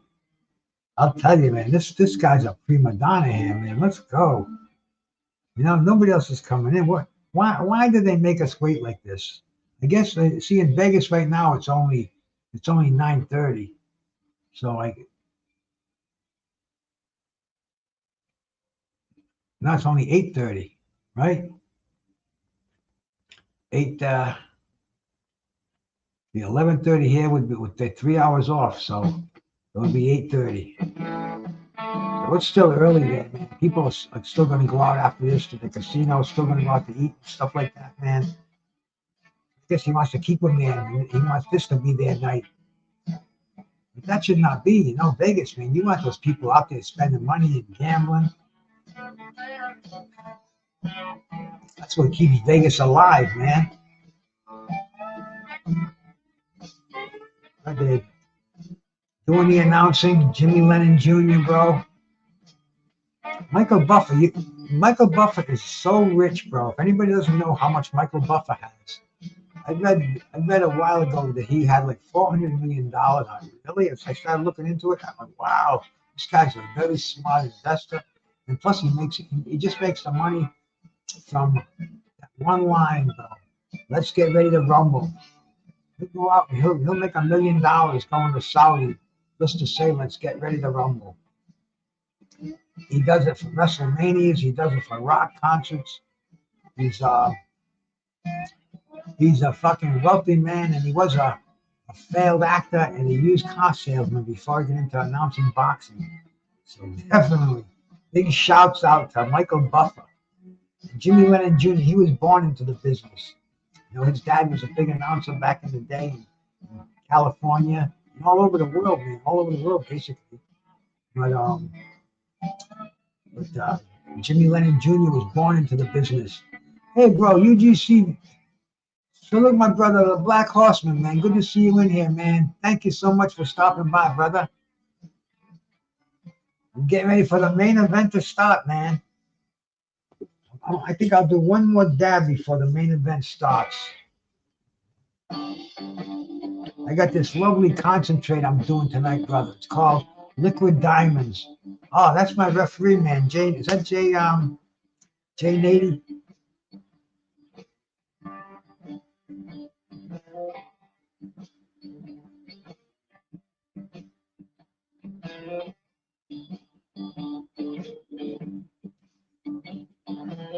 Just doing a little more heating over here on this little tool here to do another dab, and that might just put me over.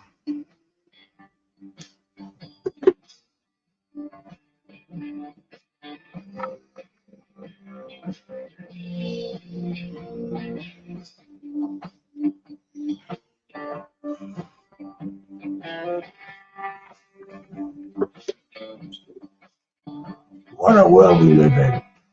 When you can smoke your THC like that, one hit's like taking 5 hits on a joint. What a world we live in. Whoever invented that, we should give him the Nobel Peace Prize.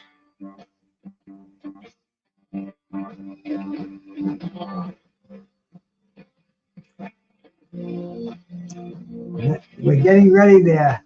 Jimmy Lennon's doing his thing. I'm sure right now he's doing a little more announcing. Munguia is walking around.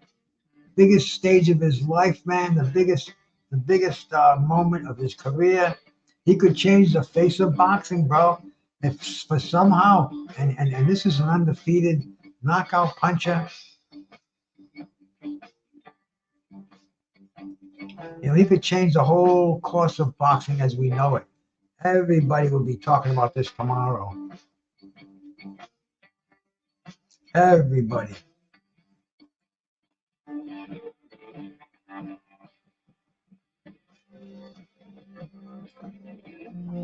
$43-0. 34 knockouts. He's ranked as the 3rd best super middleweight boxer in the world. You know, the 2nd best out of Mexico. So this is number 1 and number 2 in Mexico as far as the 168 pounders go. So, you know, we absolutely have a big fight on our hands. And like I said earlier, if Munguia can win this fight, this is his golden ticket right here, man. You know, first of all, he'll have a rematch option, huge money with that. And depending on how the fight goes, man, who knows? Upset in the world. Teddy, you definitely call some fights over here, bro. We'll see how it goes. It's getting ready to ring on my end. Please, no spoilers. Like I said earlier, right now the referee is calling them both at ringside, and we're just getting ready to ring the bell. I don't care what happens in the fight. I want to take another quick look at the poll before I end it. Let's see, man. We had 128 votes. But anyway, the fight started here, man. Let's see what happens. Let's not take our eyes off the screen.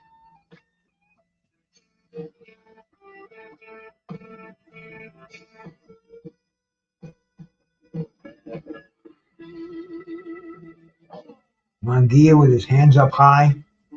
Seems to be walking forward through the first jab of the fight. Canelo with those blue gloves on. Just kind of seeing what's going on. Getting a feel for this. Letting Munguia think about what's going to be coming back to him.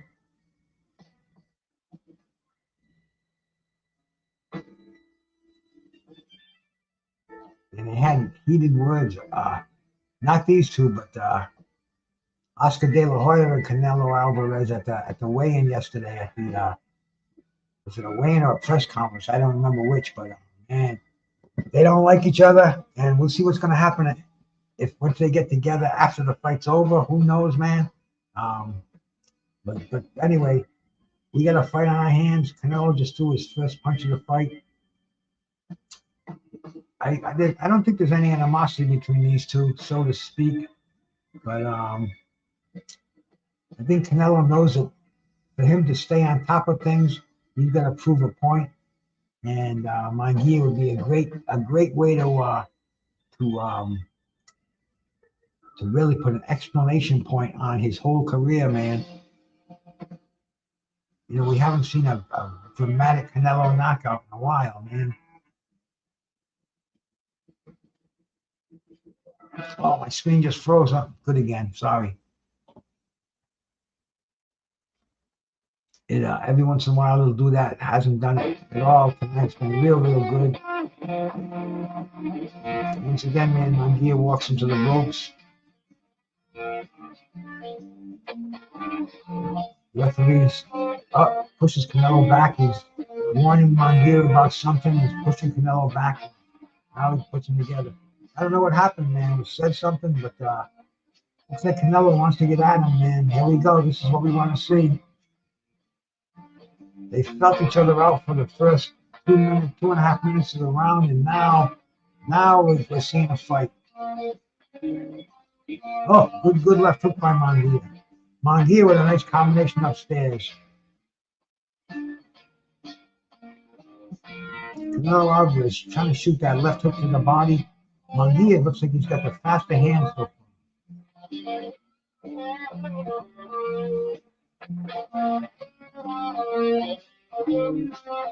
And that's the end of the first round. I don't know, man. I think Munguia got the best punches in that round, but it was a close round, a lot of feeling out. Nothing major.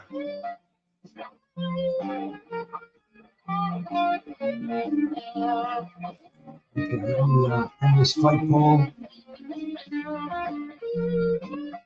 And You can see how we voted on that. Most people said Canelo was going to get a knockout win, but there are votes all over the place, man. So we definitely will see what happens. You know, we got 11 rounds to go in this fight.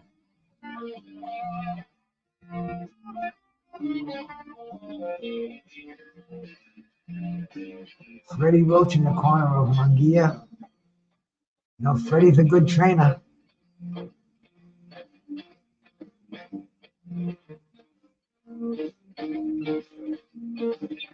What do you think he's telling him? Canelo just went for a feint.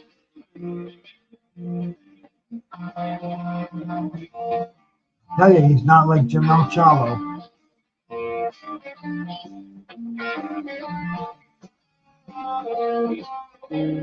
He's standing right in there with Canelo.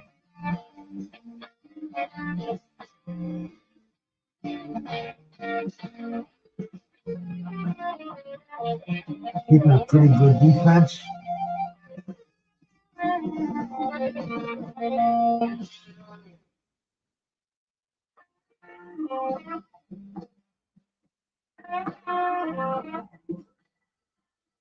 He's doing what he has to do, but is he going to discourage Canelo? That's the thing. Nobody has in a long time.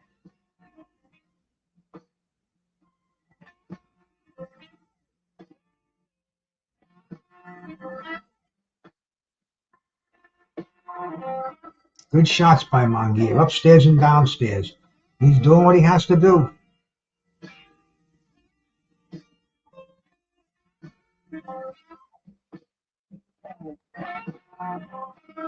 And Canelo coming back with the hook. If these guys are standing their ground, we might have an interesting fight here. We might have that Mexican shootout. Canelo just missed a big right hand.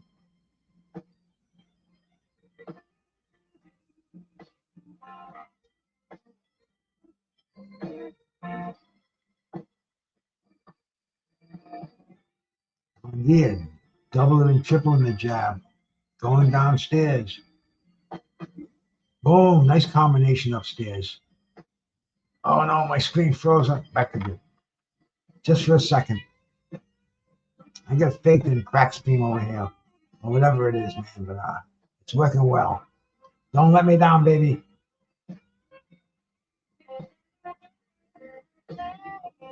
And here we go, man. Munguia moving forward. Canelo looks like he wants to take charge. Looks like he wants to start throwing some authoritative punches.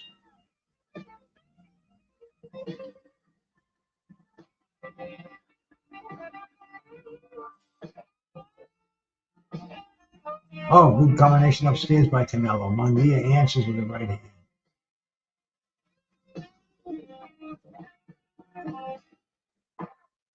End of the round. Yeah, definitely both of these guys are moving their hands. They keep them busy. Good first round.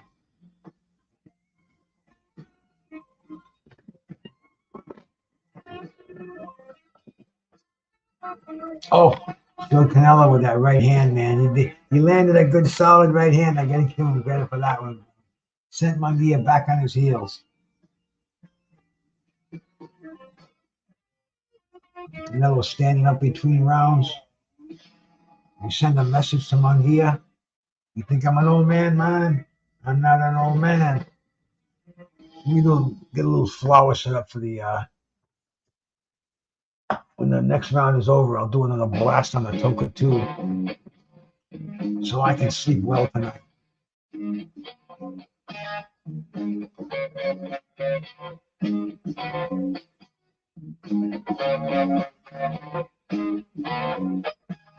Munguia moving out, going side to side, coming out a little more aggressive in the third round, sorry.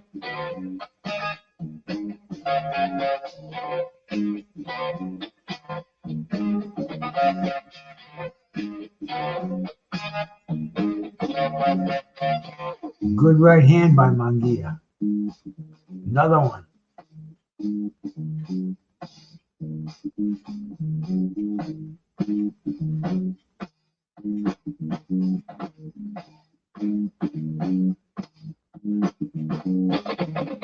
Munguia is doing a lot more slugging than boxing over here. And he is tagging Canelo Alvarez.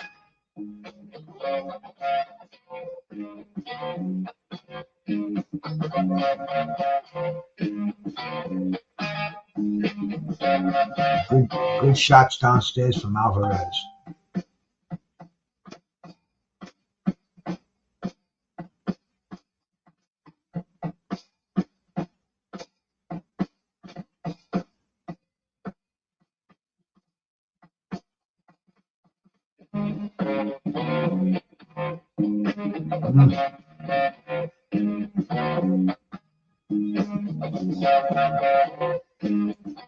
This is a good slugfest, man. These guys are going at it in the center ring.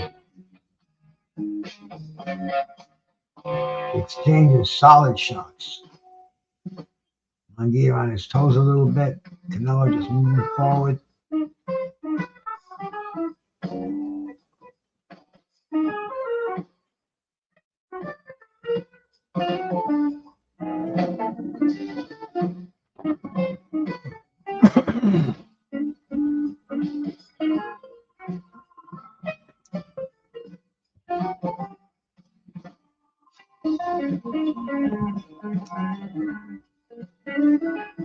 I was going to say that too, bro, but I don't think Munguia's got the skills of Bivol. But he is definitely giving Canelo some problems so far. You got to drop that right hand, get a little bit more respect from Canelo. This is what Bivol had. Bivol had a little bit of power. It was it always got Canelo off balance. Here we go.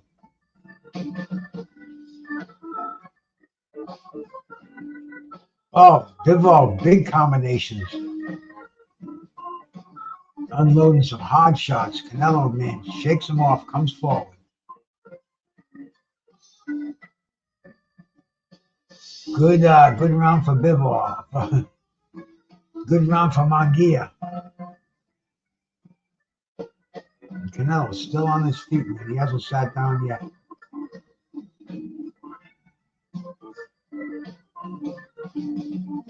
Munguia getting an end swell applied to his eyes. Canelo just standing up.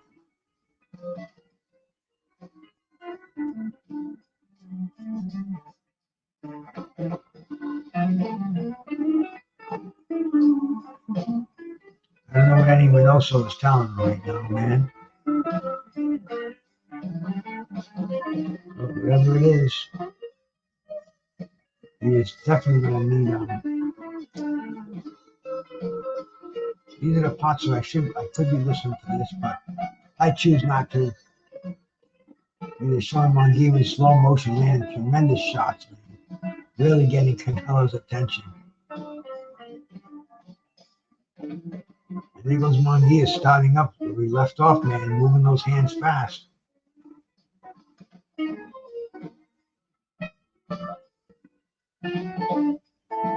Is he going to be able to do this to Canelo for 12 rounds? That would be something, man. Right now, the Larry Hazard's got Munguia up by 1 round after 4 rounds.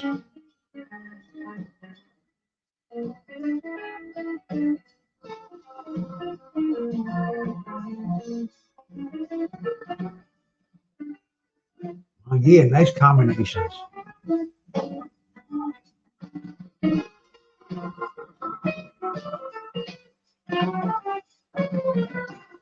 Oh, nice right hand. Oh, good right hand by Canelo. Canelo with a left hook.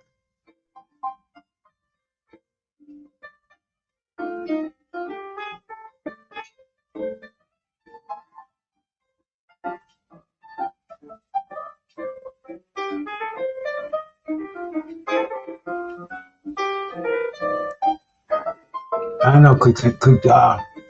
Could Munguia win a decision doing this, man? You got 3-0 Munguia.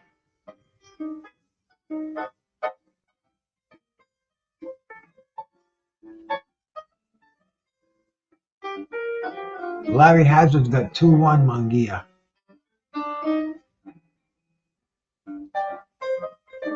Munguia is dominating with the punches, though, man.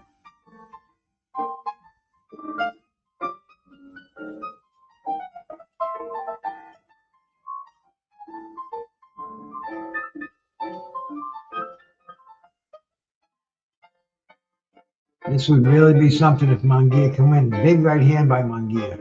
Another one. This is what he wants to do, but Canelo comes back with a counter right, man. Canelo going downstairs, some uppercuts. Oh, beautiful uppercut by Canelo. Munguia's down on his ass. Oh, this is what we were feared was going to happen, man. He looks dizzy. We're only in the 4th round, man. And Canelo's already got him in a world of trouble. And here he goes. Canelo going to finish him off. Canelo said he would, man. Boom. 1-2 by Canelo. Munguia is throwing his, instead of clearing his head up, he's trying to exchange with Canelo. This could be dangerous, man. He should be dancing right now, clearing up that head. Oh, he's gonna miss a punch and get counted. That's the end of the round. Woo! That kind of evened it up for Escalante. Was that a flash knockdown? You think he's going to recover? Interesting. You know, Canelo was behind 3-0 in your cards, man. Nobody's going to argue with that. But, boy, that short right uppercut. Bango. Put him on the seat of his pants, as they say. But that's a good place. If you're going to get knocked down, that's a good way to get knocked down. You know, you going face first and kissing the canvas, they don't usually get up that way quickly when that happens. Maybe just a flash knockdown. We'll see if it's got any adverse effects, man. The next round is starting. We're live over here, man. We're live in Las Vegas. Jaime Munguia, Canelo Alvarez.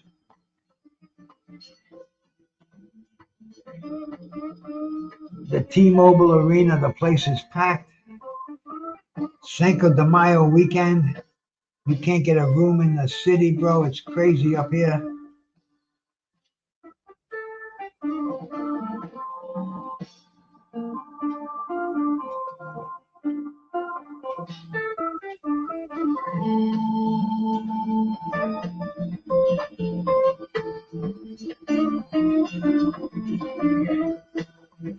Munguia coming back with a jab and a right hand. Looks like he's got his legs under him. But he knows Canelo's got the power to hurt him. So he's a little more respectful now. Got to be careful, man. He's got to be careful against those counter punches. Oh, just left himself open.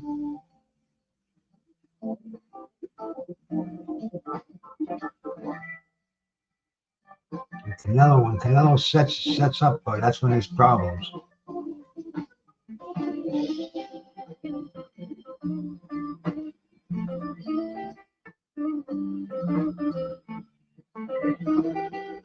Good combinations by Munguia.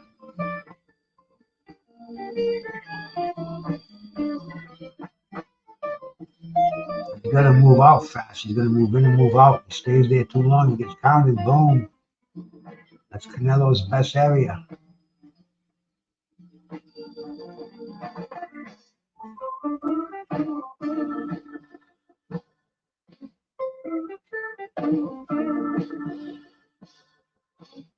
Oh, another uppercut by Canelo. Jab by Canelo. Munguia's throwing some shots in there. Not discouraging Canelo right now. Oh, he just made a nice combination.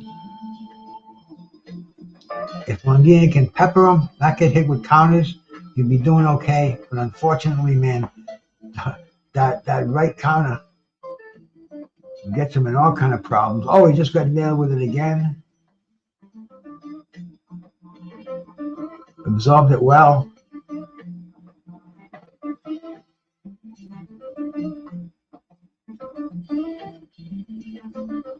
Canelo's got him going back now. Then Munguia's planted his feet, moving forward. Wouldn't it be something to see him knock Canelo on his ass? When was the last time we saw that? Like maybe like never?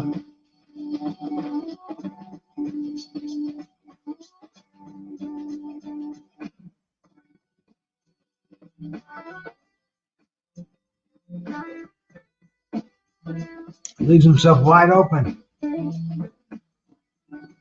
think Canelo is just going to time him once again, and he's going to land one, and that's going to be the end of it.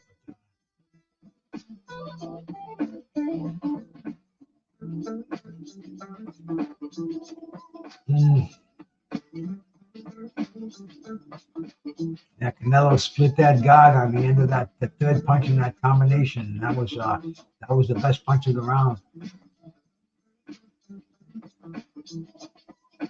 And Canelo looks like he's totally in control, breathing real easy through the nose.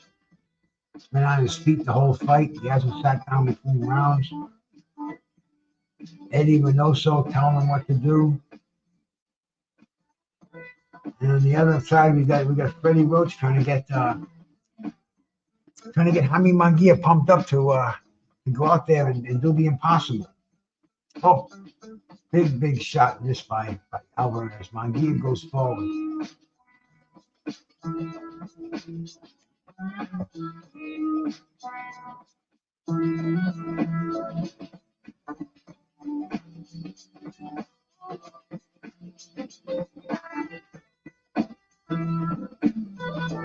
Both exchanging jabs in the center ring right now. Boom, nice left hook by Canelo Alvarez. Uppercut by Canelo Alvarez. Canelo's starting to hurt Munguia. He's taking him apart slowly right now. I don't know, it doesn't look good for Jaime Munguia on my end. Canelo looks like he's cool and in charge. Every time he lands, he's snapping his head back. Munguia just has absolutely no defense. You get in touch with those jabs. Right hand.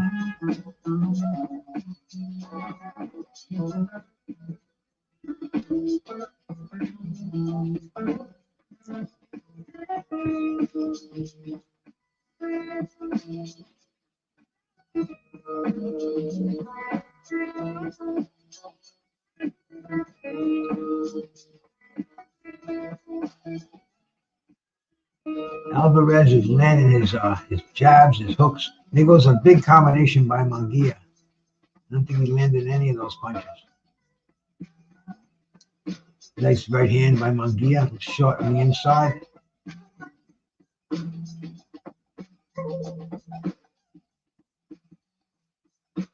Munguia trying to land the right hand, shooting the jab out, trying to keep Canelo Alvarez on the outside. Alvarez landing with the right hand. Munguia downstairs.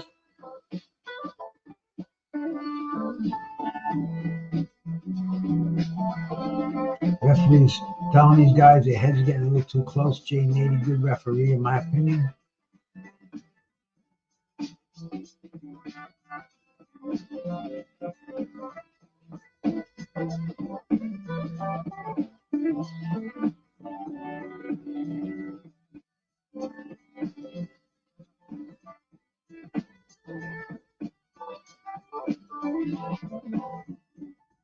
Munguia moving forward.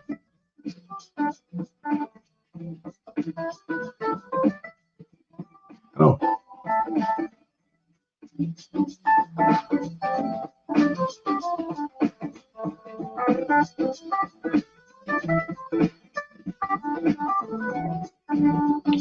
End of the round. Munguia throwing a lot of punches, not doing too much landing. Alvarez landing the harder punches when he throws them, man. Boom, the left hook. They're showing in slow motion some of Canelo Alvarez's punches.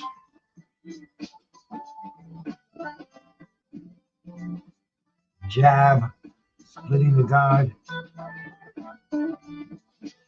I think it's going to be only a matter of time. Boom, the right hand. That Canelo's landing that will over here, man. Let's see what happens, man. Let's see if Munguia can hang him. Let's see if he can throw something in between. I even forgot to do my bong. That's how exciting I was.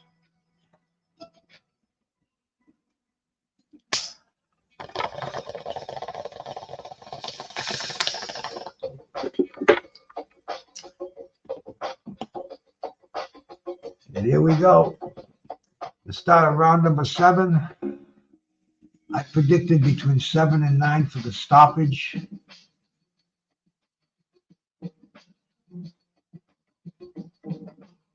And it looks like it's going according to script over here, man. Munguia is still throwing punches, so he's still leaving openings. I think Canelo is going to counter him once again. And once he does, we'll see if Munguia's got the recuperative power, just sinking back on his heels with a nice right hand.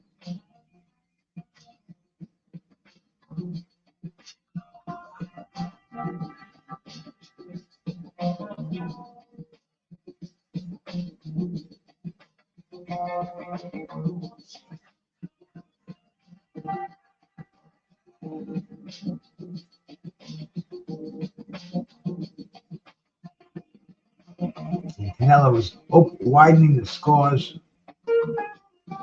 Oh, Munguia just tried a little combination, went downstairs.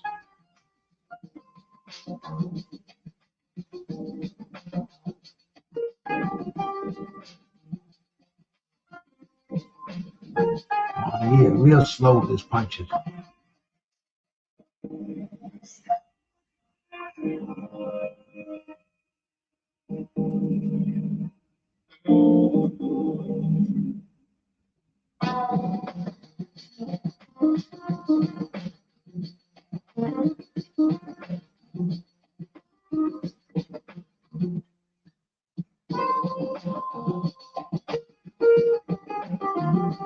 Munguia got him in the corners, man, some good shots. Oh, Canelo just came out with power.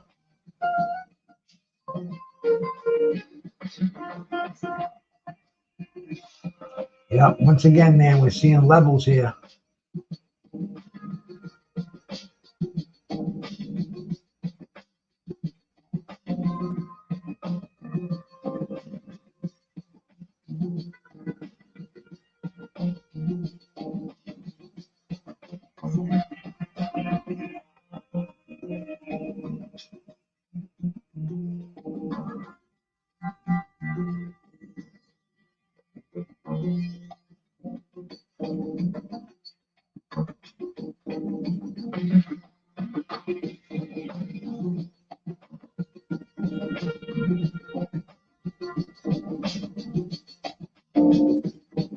Oh, Canelo with the counter punching. Especially that right hand.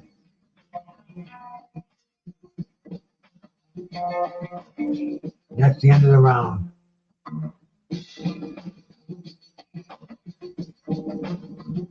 Canelo's piling up points. And I think he just might be catching his breath a little bit. And I got a funny feeling that he's going to go in for the kill. I don't think he's going to let this go to the scorecards. I think he wants the Cinco de Mayo ending. He wants to. I hate repeating my words, but I think he wants to put an exclamation point on it. I'm doing a blast on the Toka 2. That's where. Seeing what's going to happen in this fight, man. It's been a decent card, bro. Little 4 hours. That's not bad.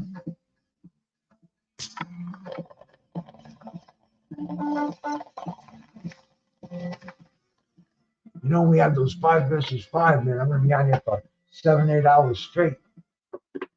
Show some love. Definitely come on down and give us a thumbs up. But here we go, man, for the start of the 8th round.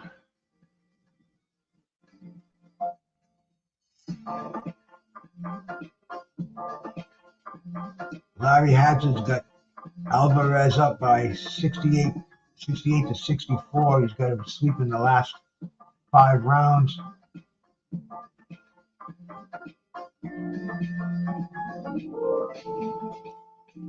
Munguia is starting out with some shots, but man, he's open to that counter left hook. Canelo's just keeping that right hand cocked and ready to fire.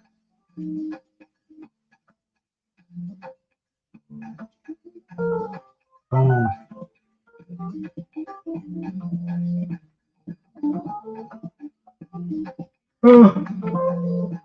Oh, the old man, after midnight, the old man starts to yawn, so give me a break here, but we're hanging in here, man. We got a few more rounds to go. There we go, Munguia. Looks like he's coming to life a little bit. Never give up, man. That's it. You never know. It's only a man in front of you. You can be knocked out.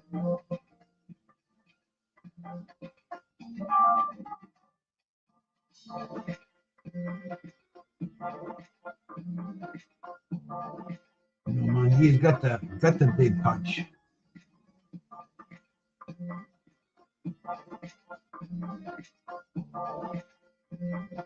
Referee stopping it, giving a warning. I don't know what they were doing inside, doing something that J80 didn't like.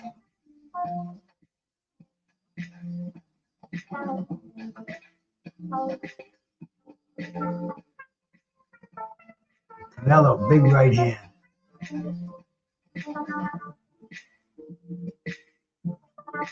Oh, left hook by Canelo. Right uppercut.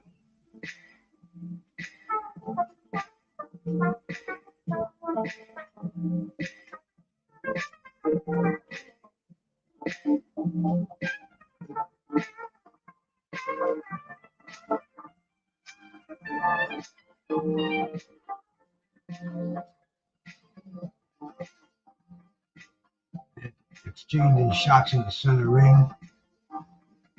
Alvarez is just landing everything that he throws. Munguia not a lot on his punches. A few stray landing there. Landing a little bit low.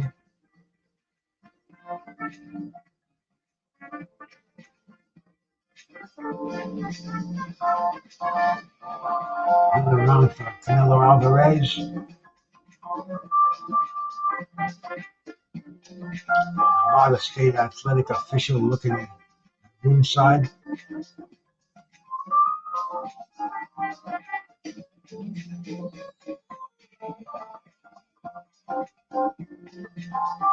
see what kind of a strategy Freddie Roach has. Is there anything he can do here, man? Yeah, Rascal, he's getting his face is a catcher's mitt for sure, bro.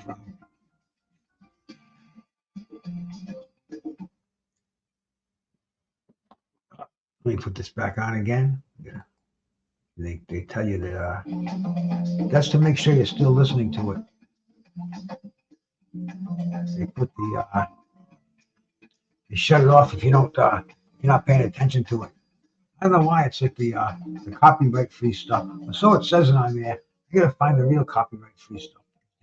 They told me I was copyrighted something. I'm finding stuff that said no copyright. So I don't know if they want you to pay for it or what. We keep doing what we're doing here, man. We're in the 9th round. We got Canelo Alvarez, Jaime Munguia. Alvarez is dominating this fight. Munguia is trying to get lucky, trying to turn the tables here, man. Would be one of the biggest upsets in boxing. This would be on par with damn, I'm not gonna say Tyson and Buster Douglas because nothing was on par with that. Big George and Michael Mora. But anyway, this would be a great story if Munguia could pull this off. 2 men with boxing gloves in the ring, man. Anything can happen. And there he goes. It's just his strategy. Does he want to slug with Canelo right now? 4 rounds to go. This could be big. This could be what he's been waiting for. Maybe this is what they're playing all along.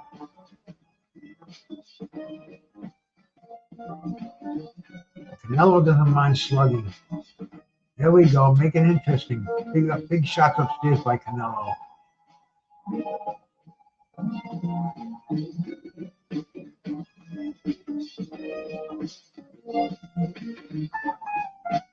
Boom. I don't know what the referee's stopping him for. Low blows. Keep the punches up, man. Touch gloves? I don't know, man. Oh, big left hook by Canelo. Good thing they didn't touch gloves. Boom, nice 1-2 by Munguia.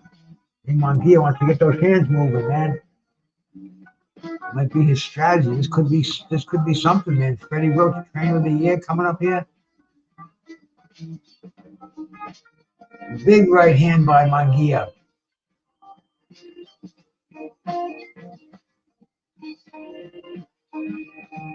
Referee breaking him up.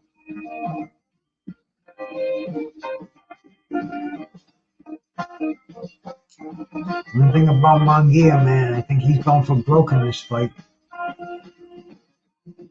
Doesn't look like he's here to survive.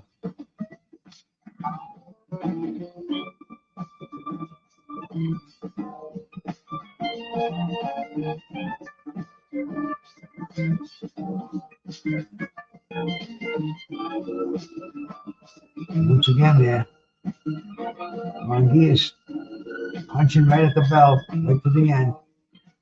And man, I'm going to give that round to Munguia. Looks like he's maybe coming back in this fight.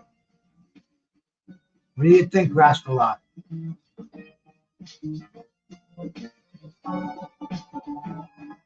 Either way, we got 3 rounds left to go.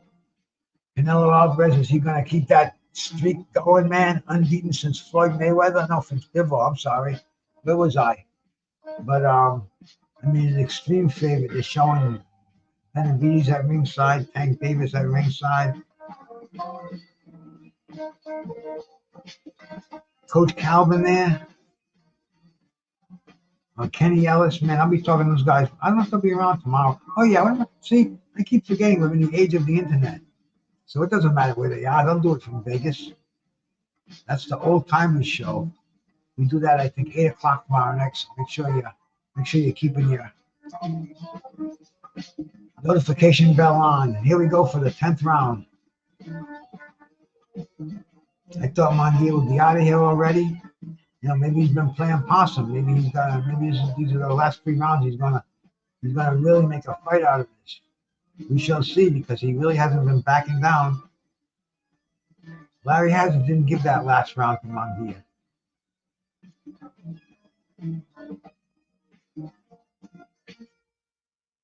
You know, they said it would be almost impossible for Munguia to get a decision in Vegas.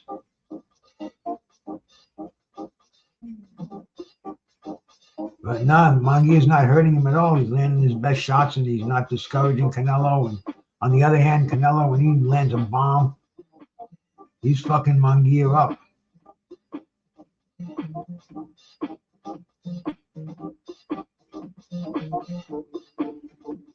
Munguia going downstairs. Canelo shooting those hooks, man. Shooting the body punches. They're in close now. Both these guys are starting to breathe heavy.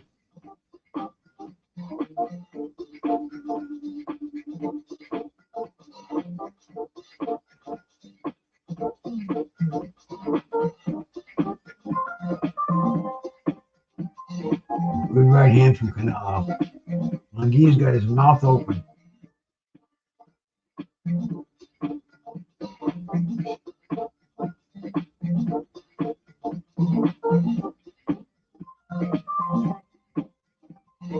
Jabs and combinations by Munguia. Just not effective.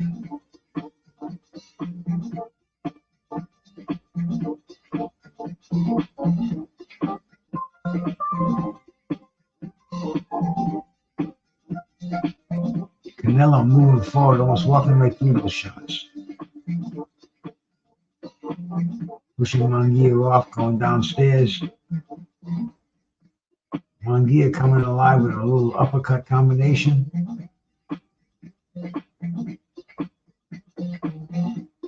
Canelo with a big right hand over the top.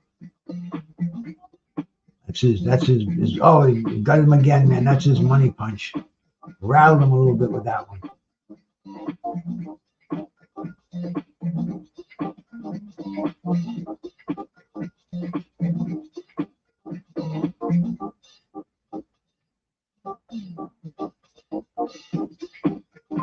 9th round winding down. Canelo with the big right hand.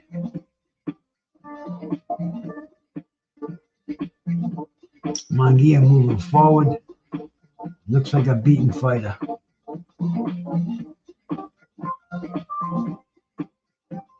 Canelo been remaining on his feet after every round. He hasn't sat down. It's funny because my stream just died, and it did between rounds. It did it last time between rounds, and once again came right back up again. And he didn't miss a beat. Didn't miss that proverbial beat. Got it on the wide screen. And here we go, man. We're between rounds. I think was it round 10 and 11, or was it 11 and 12? I'm not sure, man. But Munguia is getting his last desperation instruction from Freddie Roach. And he's got his interpreter in the ring with him, man. Is he going to be with it, man? Is Youth going to win out this time, man? Is this the last round? Or is this the 11th round? 11th round. And we still got 6 minutes to go in this fight. Munguia comes out aggressive.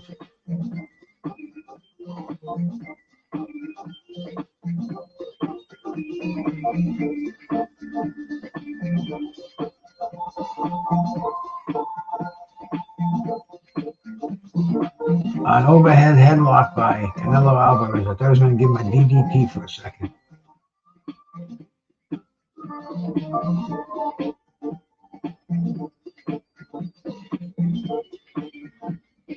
Interesting statistic they just put up there. Munguia's got more body shots.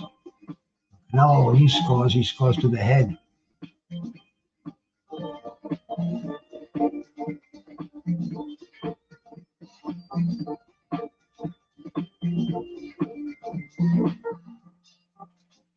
And Larry Hazard's got pretty much of a shutout. He's only got 2 rounds from Munguia. And then looks like it might go to the decision. I don't see Alvarez having any urgency to stop him.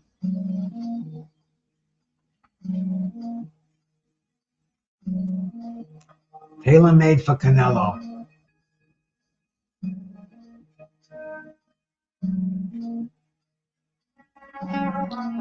Referee once again warning for headbutts. You know, we're going to get the, we still got another round to go. Round and a half to go, man. I'm projectiling here. Still got a live fight on our hands. Anything can and will happen in professional boxing. Alvarez, very comfortable lead over Jaime Munguia. Moving into the final rounds here, man.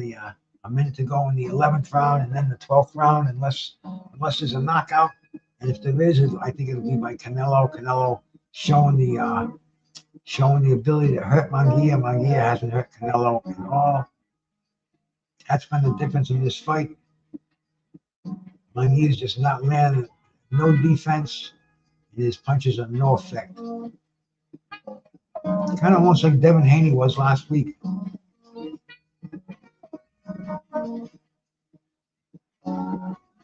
Yeah. Moving on down to the end of the 12th round, the 11th round.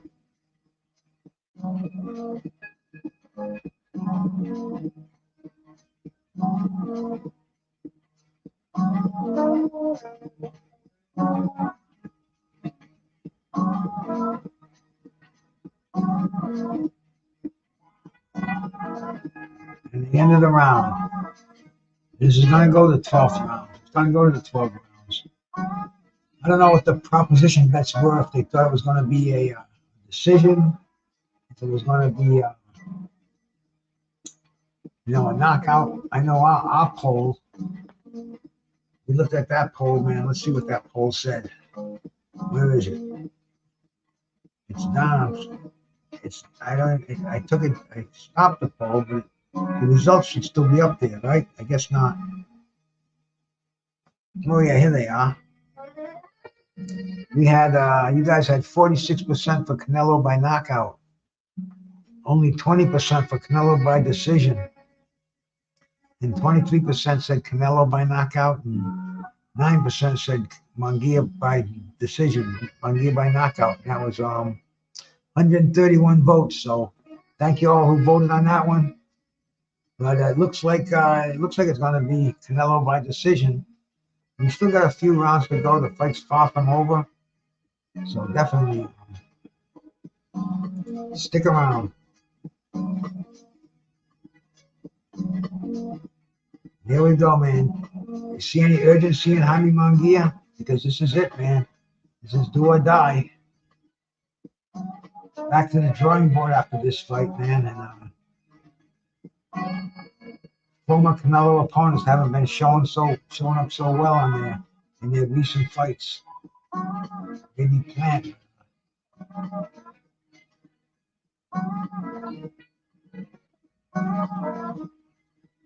Munguia doing some dancing, throwing some short punches, man, landing, but really no threat to take this fight. Canelo can slug with him.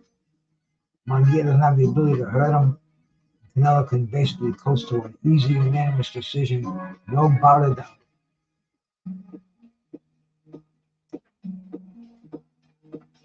Munguia is starting to land some, once again, he's landing some shots, but they arm punches, ineffective. Boom, Canelo just nailed him with the left hook.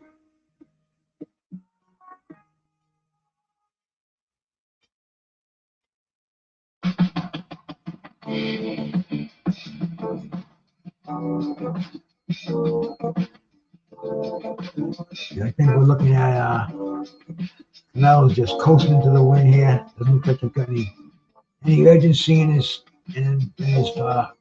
himself to put Munguia away. Maybe this is the old Canelo, the young Canelo would have put him away, man. But this guy, we'll hear why not after the press conference.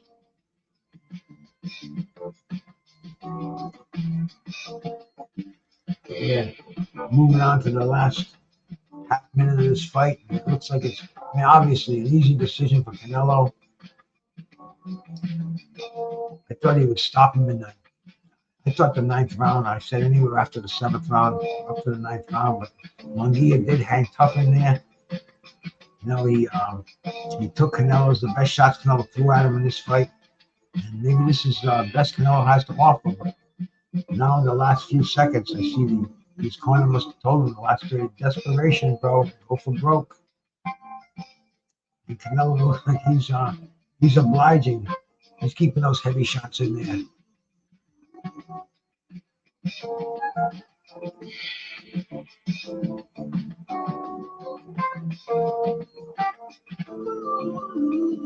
And that's it, man.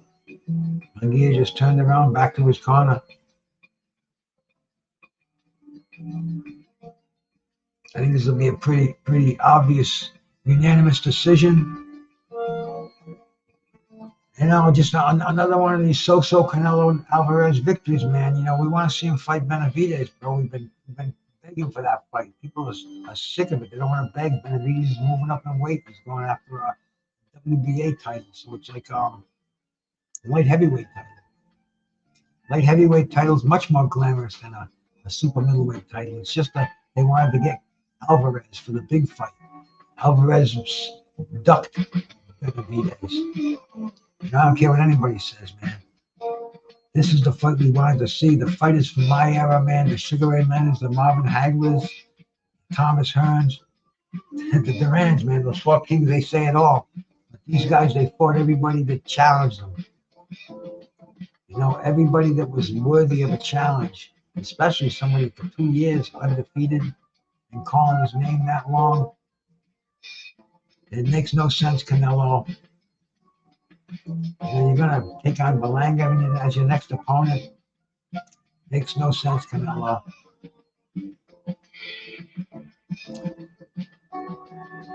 You get the official decision. Let me put my Bluetooth on.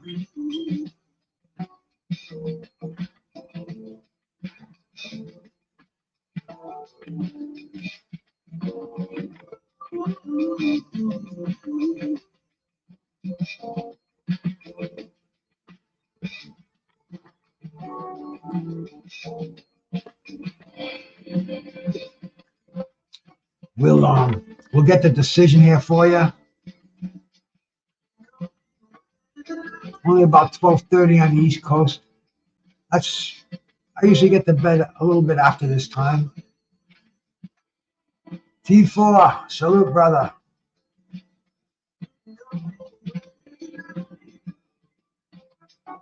I haven't got the decision yet, so if you got it, please don't be a spoiler. I don't know what that damn it means, man. But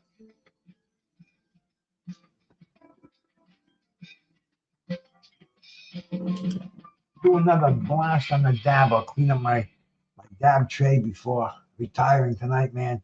And man, I'll tell you, hitting on this stuff, going to bed, great way to get a good night's sleep. There are better ways, but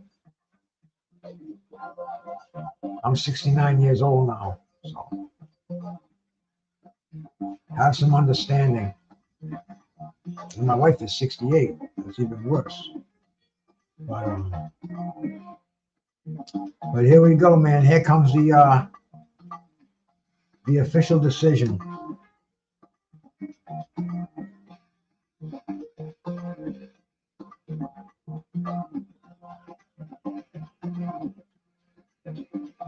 Tim Cheatham.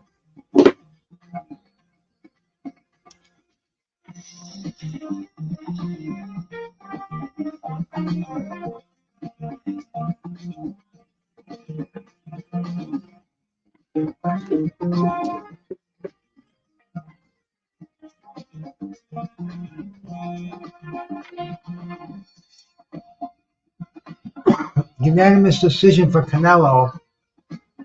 Judges had it a little closer than I thought, especially Weisfeld.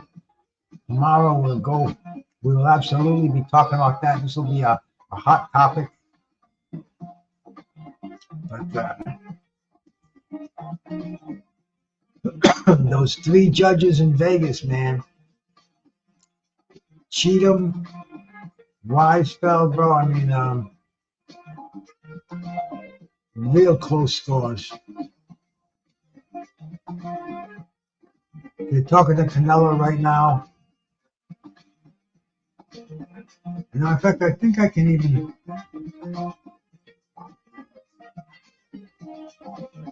No, I can't do that. I think if I can listen to Canelo Alvarez at the end here. Yeah, that's not. I think we can get away with that, man.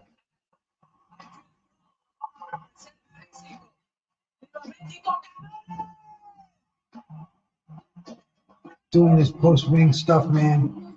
Very proud of Mexico.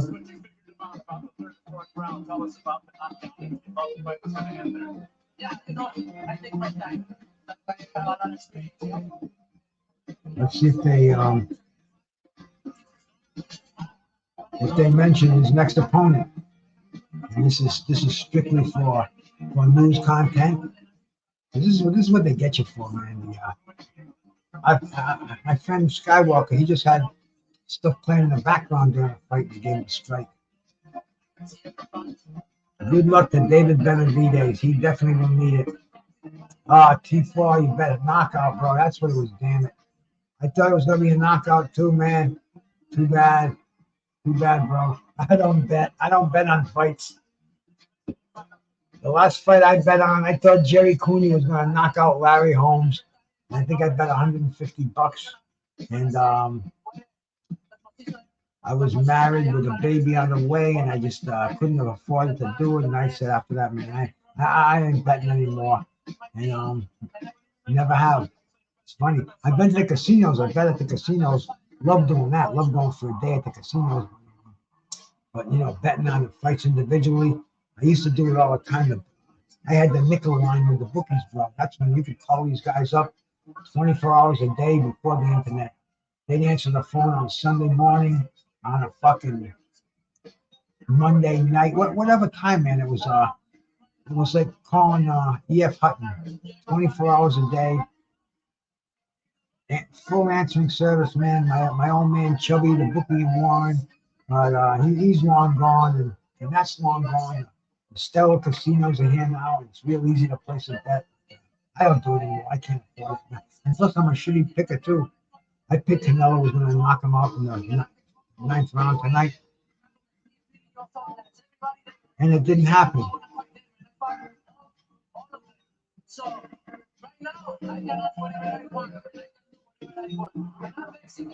You see what he's doing right now? He's doing what Floyd did.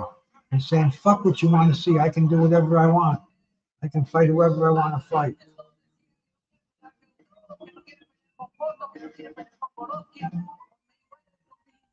Yeah, well, hey, man, that's why there's divisions in boxing. I think he doesn't even hit 168. He didn't even make 168 for the weigh-in. So he could make middleweight, I'm sure. But like he said, he's Canelo. He's the face of boxing. He does what he wants to do. He'll fight who he wants to fight. This is what he's going to do. And, you know, la viva la Mexico. You know, he came in tonight. He came, he saw, and he conquered. I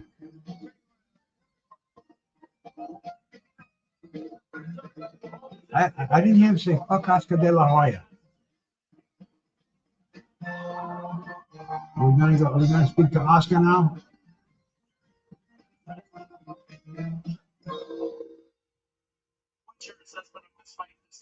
Speaking to Jaime Munguia. Hey, it's all, I mean, this is.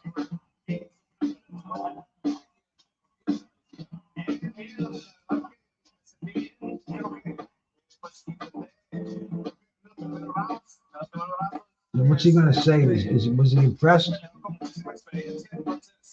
I see Bernard Hopkins in the ring. I see Oscar in there too. But they're not going near Canelo Alvarez.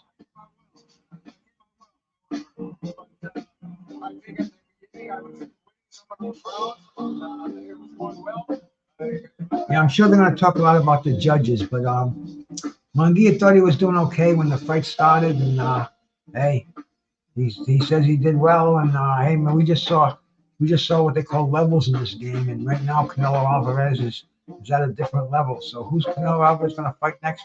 We want to see him fight Benavidez. Will he? He just told us go fuck ourselves, man. He'll fight who he wants to fight. So it'll probably be Belanga. This is the crazy world of boxing that we live in, man.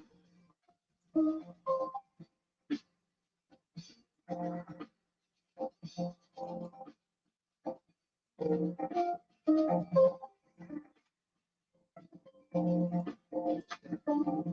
think I'm going to probably sign off for the night, man. I appreciate everybody that came in here. I had a great time calling the fights with you, man. I'm going to sleep well tonight, go kiss the wife.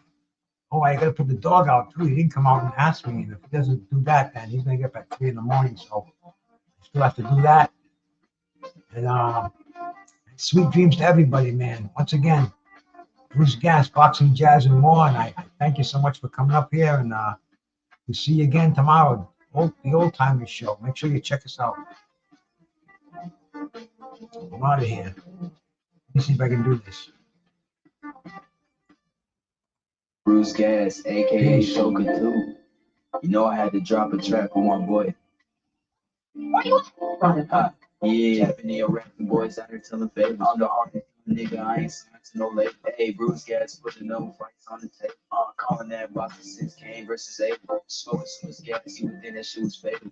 All the people champion like Muhammad Ali. Shut up, Brucegas, one day we gon' meet. Yeah, we gon' blow it down, we gon' smoke hella weed. Yeah, we gon' blow it down, get hit out the Toka 2. Slipping hella shots, feel like Tyson with the pick. Little Glock on my side, but it hit just like shout man, chat real shit, that's my fucking dude. We always cooking on the pan. Strapped to my side, I ain't talking about no sand. Bruce pass me the blunt, I'ma light it like a candle. Hey, non-stop bars, man, I always spit flames.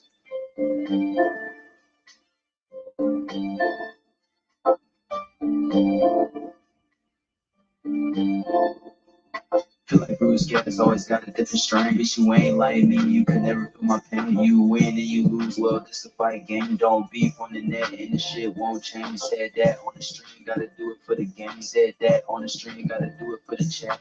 I ain't undisputed. Yeah, hold on, I ain't undisputed, but I want all the straps.